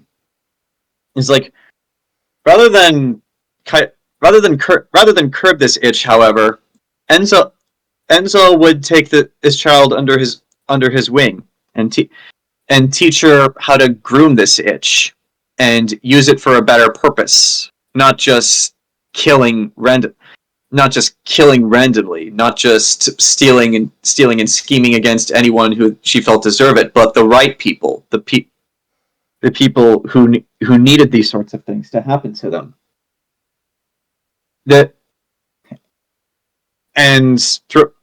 Over many years and many chess matches between the two of them, this child would be groomed to eventually become not a priest, not a witch hunter, but an inquisitor.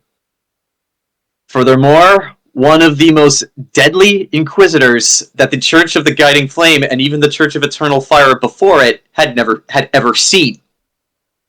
And so this child sort of became Enzo, in your bid to become Pope, basically your sword. Like, whenever something violent needed to get done, or someone needed to get screwed over, your second child with Lashinon, whatever you name her, she always knew not just how to hit this person, but how hard to hit them.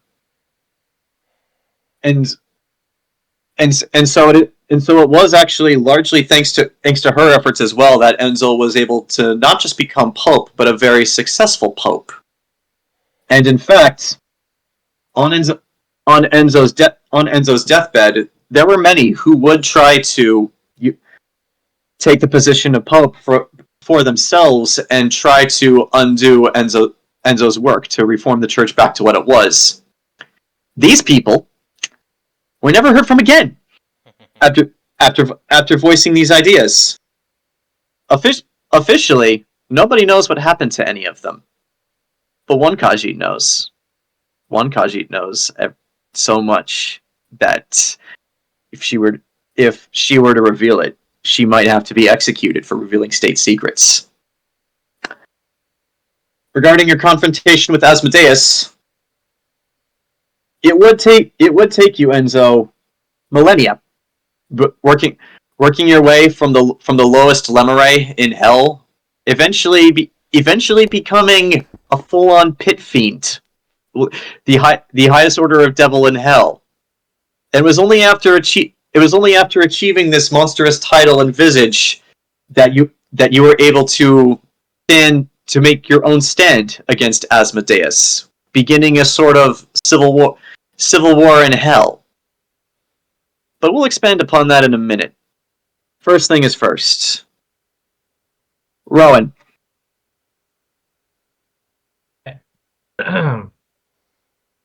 With his newfound plot of land and mucho dinero, Rowan would go off to make his own little sanctuary, far away from everything. And he ended up inviting. He, of course, would invited Cereza and his parents to live with them. He also would eventually establish some guest houses for all the psychopaths he called friends to stay in if they ever happened to be passing by.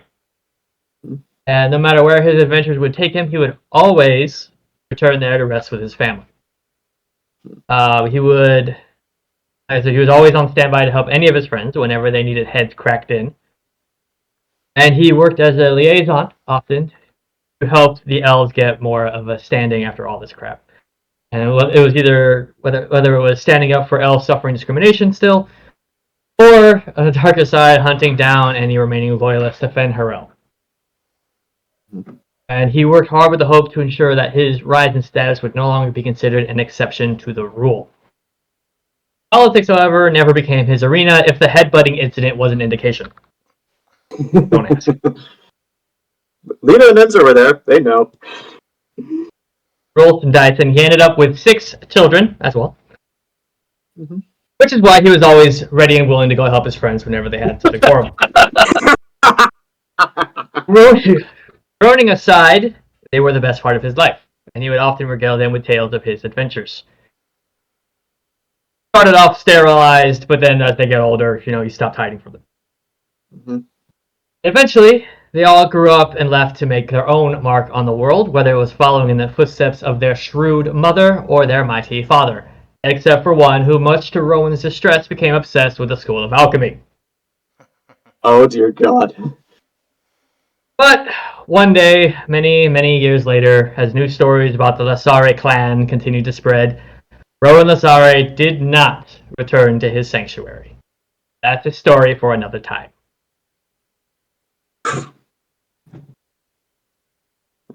Rowan's efforts to make sure that elves were not the exception to the rule, but rather the rule itself would, thanks to the efforts of both Lita and Enzo, work beyond Rowan's wildest dreams. And make no mistake, there were still many remaining loyalists to Fen Harel. However, many of these loyalists would throw down their swords upon seeing with their own eyes the sight of the Wolfsbane of Sanctuary. To aid in this, while Frostbane had been lost to the hands of Asmodeus, the sword wielded by Fen Harel remained, and was collected by the Church of Eternal Fire so that it could be examined and properly classified. However, years later, long after Rowan had established his new sanctuary with his wife, and helping her with her physical therapy for her newly regenerated arm, Rowan would receive an envoy from, this time not Hattori, but different members of the Church of the Guiding Flame, as Hattori did not have the skills necessary to do this, but after careful examination of the blade, they did. After discovering the real hellish properties of Fen Harel's sword, the church had eventually figured out how to melt down the ice that made up the blade, and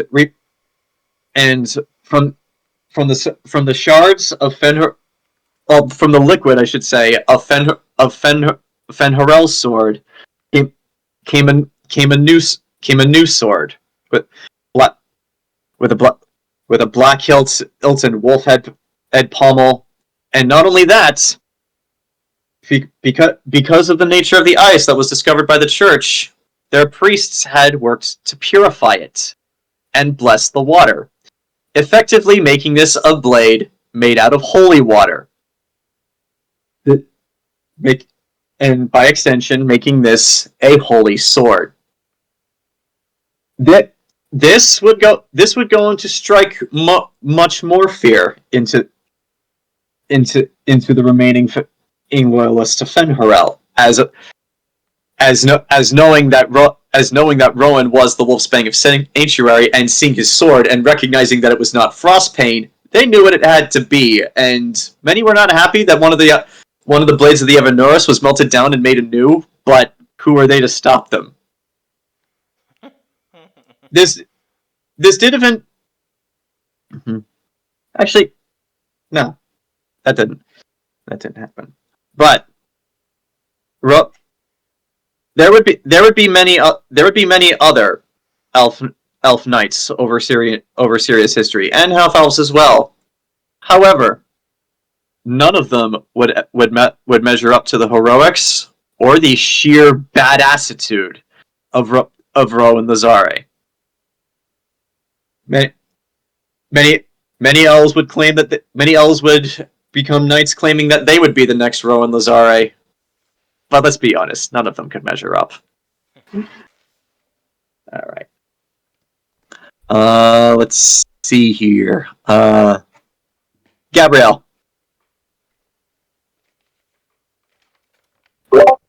So I did not write anything down, nor did I run anything by you. That's so okay. I'll go ahead and ask whether I can assume feasibly magic will be legalized within the next 10 years after the campaign ends. That is up to Lita and Enzo. Enzo, would magic be legalized by this time? Yes. Legalized? Fuck no. Institutionalized. Yes. We're gonna fucking make that infrastructure, core infrastructure. Yep. Hashtag legalize it. Anyway, so I get exploding rocks.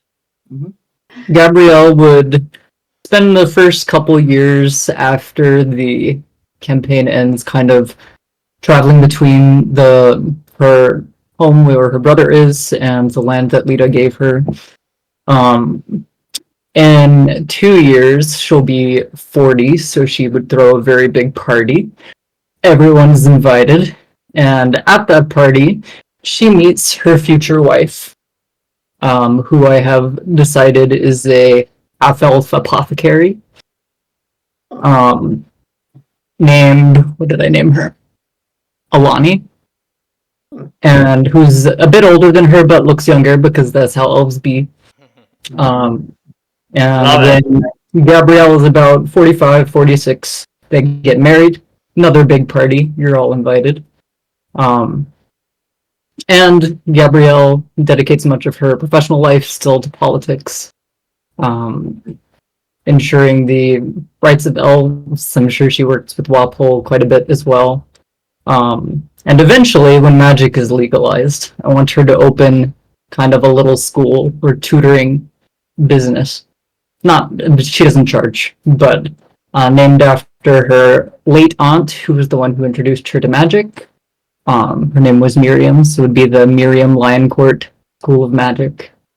And though she never has any children of her own and she never adopts, she's beloved by many students, and she passes away very happy and old in her 80s. And thankfully never lives to see the passing of Lita, I believe, because of Lita outlives her by quite a bit. But she lives a happy and full life with her wife. That's all I got. The Miriam Lioncourt School of Magic would become the de facto school of magic in the Kingdom of Syria, as no such institution had existed prior to it. This institution was given the full support of Pope Enzo, hand to the King Lady Ford, as well as the Burchill Foundation, and would produce over its years many promising students. And while Gabrielle would never hold the title herself, her first promising student to come out of this school as Syria had no such title prior, would be named Court Mage under King Ares and Queen Minerva. And she, unfortunately, her ties to Lady Gabrielle in the school would be cut with that appointment, as her full duties then on would be advising the king and queen on things of a magical nature, which was very much needed, as again no such position had existed in Syria prior. So like for a country that had just recently legalized magic and changed up the church, there was a lot that they needed to know.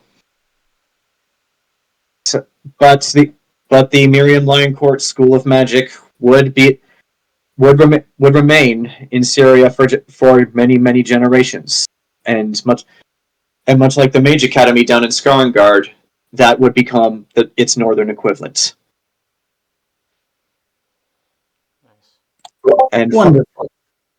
And finally, Nox Lumen. Well, with the war over and once things were settled down in Sanctuary a bit, Nox would have said his goodbyes to his new friends, and he'd make one last pilgrimage before he went home. He would go back to the cave, where that fateful day where those witch hunters trapped and killed his friends. He would excavate that cave, rock by rock, stone by stone, until he found the bodies of Baron Musar, Javier Orville, Petra Templeton Khan, Idris Khan, and Timothy Hook. He would take his friends, and he would bury them next to the old wolf that had recruited them all in the day, next to Gehrman Jaeger himself. Proper burials for proper heroes. After saying his prayers, he would send off like a carrier pigeon with the location of the graves to Anaris, so that she would be able to know where her parents were buried. And then, country by country and possibly even another continent, Nox would make his way to where he'd last seen his son and daughter. His son, who had in the past, at the age of 16, had married into a rancher family. He had taken their name, and in that past, he had, with Nox's wavering ways of always being out, he had told him he'd no longer be needed. He would help raise his sister, and Nox had agreed. Mm-hmm. Over 25 years later, Nox returns to that. The son is the head of the ranching family now. Nox hasn't seen his daughter since she was 7.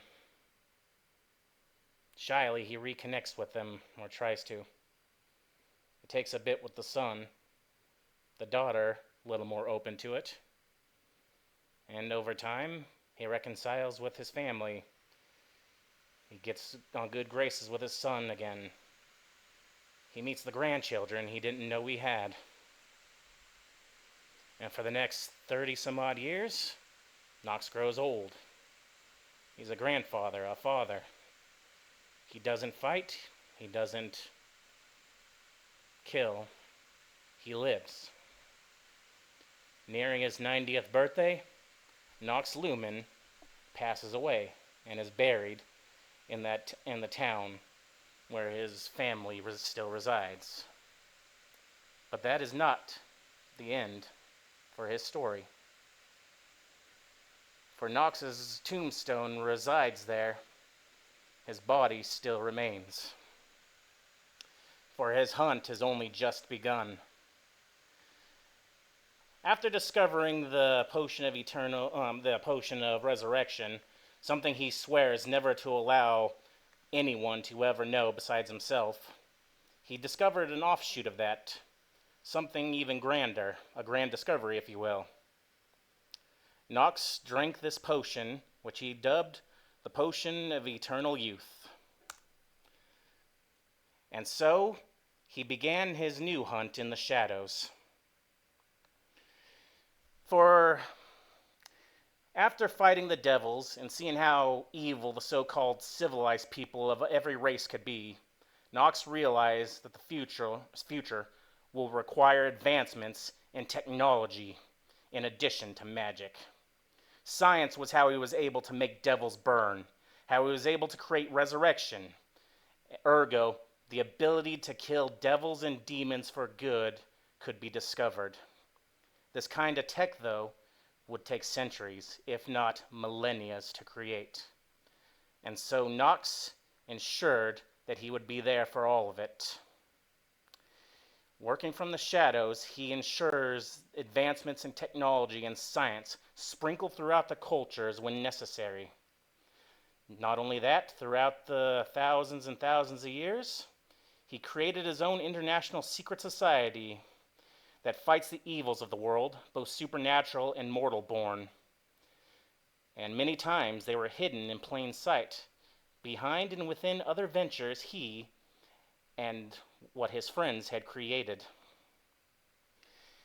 He created an international guild devoted to monster hunters, where skinwalkers could be utilized and protected and cured if they so wished. He created pharmaceutical companies that would cure all forms of diseases, including lycanthropy, finally putting an end to the feral werebeasts. He also many scientific engineering companies that worked towards the technology that Anaris described. And he even created his own arms technology and broke up the monopoly that the dwarves had on him. Nox built this empire, the secret empire, slowly but surely, and made sure demonology and religious zealotry and people such as the mind-reading sorceress lady did not run rampant again. Mm-hmm. Until one day, long after he'd been to all the incognito, to all the funerals of all his friends from Sanctuary, the last one, of course, being Anaris. Thousands and thousands of years in the future, where not only cyberpunk technology, but beyond, interstellar technology has finally been created, and yet the society of the lights and the darkness still remains, the Father at their head. And he has finally found his goal. That goal, after all these years of successful testing, is the ability to kill demons permanently. Not just demons, but the devil himself. 7 weapons he carries. He carries the Devar, the Malediction, the Lion Court, the Lazari, the Burchill, and the Ford. Weapons of technology so beyond magic and mortal and gods. And he wasn't always working alone, for there was another down in the hells raising his own kind of hell. An old friend. One day... You cut out a little bit, but we can assume you're talking about Enzo? Yes. Okay. One day, Enzo, the pit fiend, you received word from a man you thought long, long dead. He gave you weaponry. He gave you the means to kill demons and the devil. And on the day of the final climactic battle, portals of scientific nature and magic combined opened throughout hell, and mortals, armed to the teeth, came spilling in. And you, Enzo, yep, you saw a man dressed in something like that. All those thousands of years ago, more advanced. He hands you a Gauss rifle. Kept you waiting, didn't I?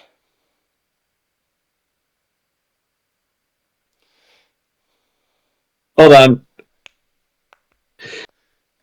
I actually got something for this. But yeah, he needs to synthesize the ability to kill Asmodeus, and he would help you. He hands you a Gauss rifle with him and cocks his own weaponry. Oh yeah, also the people coming out of the portals got like spaceships and shit. So basically what you're describing is this. Yeah. I realized I forgot to say something with the epilogue, so depending on that... Oh, buddy. So more portals start opening up. But yes, Nox through science. I know what you're gonna say, Zach. I got you. He would eventually have the technology for his true hunt to kill the devil and the devil himself for the sin that they committed all those years ago. Nox Lumen's last hunt. It took me thousands and thousands of years. He had a purpose. He advanced technology and made sure people got to this point. Oh, God. What do you say to your new weapon there, Enzo? This is the man that you give that weapon to. Nice. Nox just Nox said, "Kept you waiting, didn't I?" It truly would take Nox millennia to achieve this goal. For studying devils and outsiders, he would learn very quickly how difficult they are to kill, and not just that, but devils are one thing, but Asmodeus, the Lord of Hell, is in a league of his own. He cannot simply be killed, not as you had understood it as a mortal at the time. Nox would see the rise and fall of many things throughout the world of Aion. In time, you would in fact see the fall of both Syria and Skarngard as they are replaced with new nations. Wars would erupt, oftentimes due to the advanced technologies that you had helped create, but they would also be quelled by new technologies that you would help create. And in time, for no organization is immune to this, not even your guild. Sometimes you would have to fight corruption within your own ranks, but you never once wavered. And in time, you discovered many secrets that were not meant to be known by mortals. The Philosopher's Stone, the recipe for immortality, like the very nature of creation itself, and lastly and most relevantly, other worlds. It took some doing and a lot of failed experiments, but you eventually were able to breach the veil, something that only the elves of the Old Empire had ever accomplished before you, and I suppose Fenharel, since he did summon Asmodeus. In doing this, you eventually did find Night City, as Anaris described it, and there you beheld many horrors that you would never have thought to have produced, even with your own twisted mind. People just removing parts of their body and replacing them with metal, like unnatural machines. Explosives that are on par with and at sometimes surpassing that blow that you saw the Leviathan do when you fought it. And some of this technology you took back. Others you felt should remain where they were. I don't know how Nox would feel about cybernetic enhancements on the level of cyberpunk. Well, if it's getting to interstellar travel, like those probably would have advanced, but probably not. Well, probably even more so. It's like Star Wars levels. All right, but I mean, like when you have magic available to you, do you need to replace your arm with a sword? That's true. Although he would have that knowledge still. Yeah. No, but I could do it if I wanted to. But you did not stop. You did not stop at Night City, for you would soon discover that there were many worlds than these. There was a world that had called itself the Seat of Life, where six heroes had succeeded in the very thing that you had sought to do. Ooh. Unfortunately, you cannot learn anything from these six heroes because they had passed on by the time that you had gotten there. You had discovered many other worlds of varying levels of technology and magic, often inhabited by creatures that could not be described at least in ways that you knew of at the time.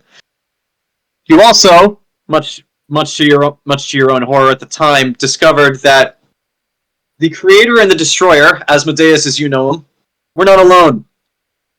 They were not the only godlike entities that inhabited this multiverse. There were not two, but many. And in discovering this, you discovered at the center of this multiverse something of a nexus, a ring, if you will, a ring large enough to contain a city. And upon this discovery, you were met by a very, very tall, but comparison to you, gargantuan woman with a flowing cloak, a metal mask, and what could only be described as a multitude of blades flowing behind her like wings. She said nothing to you. In fact, she made no sound. But just from your very brief meeting, somehow you knew that you had her support. Holy shit! I got the Lady of Blades pain support. Well, again, she said nothing, but she's not stopping you. You didn't kill him. That's the thing. There was one other person that you met of some importance. And I need to describe this person because you knew him to be a god, but you had seen him before. At Lita's funeral. Oh. Unseen by you. At Lita's funeral, while it was attended by all of her friends and loved ones, Nox incognito at the time, and he had not even begun his research, so he did not even know what he had seen. Well, Nox was just young looking, so they wouldn't known it was him. But yeah, like you had barely even your research had barely even begun at this point, so you didn't know this when you saw it. You saw a very finely dressed man that could have only been from Ophir. He had that look. He was very well dressed. He almost kind of looked like a pharaoh and had very long black hair. Upon seeing this person, he'd stuck around for the entire funeral. And after everyone left, all that remained were him and Pyrrha. She said you would come someday. She told you of me. She did. Did she tell anyone? No. Just me. She didn't want to burden the rest of her children or her family with this knowledge. I know what it is you're here for. Come. At that, the two of them left the funeral and went to the estate of House Ford. Whereupon reaching, they went not to the House Ford's family vault, but a secret room that was constructed within the manor, the existence of which was known only to Lita, Hattori, and Pyrrha, containing a safe, the means of which could only be opened. The knowledge I can't speak. The knowledge of how to open it was only held by three people: Lita, who commissioned it; Hattori, who built it; and Pyrrha, the only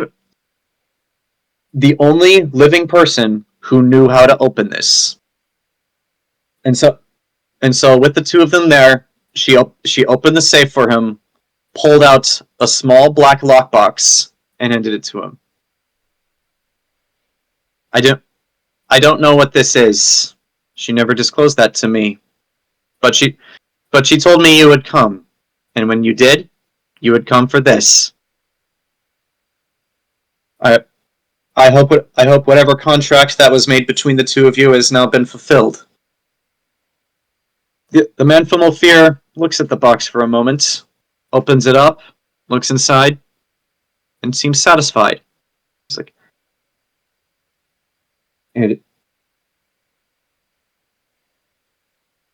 this more than makes up for the promises that she made to me.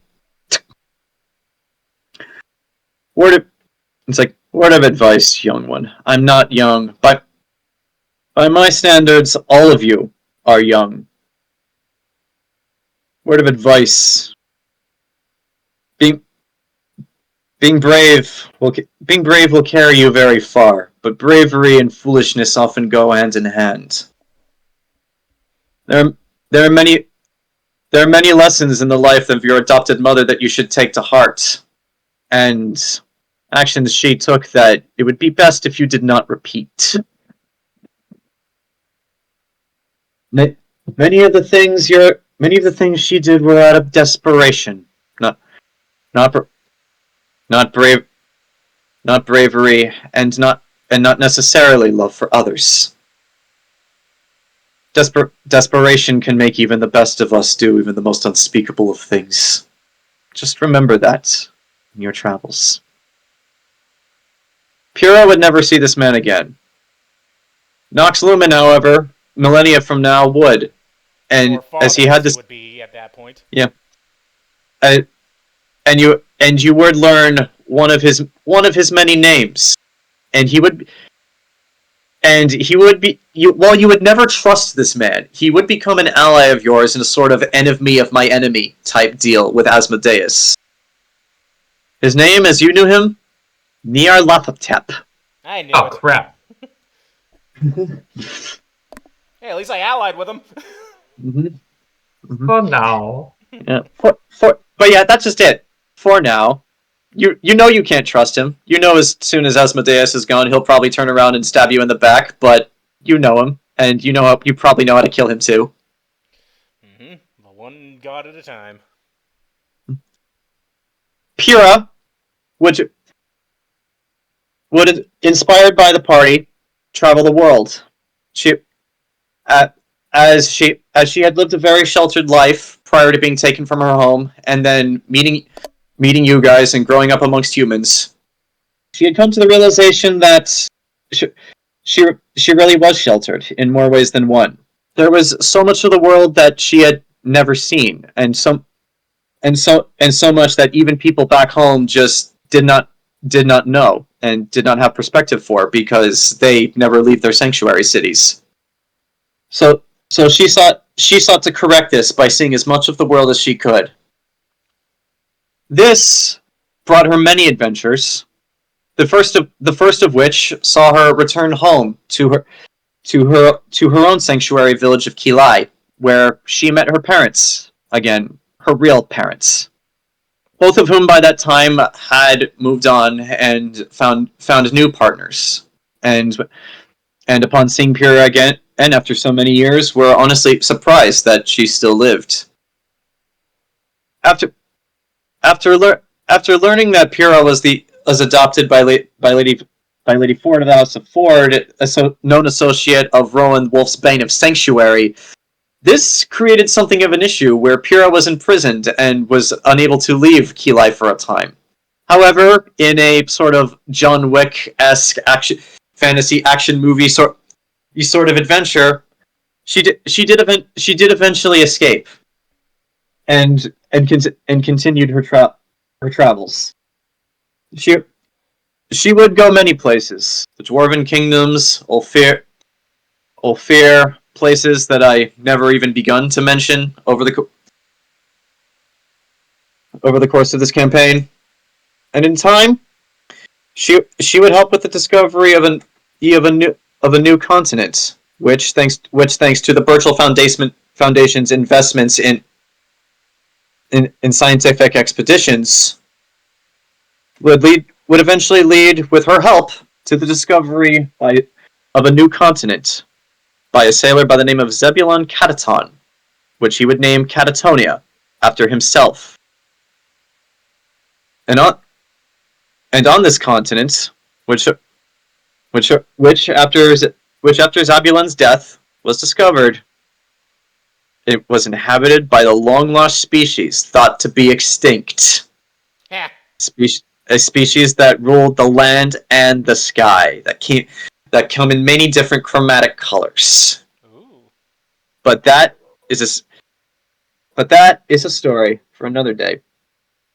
Mike the Liar would eventually resurface, not long after the end of the war, when it came to all of your attention that somebody had been selling secrets of the House Ford, Burchill, and Enzo, and all of you guys to your political enemies, which kind of resulted in a sort of mini reunion of the party where you all banded together to track that motherfucker down and finally make him answer for his many betrayals. Unfortunately for you guys, this ended up being Mike the Liar's last laugh. For when you found his Khajiit caravan, he had actually long since passed months before. Him selling all of these secrets post mortem was his own final last fuck you to you guys. Well, most everyone already knew I was a Skinwalker. So yes, what you guys chose with the Khajiit to do with the Khajiit caravan at the time was up to you. Mm-hmm. Nox probably utilized them in the future. Mm-hmm. King Ares and Queen Minerva would rule Syria for many years to come, until they would eventually pass upon seeing the marriage of their grandchild to Dante Burchill's son, and seeing the and after their passing, it would be the Burchill ruling dynasty. Eventually, Syria and Skarngard would not necessarily form a single nation, but with the help of Skarngard, Syria would go to one by one conquer all the remaining nations of the north, including Stolichnia, which is what that border skirmish was all about. And they kind of grew to have this United States and Europe agreement, where like the north was its own thing and had its own laws and was mostly religious, while the south was its own thing and was mostly magic and science. But another war never broke out between the two countries.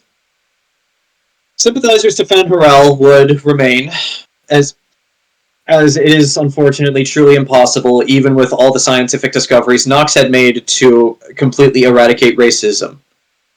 Unfortunately for them, while many cells did remain, they were never able to get the traction that they were before, as it became increasingly difficult to recruit more elves, as with the help of Walpole, the Burchill Foundation, and the efforts of Rowan Lazare, it became a dying movement, but it did still take a long time to die, as elves are very stubborn creatures who do not die when you want them to. Not necessarily. But that is the end for Aion. In another world, in the deepest pit of hell, in the middle of a lake of ice, sitting on a throne, in the Gendo Akari pose, contemplating his past actions, wondering where his mistakes were, where he went wrong, sits the Lord of Hell. Even then, already plotting and scheming his next move.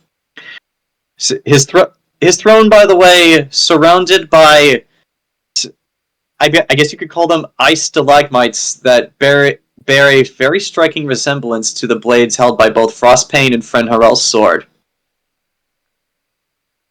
And as he is sitting there contemplating, a couple of lesser winged devils teleport in front of him and throw something at his feet. This something is revealed to be. I might as well just show you what it looks like, because this is honestly kind of difficult for me to describe. A D20? No. I got initiative, my lord. Oh, goddammit. We found the sauce! It's a go off a great head joke. it's a set of odd number dice. So we have a D3, a D5, a D7. Uh-huh. It's like they would throw at the Lord of Hell's feet a lemure, pretty much just a bag of skin and collected organs, tissues, and things. That's pretty much just imagine Oogie Boogie from Nightmare Before Christmas if he was made of skin. Yeah. The lowest of the low, the most pitiful devils in hell. Enzo, you yourself had to start as a lemure in hell before you eventually worked up your way up to pit fiend. And it's just like what is this that you have brought before me? It's like my lord, like one of the devils just smacks the lemure across the face as hard as he could. My lord, this ignorant creature has begged an audience with you. Then why did you grant it? Because he says that he knows something about the people that defeated you on Aion. He does he? What does he know that I do not already? It's like it's like I know their names. I know where they're from. I know their families. I know these are all things that I already know. What worth are you to me? The lemure is silent for a time as it contemplates its answer, but then just throws itself at the Lord of Hell's feet. Nothing to you, my lord. I have no worth. There is nothing that can give you that you don't already know. But I just wish for a chance. They took everything from me. If there is a chance I can get even the smallest inkling of vengeance, if it's vengeance you want, you'll have to wait a long time. They may all die before I decide to elevate your status. I know, my lord, but it doesn't have to be them. Their children, their descendants, their world, everything they took from me. If I can just help you in any way, it would. At this, the Lord of Hell stands at his impressive height, no longer bound by his Khajiit woman flesh suit. I will not say exactly what he looks like. I will leave that up to your imagination. But as he walks over to this lemure, bent kneels down and cups its chin. Do you have a name, thing? I do. What is it? Kyle Temps. Wrong! Your name is Angron. And you will bear this name for as long as you serve me. Do you understand? I do, my lord. Good. Now, what is your name? Angron. Good. And with that, Asmodeus lets go, stands, and with a wave of his hand, the lemure is transformed from bag of rotting corpse and meat and just disgusting bits into an imp, a more minuscule devil, but higher in status than a lemure. He's like, now, you want revenge. You want the power to take your revenge. Is that correct? Yes, my master. Then prove to me you are worthy of it. If you are, you shall have it. Not today, not tomorrow, not even in thousands of years from now, but in time. If you are worthy, you will have it. Now, at seeing as you are in my presence, as the fates have been so kind as to show you in here, I have a quandary for you. As the two of them turn to look in a cage made of ice, still retaining his human form by protection of the gods he sold his soul to, is Dante Lysmith. Oh, right, they did disappear. Yeah, and above Dante, on the ceiling, chained by its wings, his wrists and his ankles, is the body of Samael. It's like, now, Ungron, what are we to do with these two? And that is where the book of the Lords of Aion closes for good. Until me and Enzo come in and take their bodies back, like, hey, Tempest, remember me? Bam! Got you again, bitch!